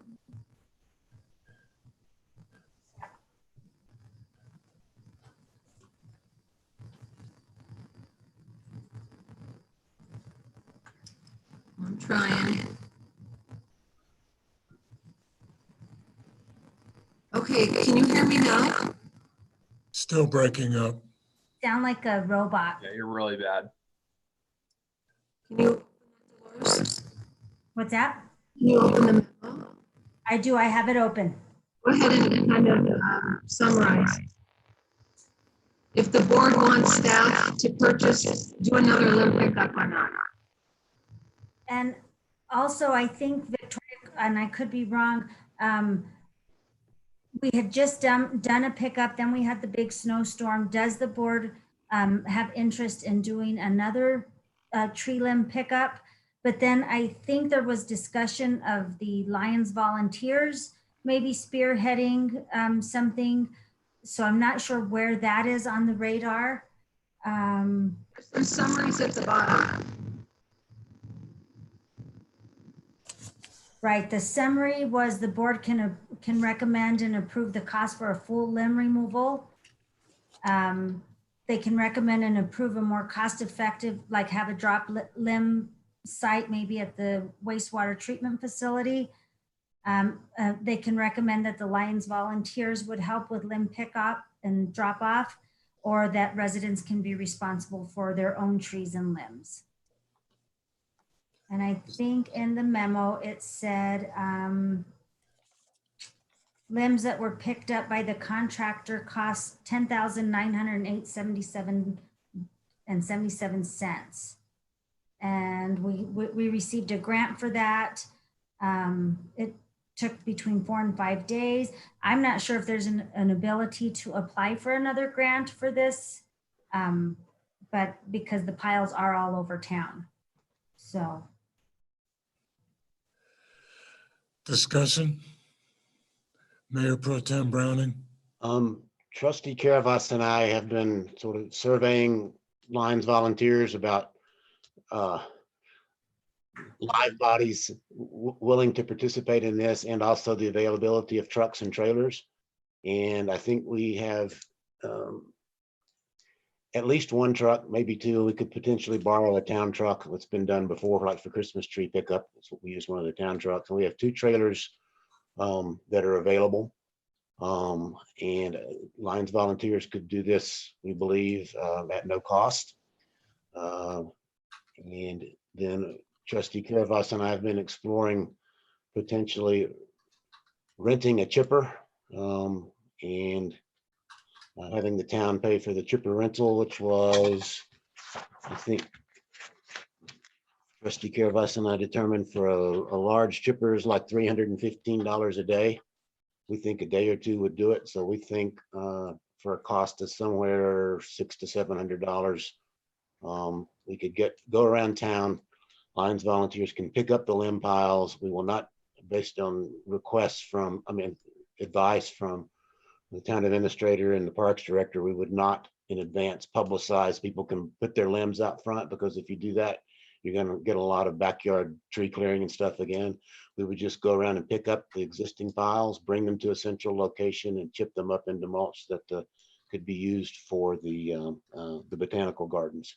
And Trustee Caravas may want to comment on that, because he's younger and stronger and may end up feeding the chipper.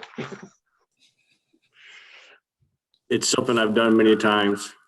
So get the piles all there picked up. Then the next few days after that, we can work with staff to figure out where to pick up and where, and get a chipper there. And as I said before, I can spend a few days feeding the beast. And then that's what we can do. Trustee Lowell? Well, I appreciate the efforts of Trustee Caravas and Mayor Pro Tem Browning and the Lions volunteers.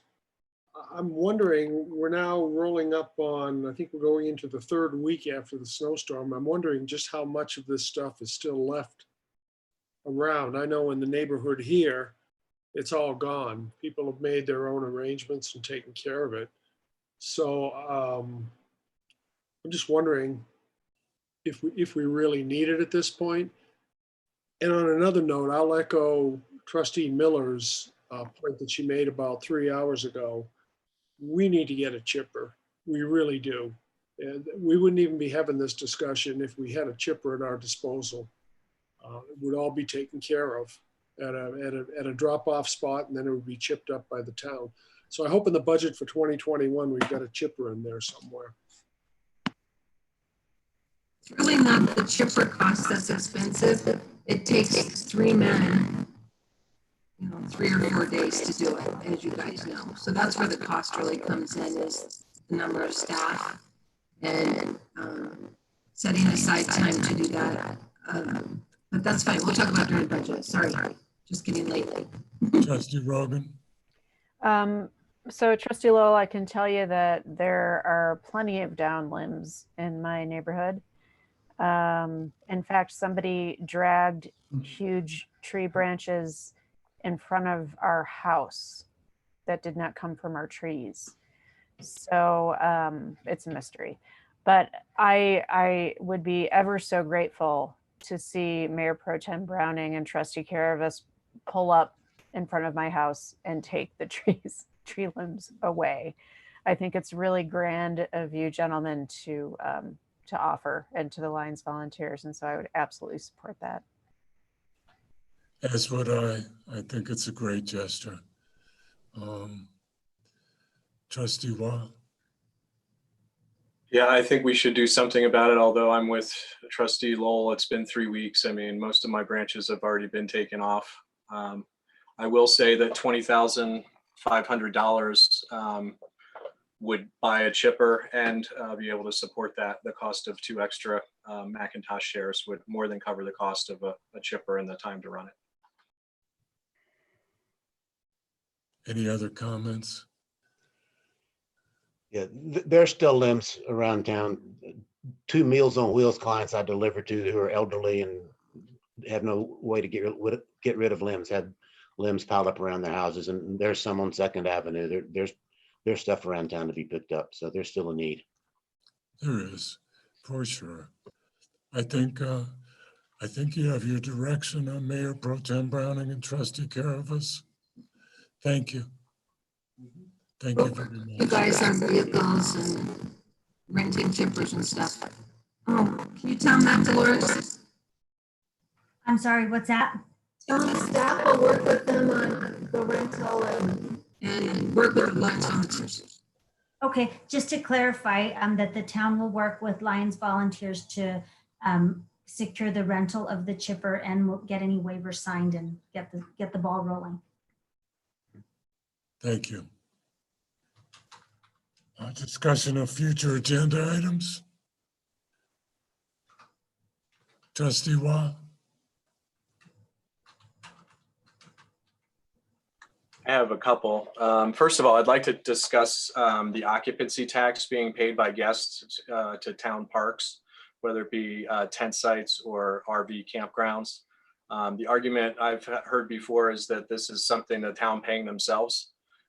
Customers actually pay this tax, and I think it puts the town at an unfair advantage against other housing and lodging entities in town, just because it reduces the rates.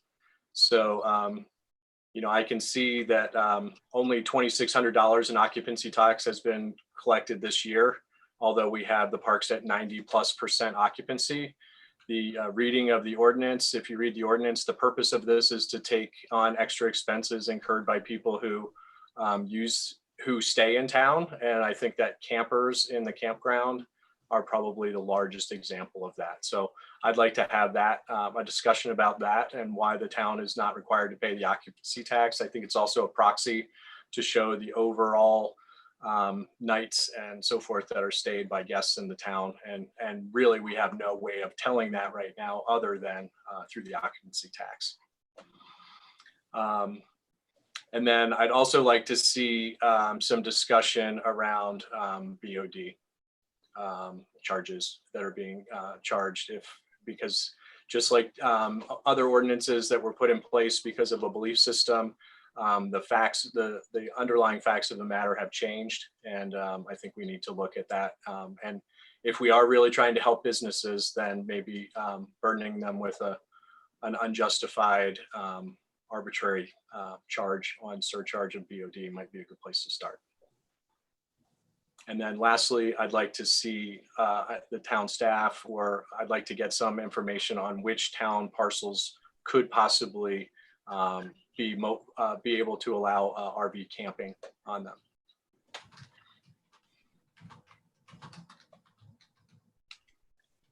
Any additional future agenda item requests? Mayor Pro Tem Browning? Yeah, just, I guess 3 of these are holdovers from last time, and I'm not sure any of them, well, one of them does have a time element. One is we still need to address what to do about the recovery loans that the town, that a committee related to the town made that are in default. Do we just let those go, or do we try to collect those? Also to consider potential utility shutoffs to illegal ADUs or short-term vacation rentals. I think we ought to go ahead and schedule, whether we end up needing it or not, an executive session on Honeywell to last enough time to have a substantive discussion about a lot of aspects of that if we need to. If a tolling agreement gets extended for that, then maybe it's not necessary soon, but we should at least put it on the agenda in case we need to have that discussion. And then the last item based on today's discussions is to consider what we should do about grease traps, whether what the town's approach to that should be. Should we require quarterly reporting as the UEB recommended, or should we adopt a system like some other towns have to basically have the businesses self-monitor and self-report? So those 4 items. Any other agenda item requests? Okay. Summary of action items. Okay, here's what I have. Chipper purchase, which was brought up by Trustee Miller, creation of more RV spaces by Trustee Miller, possible reimbursement of the transportation study costs from Dr.Cog by Trustee Rogan, direction from the board to waive the water share requirement for 617 First, direction from the board to purchase the 9 Macintosh shares, and direction from the board to work with Lions volunteers on chipping and picking up the limbs around town. You're muted. Oh. Victoria is saying also a follow-up on the flu shots and the mobile COVID testing. Brandon, did I miss anything? Yeah, I think Tracy and I will follow up on the latest developments on Condemnation Council. Anything else? I'd just like to take the opportunity before we adjourn to apologize to Trustee Wah. There was a situation while he was on vacation where he was asked to recuse himself and then not participate in the discussion in a situation that was not researched thoroughly, and there was no need for him to recuse himself in that particular situation or not participate in the discussion. So I would just like to offer Trustee Wah that apology, sir. And I think that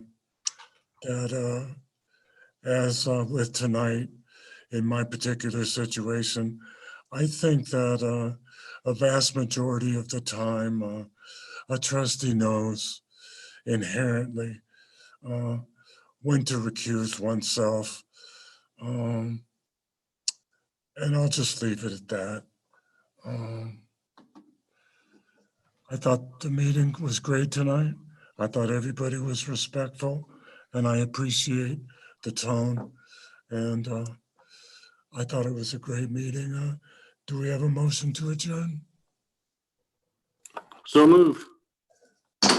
Meeting is adjourned. Thank you all very much. Have a good night. You too. Night.